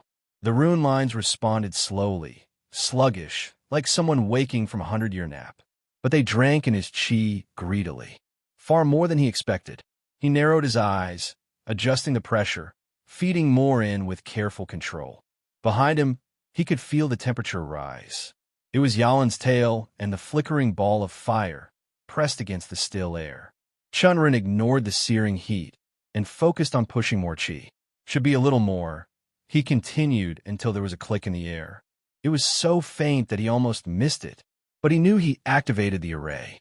He immediately pulled his hand back and watched. His eyes squinted to see any movement. And for a few pregnant seconds, there was nothing, not even a hum of energy. Maybe it don't work like. Before he could finish thinking, the runes flared. It was so sudden and so sharp that he had to take more steps backwards as his back hit the wall. His eyes went to the lighting on the base of the pedestal that glowed a dull crimson. And slowly the head stirred. "That's scary," he muttered under his breath, but it was audible to everyone. "Is it going to be okay?" Angie asked, following up. Chen Ren didn't take his eyes off the head. He was already spooked with the head's presence, and he honestly didn't know the answer to that question. "We could just hope," he said quietly. For a few long moments, nothing happened. The crimson light pulsed gently under the severed head, but it didn't move again. No change, no breath, no twitch. He began to wonder if they had only half awakened it, if the soul within was trapped deeper, buried in a coma, and they needed something more to stir it fully. Then, just as he leaned forward slightly to check the runes again, he saw it. There was a twitch, barely perceptible, beneath the eye, and then, slowly, the lids opened. Golden irises peered up at him. Chen Ren blinked, startled for just a heartbeat. They all stood in silence, giving the being time to acclimate.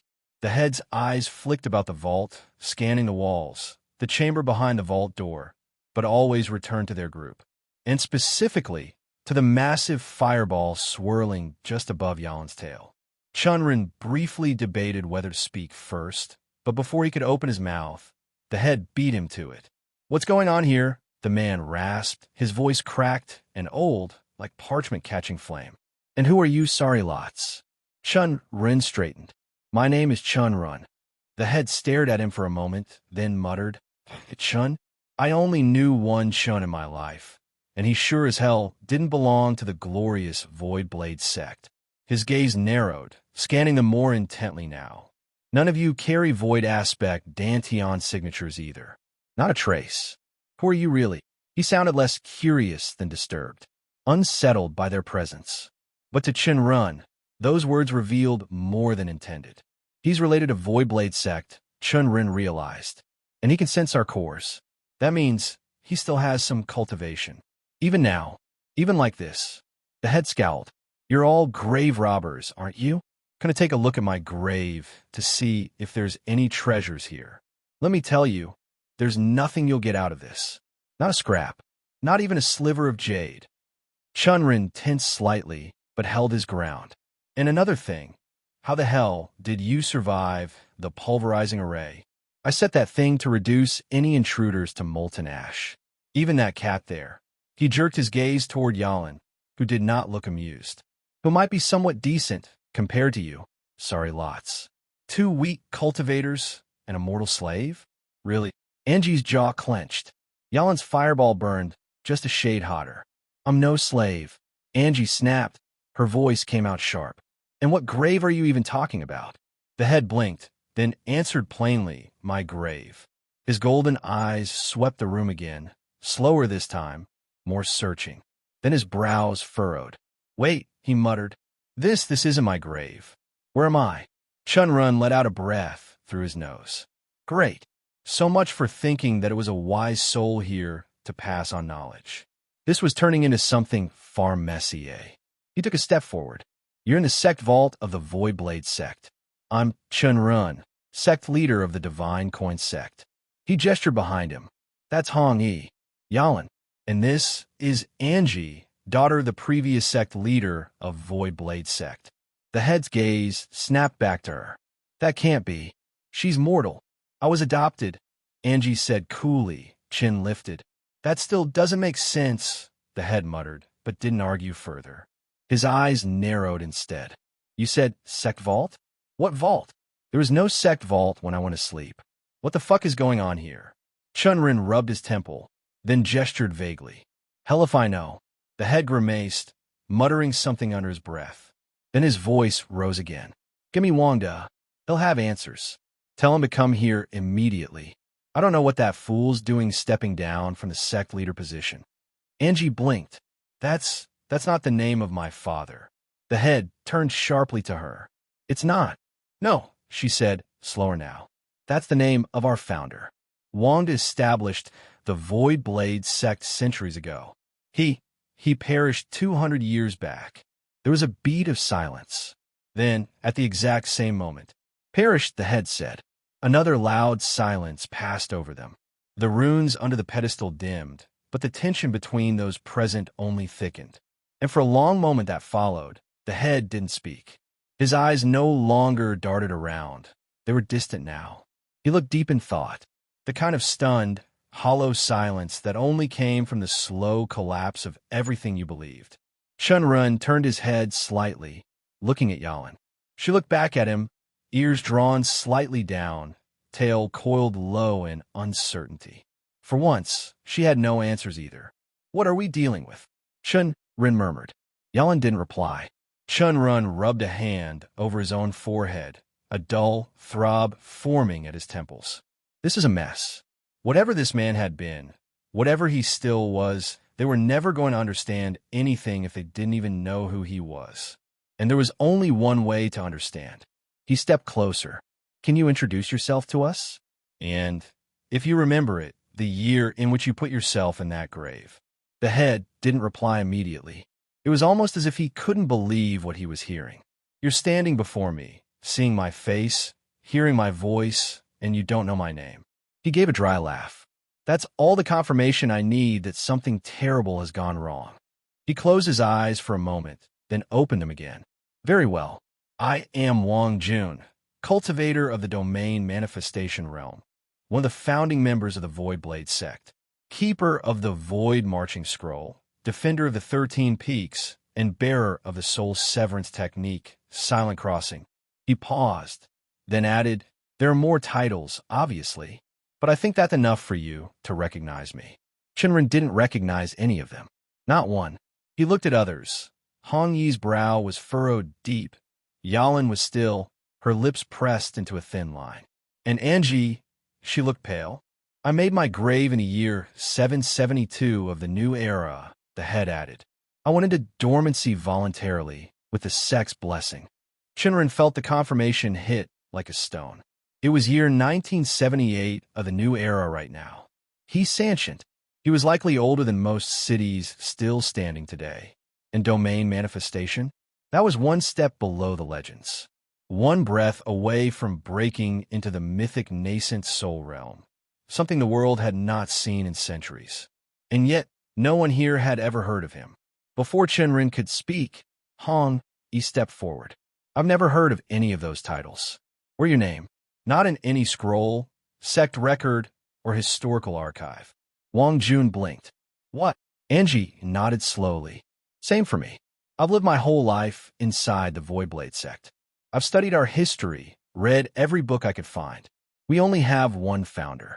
Wangda, your brother, if what you said earlier is true. But you? There's no mention of you. Anywhere. The old cultivator's mouth fell slightly open, then closed. He stared past them for a long moment. His voice, when it came again, was quiet. They erased me. The words came out painful. His voice became low and his eyes went to the ground. I was written out. Chen Ren felt the weight of it settle in his gut. A cultivator of domain manifestation, one of the founders of a sect, a man who'd created his own grave to preserve himself, gone from history. And they had no idea why. Chen Ren gave the old man a final, steady nod. This is the year 1978 of the new era. The Kalian Empire rules most of the known world now. Most sects, those that still exist, have been forced into a subordinate relationship with it. The head, Wang Jun, stared at him blankly at first.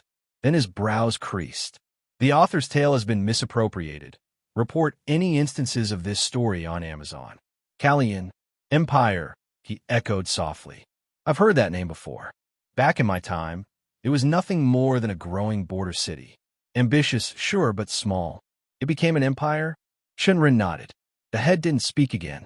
His golden eyes drifted off, unfocused now, staring at the far wall as if trying to look through it, through stone, time, and memory. Slowly, his lids closed, then opened, then closed again. Chen Ren didn't interrupt. None of them did.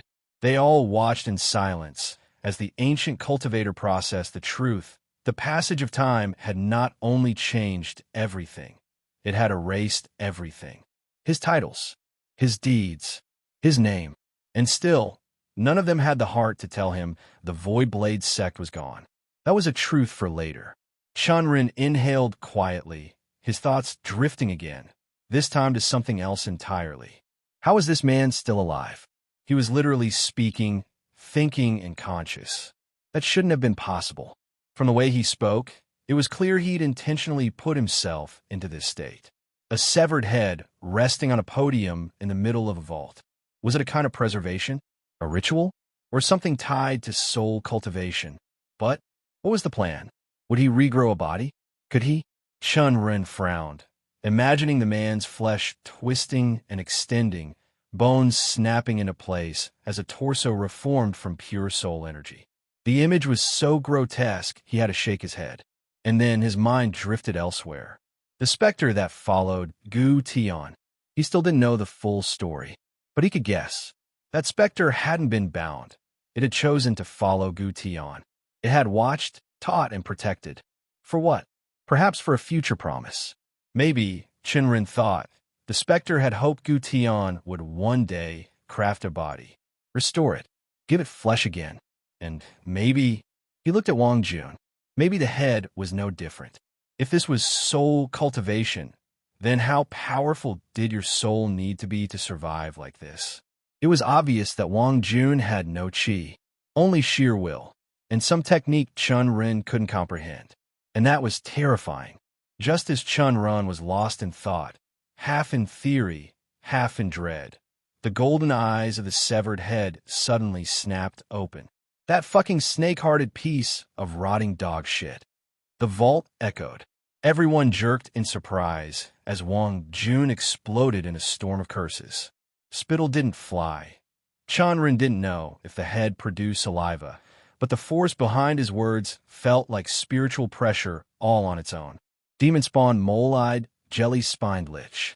Half-blooded turd maggot. Lying green-gilled, pig-hearted wretch. Chen Ren blinked.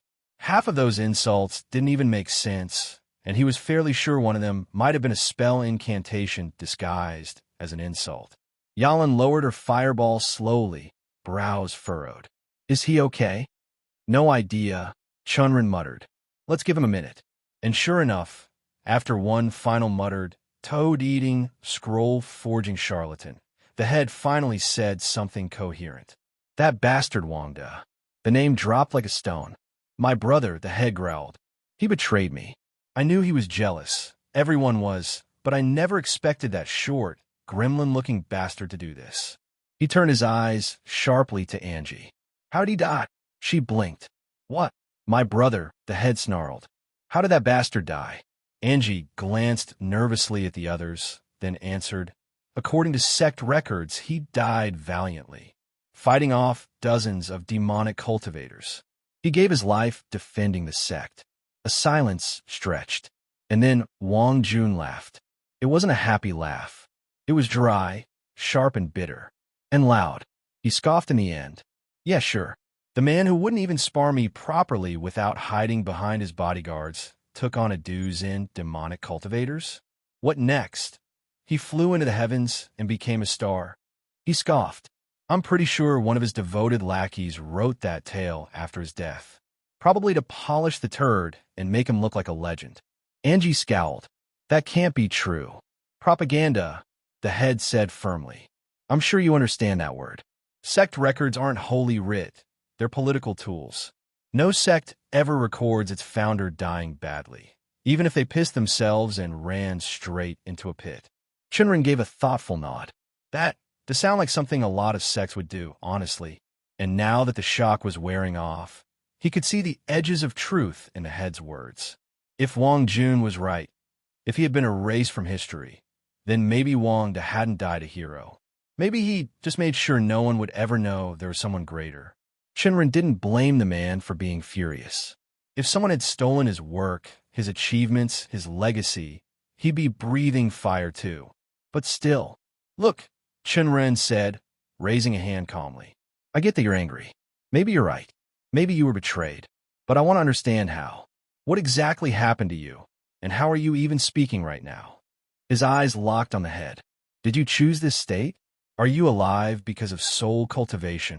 Wang Jun's golden gaze focused on him again, sharper this time. And the ancient soul that had once defied death went silent. But something in his eyes told Chen Ren. They were finally getting to the truth. Yalan stepped forward, tail low but alert. Her eyes narrowed slightly as she studied the head. You said this was a grave, she said. What exactly did you mean? Did you cut your own head off and bury it? Wang Jun let out a dry chuckle. Not quite. It's a long story.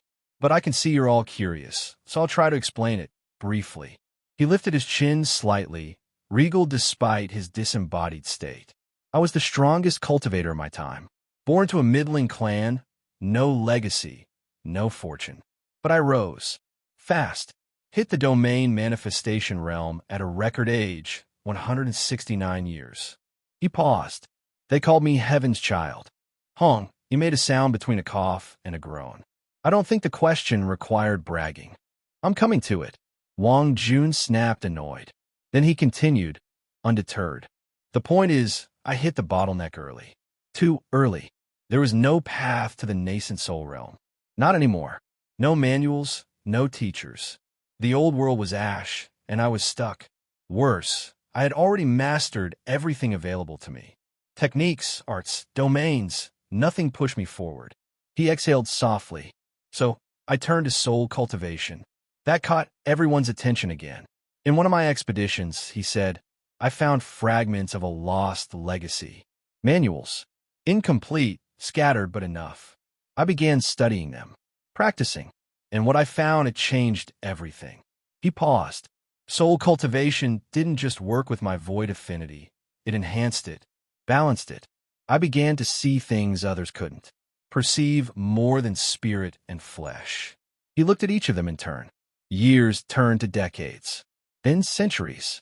Eventually, my brother and I created the Void Blade sect. I shared what I'd learned with him. I wanted him to rise with me. Chen Ren raised a brow. That still doesn't explain why you're just ahead. Wang Jun went quiet for a beat.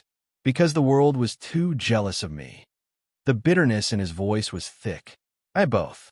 Soul cultivation and body cultivation. I was already stronger than anyone alive. And that made me a target. His eyes gleamed with quiet fury. People fear what they can't match. And so they plot. A group of domain manifestation cultivators, 6 of them, ambushed me. I killed 2. The others they destroyed, most of my body. Nearly ended me. Wang Jun paused, the fire in his golden eyes dimming for just a moment.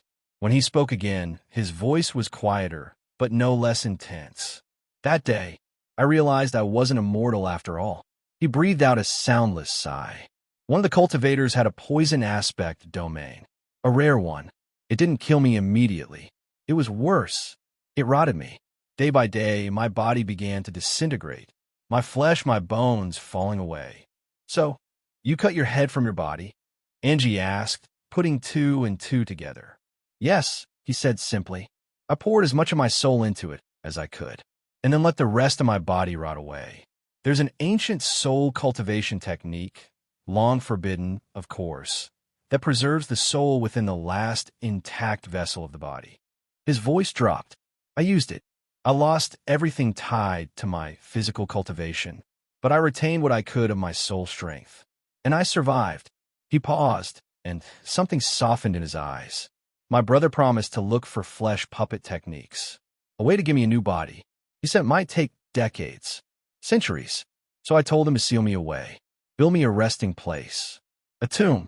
I entered hibernation and set the deadliest arrays I could to guard me. His eyes moved slowly across the chamber. But it seems all that's undone. My brother, he changed it, turned my grave into a storage vault. His face twisted, an expression of profound disappointment. Chen Ren could understand everything now, and he calmly watched the storm of emotions swirl and harden the head's ancient face. So, you know a good amount of soul cultivation, then? Enough to teach. That drew his attention. I dare say, the head said proudly, I'm one of the best living experts in the art. Good, Chen Ren said. Then you can teach Angie. The head blinked. She's immortal. Chen Ren crossed his arms. It doesn't matter. She's from the Void Blade sect. Surely, Wang Jun scoffed. Surely there's someone better in the sect to take as a disciple. There isn't, Chen Ren cut in. She's the best they have. There was silence. Wang Jun stared at them. Everyone else, Chen Ren said quietly, alongside your sect, is dead. The words struck like thunder. The golden irises dilated slightly. And then, son of a snake-fanged maggot hugger. The head screamed toward the ceiling, launching into another furious storm of curses so vicious the vault itself seemed to vibrate. Foul-breathed lizard spine, blood-soaked, traitor-pissing fungus rat. Chen Ren stood calmly, arms still crossed. Yalan just sighed and flicked her tail. Hong, he murmured, he's got a creative vocabulary. And Angie stood silently, staring at the man with an unreadable expression. Honestly, Chen Ren had no idea what to do with the head. Leaving a hidden vault with the severed, still-living head of a former domain manifestation realm cultivator was never on his to-do list. Yet here he was, with the thing staring at him, occasionally muttering and holding what could very well be the true inheritance of soul cultivation. It was the kind of bizarre twist that would have made him laugh if it didn't feel so damn serious. He kept asking himself why Angie's father had never told her about the head. But when the man in question claimed that his own brother, Wang De, the sect's founder, had rewritten history to make himself the sole creator of the sect's legacy, it started to make uncomfortable sense. If that was true, then not even Angie's father had entered the vault. No one had. For centuries, all they'd done was maintain the outer array, checking it every 100 years or so, treating it more like a sacred monument than a treasure trove. Talking to Angie afterward confirmed most of his guesses. She said the techniques they had were passed down by word of mouth, not scripture. Rumors of soul cultivation had survived, sure, but they were like smoke without fire. If someone with unfathomable soul talent had appeared, the vault would have been open to them. But no one had, not in generations. And so the head remained sealed and forgotten, like a locked book no one ever tried to open. After some basic questions, Chen Ren left the head with Angie. The man didn't seem dangerous, just confused, bitter, and tired in a way that went beyond physical exhaustion. More like a man who'd waited too long and was still unsure what to feel.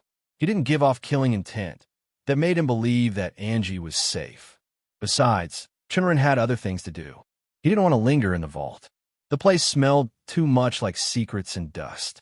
So he called Yalan, instructed her to burn the bodies, both the dead cultivators and the hound, then store their ashes in a pouch to scatter on their journey. After that, they moved to the living quarters where the last 2 dead cultivators had fallen. Yalan burned those too, the flames rising clean and hot under her control.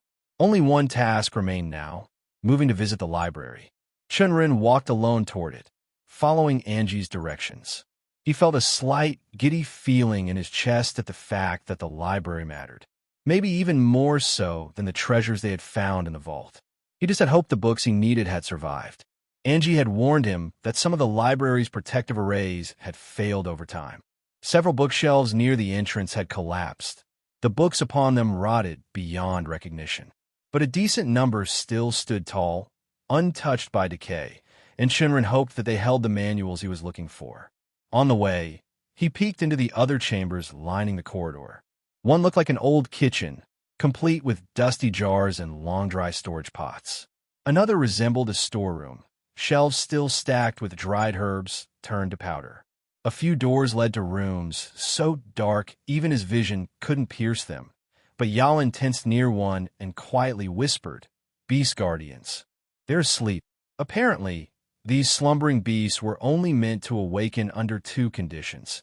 If someone failed to open the vault and trigger the traps, or if someone like Chen Ren waltzed into their den and punched them awake like he did with the puppet. Not in the mood for another fight, he wisely left them alone. The library door creaked as he pushed it open, and what greeted him made his eyes widen.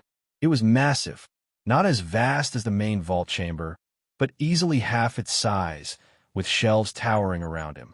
Books stretched from wall to wall, row upon row. It felt like an ocean of forgotten knowledge.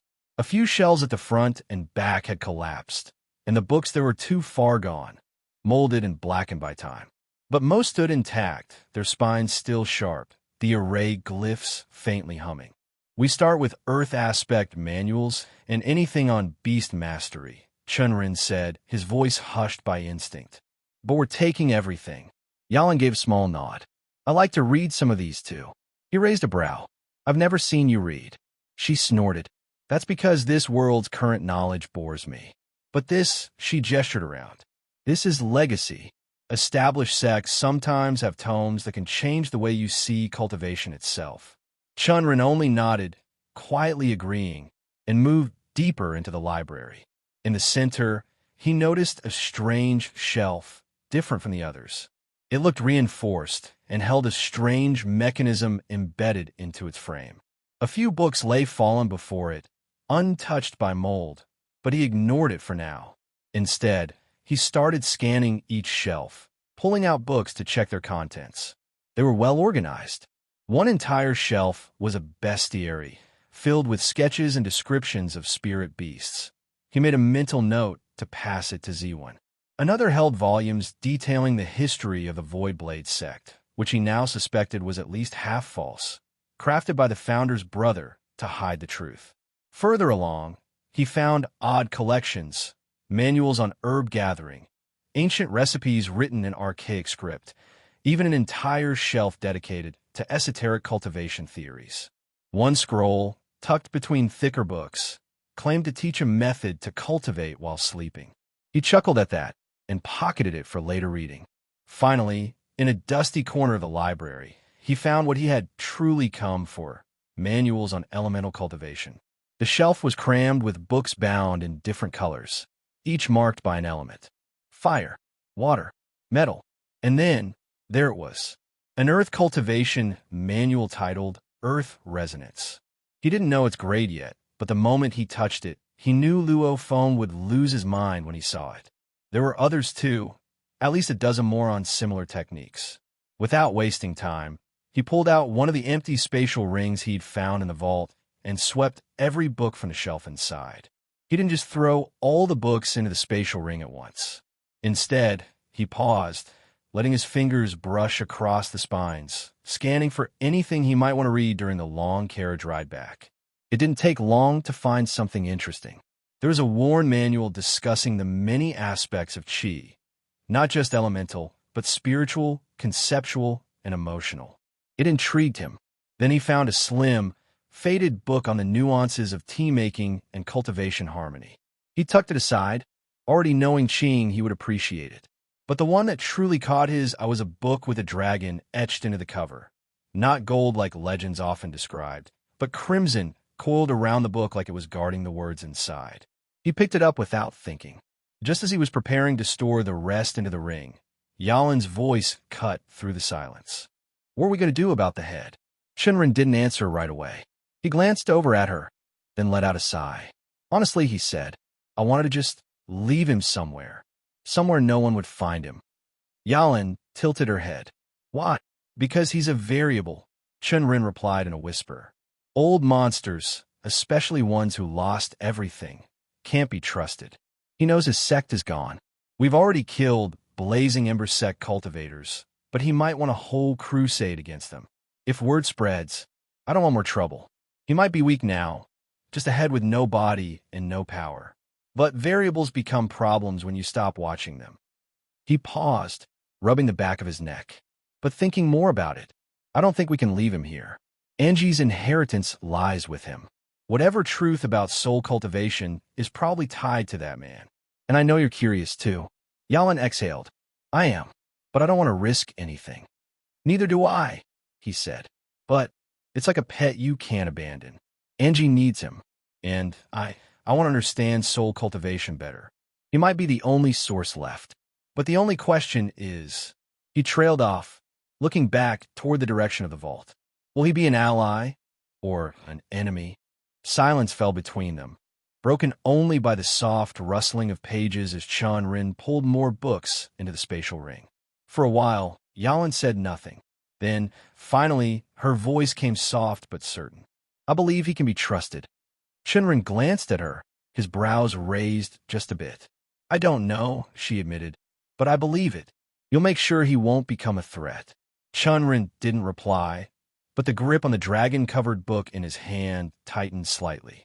He needs us, Chen Ren said after a moment, to build a body. Yala nodded. By his own words, he's one of those cultivators who always wanted more, stronger realms, deeper comprehension, greater heights. He won't be content staying as just ahead. That's our advantage. Chen Ren's eyes narrowed slightly in thought as she continued. He's vulnerable right now, and we need his knowledge.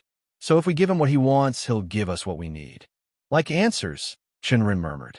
About the medallion, the golden dragon. Everything Qing, he told us. He might have some clue about it. Yes, Yalan said firmly. He might even know about the devourers. Support the creativity of authors by visiting the original site for this novel and more. That name lingered in the air for a few more seconds. He said he was born centuries ago. If the stories existed back then, he might have heard them before they became myths. Chen Ren nodded. He had thought the same thing. Deep down, he'd already accepted it. No matter how much he tried to shape his own fate, there was a larger design unfolding around him. A deeper plan. He had been so focused, building his sect, growing his businesses, training, preparing, but there was a looming shadow beyond it all. Something bigger than just him or even the sect. The medallion, the vision, the golden dragon. And worst of all, he knew the danger was coming, but he lacked the information to face it. The head might finally fill that gap. If he really knows something, Chen Ren said slowly, then I might finally understand the threat and start preparing for it properly. He turned to Yalan and let out a long breath. So we're taking him back to Meadow. Then he sighed and touched his forehead. Let's just hope none of the kids see him. They'll toss him around like a ball. Yalan chuckled. Let's hope it doesn't come to that. Then her expression shifted, becoming a little more serious. I want you to get closer to him in the carriage. Talk to him. Learn who he is. If we're going to rebuild his body, we need to prepare. Chen Ren gave her a long look, then let out a low, wry laugh. So more work for me, huh? I can't even sleep on the carriage now. You can sleep in the village, Yalan replied smoothly. Besides, don't pretend. I know you're curious. You want to learn more about him. Chen Ren didn't deny it. He simply gave a small nod, looking back at the crimson dragon on the cover of the book in his hand. Well, I am. Li Xian walked alone down the dirt path, the wind cold against his back, sharp enough to cut through his robes. The path ahead was empty, but his steps never quickened. His gaze kept drifting over his shoulder. Something was following him. It could have just been the wind. Any normal person would have thought so, but Li Xian trusted his instincts more than his senses. He had honed them too long, too carefully, to mistake the weight of a gaze for a breeze. Still, he didn't stop. Whatever followed him would reveal itself in time, and he didn't have to work for it. He walked with his spine straight and his aura sealed, but anticipation stirred in his chest, not from fear, but from excitement. Soon, he would meet the one who had unknowingly marked the end of his cultivation journey. Chen Ren. Ashen City had given him far more than he'd expected. Ever since he saved the Zhu clan's young master, and they took him in, his days had been full. A blur of training sessions, sparring bouts, and conversations, more than he was used to. The girls in the clan hadn't missed a chance to talk to him either. He hadn't known how to handle that at first. He'd spent most of his life under strict training, sheltered and focused, so when they smiled or lingered near him, he didn't know whether to run or bow. In the end, he let them talk, let them flirt. A cultivator, after all, was meant to experience all things: battle, spirit, hardship, and women. But indulgence wasn't his weakness. He wasn't like the soft-hearted sons of nobility who fell at the first taste of wine and perfume. He trained every day, no matter the distractions, sparred without fail, and there was no shortage of opponents in Ashen City. The Zhu clan had no lack of fighters. Dozens had challenged him, and he'd learned from each one. When they had fallen short of expectations, he had found opponents beyond the clan. And it was Shun Bao who stood out, head of one of the more aggressive hunting groups with ruthless instincts and no hesitation. Sparring with him had left Li Xian sore, bruised, and better. Still, as valuable as this time had been, he knew he couldn't stay. Chen Ren was the reason. A name he hadn't expected to remember, let alone pursue. A man who had risen in the chaos, not through luck, but will. There were other factors that backed him up: determination, strength, and strategy. And when Li Xian looked at him, he didn't see a rival anymore. He saw everything he had wanted to become. That was the truth. It was a bitter pill to swallow, but it was clear. He didn't need a home, a clan, or even a city. What he needed was that one moment, that final battle, to see who he truly was when everything was stripped away. And so, with his sword at his back and his mind set, Li Xian had taken off toward Meadow Village, the place where Chen Ren had founded his new sect. He didn't know what to expect. A part of him imagined a fledgling sect barely held together with discipline and luck. He had tried one of their products, alcohol called moonshine they brewed and sold, apparently good enough to catch the attention of most cultivators in Ashen City. But surely that wasn't what the sect was about. Chen Ren didn't strike him as the kind to waste cultivation potential chasing after liquor. Would there be powerful cultivators waiting there? Unlikely. Most sects took decades, centuries even, to gather real talent, especially those built from scratch, without ancient backing or long-standing bloodlines. As he walked, the wind stirred again, curling down his collar like a warning finger. The sense that something was following him returned, this time heavier, almost oppressive. His instinct screamed. He spun on his heel and landed in a ready stance just as the creature came down in front of him with a thunderous thud. Li Xian's eyes narrowed. It was a wolf, but no ordinary one. No, this one looked nothing short of a behemoth. It stood easily a foot or two taller than any spirit beast wolf he had ever seen, its limbs coiled with lean, corded muscle. Its fur, once perhaps a dusky gray, had darkened into something far more menacing, blacker than obsidian, absorbing the light instead of reflecting it.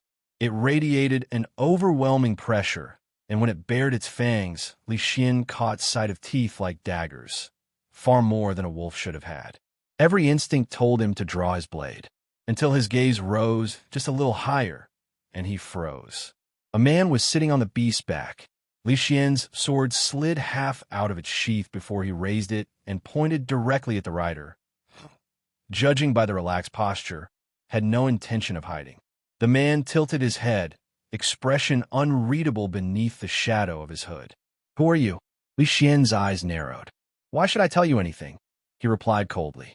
"You're just a bandit blocking a road." The rider laughed. "Bandit?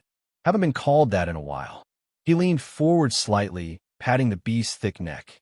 "I only asked because you're heading toward my sect. It's not every day someone like you strolls in. Strong, armed, quiet." He gestured lazily with one hand. "State your purpose." Li Xian's grip tightened on his blade. Was this man talking about Chen Ren's sect? A sect with beast tamers already? That was unexpected. Impressive, even. Still, he wasn't one to be interrogated on the road like a criminal. "And what if I don't?" Li Xian said. "Then I'll have to force it out of you," the man replied, a grin tugging at the corner of his lips. Li Xian's stance shifted slightly. "You and your pet will lose your lives." "Maybe," the man said, utterly unfazed. "But who said I was alone?" Li Xian's eyes flicked to the trees for a moment, sensing no other presence. But then the man spoke again, calmly. "And even if I fall, sect leader Chen will take revenge. That I promise." At that, Li Xian lowered his sword. So Chen Ren already had followers willing to die for him? Li Xian's thoughts turned thoughtful. The sect might be further ahead than he had imagined. There was no doubt anymore. The man in front of him was one of Chen Ren's people. Knowing he hadn't come seeking trouble, only a match that would settle the restless fire in his chest, Li Xian exhaled slowly and lowered his blade. The gesture made the rider raise a brow, clearly surprised. "Sect leader Chen?" Li Xian asked. "You mean Chen Ren?" "Yes. Yes, I do." "You know him?" Li Xian nodded once. "We've sparred in the past. I've come to find him." He stepped forward. "I'm here to challenge him to another duel." The man atop the beast gave a low whistle, lips quirking in amusement. You're the first person I've met on this road with a reason like that. He leaned down slightly, studying Li Xian more closely. Well then, I guess you're not lost after all. Chen Ren had intended to learn more about Wang Jun, the head, in the carriage, but as soon as he started asking, he realized one thing. The head never shut up. What began as a simple question, what was your life like before losing your body, turned into an endless flood of life history. From his birth as a farmer's son, to finding a mysterious treasure hidden in the mountains that propelled him into the path of cultivation, to the chaotic clashes with young masters of more established clans, a phenomenon that seemed eternal no matter the era. Wang Jun rambled on. He recounted his early breakthroughs, his first loves, grudges, betrayals, duels. Nothing was left out. By the end of day one, Chen Ren and the others trapped in the carriage had long since stopped trying to process the sheer volume of detail. Meanwhile, Wang Jun showed no signs of tiring. After spending so long sealed in sleep, he seemed almost manic for conversation. Unfortunately, Chen Ren's group bore the full brunt of that enthusiasm. The only relief came during rest stops to eat. Amusingly, that was when Chen Ren realized Wang Jun, having no body, didn't and couldn't eat. Instead, he explained that his current existence was something unique. He now absorbed qi directly through his soul. It fascinated Chen Ren, though he refrained from probing further. Anything about soul cultivation was tied to Angie's inheritance, and Chen Ren wasn't eager to overstep. Still, he couldn't help but wonder if he could gain even a basic lesson or two from Wang Jun. Adding soul techniques to his arsenal could one day be invaluable. Another thought had been eating at him. How strong was Wang Jun's soul? Chen Ren's own soul, originally from Earth, had crossed dimensions and fused with the fragments of this world's Chen Ren. Did that make him capable of going further in soul cultivation? He was almost impatient to ask Angie if he could join her in training. Apparently, she had already brought up the idea with Wang Jun, and the head had agreed. Chen Ren didn't know why, but he also knew how delicate the topic was. To ask for a share in her inheritance without offering something valuable in return would be an insult. He had already profited greatly from the Voidblade sect's vault. His sect might have lacked recognition, but its treasury had elevated it to the level of ancient sections. With the books, techniques, and weapons he now possessed, Chen Ren could nurture a force of cultivators powerful enough to shake the region. And yet, he knew such fortune came with a price. Trouble would follow him. That was certain. After all, he had robbed the treasures of another established sect, one that would surely discover the loss of their expedition team, even if they found no trace of the culprits. The true danger lay in the fact that they were demonic cultivators in disguise. To what degree, he couldn't exactly say, but he wasn't about to take chances or find out. It was only wise to prepare for retaliation, even if he was fairly confident they wouldn't be able to trace the deed back to the Divine Coin sect. As Yalan had once told him, paranoia served cultivators well. Chen Ren intended to put the new treasures he had acquired to good use. If they came knocking, he would be ready. Even with the gap in strength, he believed he could overcome them. But before that inevitable conflict, increasing his own power was the first step. The moment he returned to the sect, that would be his focus, not only for the Blazing Ember sect survival, but also to prepare for the coming winter. What had initially been a plan to test his firearms in the wilds now served a dual purpose.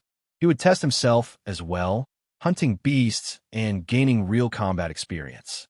The opportunity to fight cultivators had been plentiful. Beasts were a different matter, and he needed that knowledge. The days passed in a blur of steady travel. They stopped less and pressed harder, cutting down the distance swiftly until finally the familiar shape of Meadow Village came into view. At that moment, Wang Jun was still droning on about a chapter of his life, recounting his time aboard a ship to a distant island. Hong Yi, seated at the front of the carriage, interrupted sharply. I see the village. Chen Ren leaned toward the window, catching sight of the wooden walls rising against the horizon. Chief Myong had clearly taken his suggestion to heart. The palisade was being built.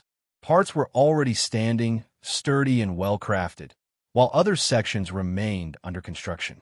As Chen Ren watched in quiet satisfaction, Angie grabbed Wang Jun by the hair and pushed the head forward so he could see. "So, this is where I'll be staying until I get a body, huh?" Wang Jun said, in an oddly cheerful tone. "Yeah," Chen Ren replied with a faint grin. "This is home for now. Looks like one of those small villages that used to treat cultivators as gods." Chen Ren huffed. "That's close enough. They're more cautious around us than reverent, though. Times have changed." Wang Jun's head was pulled back inside the carriage, and after a moment of quiet, he spoke again. "Are they good servants? I want two for my needs. One of them can hold me, so I can take morning walks." Chen Ren frowned immediately. "They aren't servants, and you're not getting morning walks. If I let a talking head wander around, there'd be mass panic. I doubt the world has gotten used to disembodied heads strolling about in the centuries you've been napping." Wang Jun scowled. "So I'm to sit in a room and be brought out only when you want to extract knowledge from me? Am I some dusty old relic on a shelf?" By now, Chen Ren knew the head had already figured out their intentions. For all his endless rambling, Wang Jun had once been the founder of a sect that had stood for centuries after him. He was sharp enough to see through them. "We can talk about your request when we arrive," Chen Ren said carefully, not wanting to come off rude. "Of course, I won't demand your knowledge for free.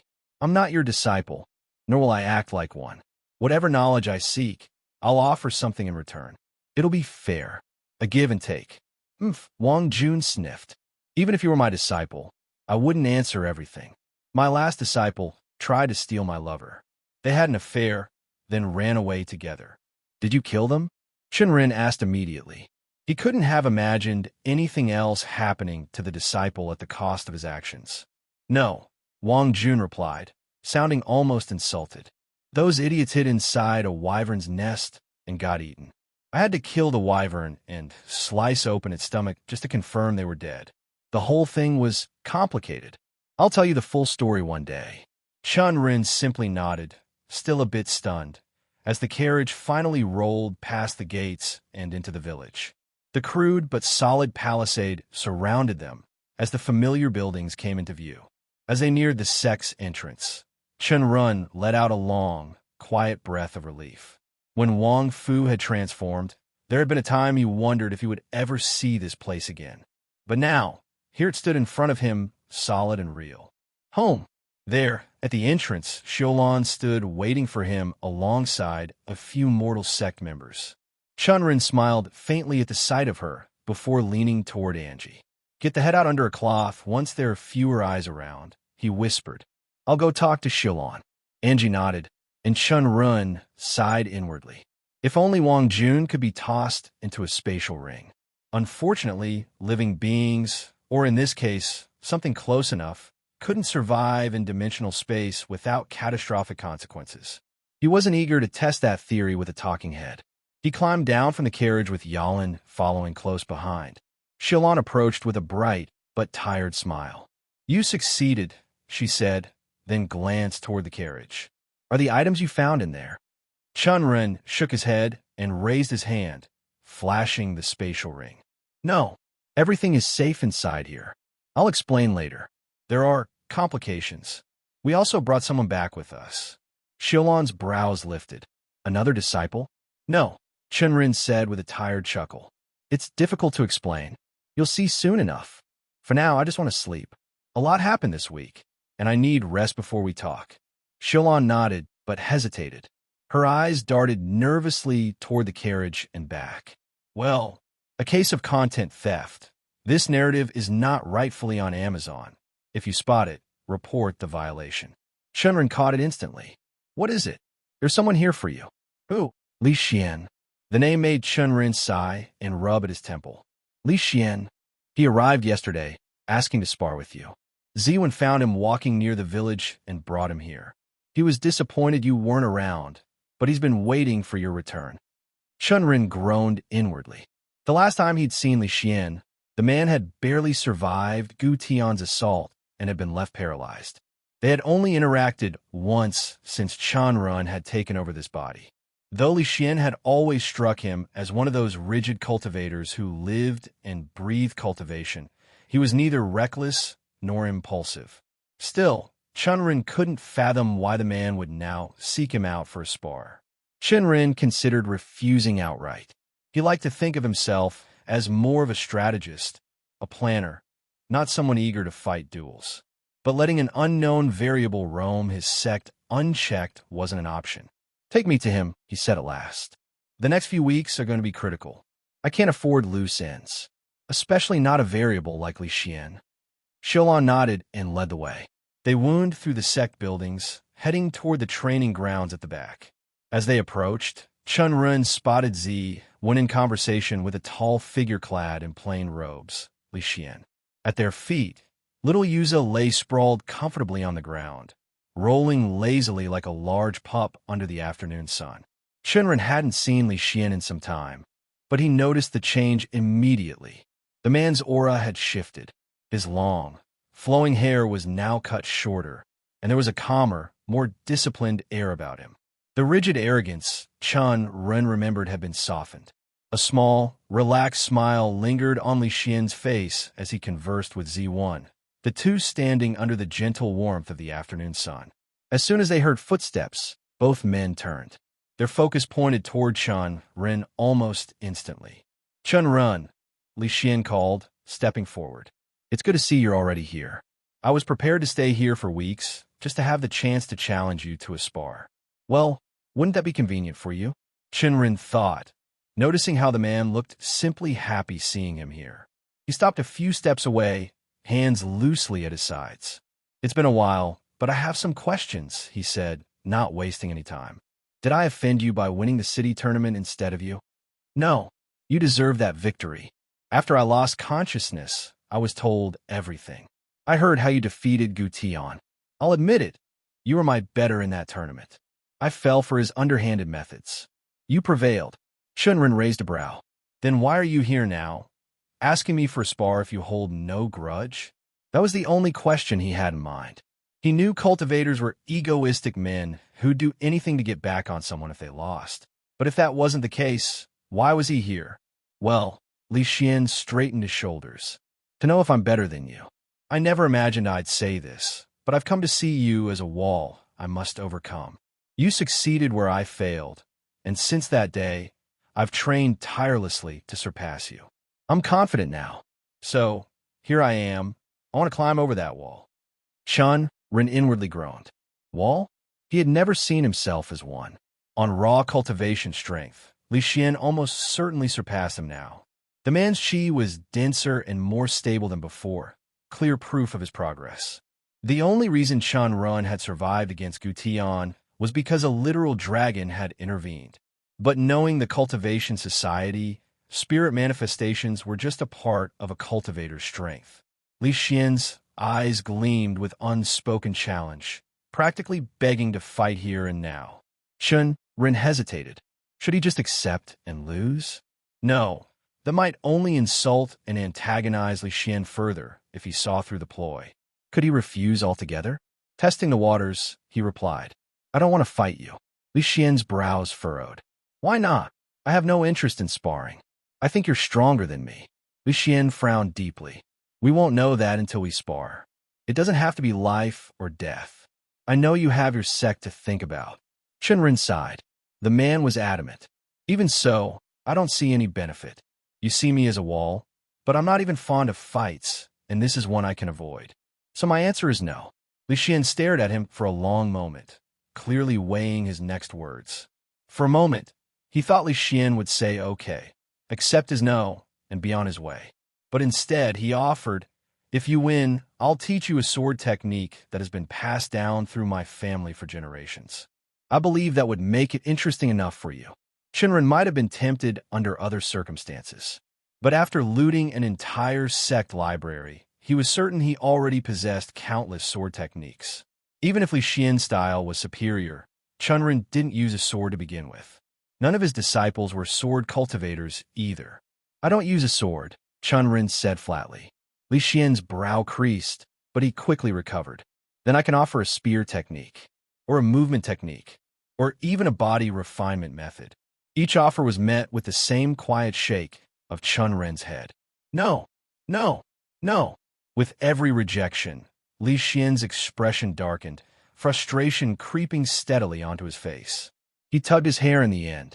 The silence that followed stretched uncomfortably between them. Chen Ren let out a slow breath, convinced the man had finally given up. I believe I've rejected it enough. I'll be taking my leave now to get some rest.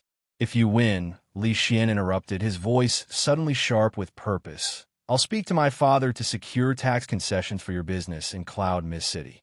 I'll also help you obtain permits and better connections in other nearby cities. Chen Ren froze mid-step. You know my family has held lordship over the region for generations. Li Xian continued calmly. I have ties with many nobles. I can open doors that would otherwise take you years to unlock. For a moment, Chen Ren simply stared, his mind racing. This is too good to be true. Greed tugged at him insistently. It was an offer no merchant could ignore. But still, if I lose, Chen Ren asked warily. Nothing, Li Xian said at once. I only want to prove to myself that I'm stronger. That's all. Chen Ren narrowed his eyes. No tricks? No hidden conditions? I don't like scheming. I'm not trying to trap you. I just want a clean answer to a single question. Am I better than you? Chen Ren fell silent, gaze flicking between Z1, Xiulan, and Yalan, all of whom were quietly watching the exchange. Finally, with a resigned sigh, he nodded. Fine, I'll spar with you. Hello, everyone. As we wrap up this video, I want to share a quick note. I have a Patreon account. If you'd like to support me and enjoy on-demand audiobooks, you can become a Patreon member. Alternatively, you can check out my Google Drive link, which has 500+ novel audiobooks available through my Ko-fi or Patreon shop. I appreciate your support.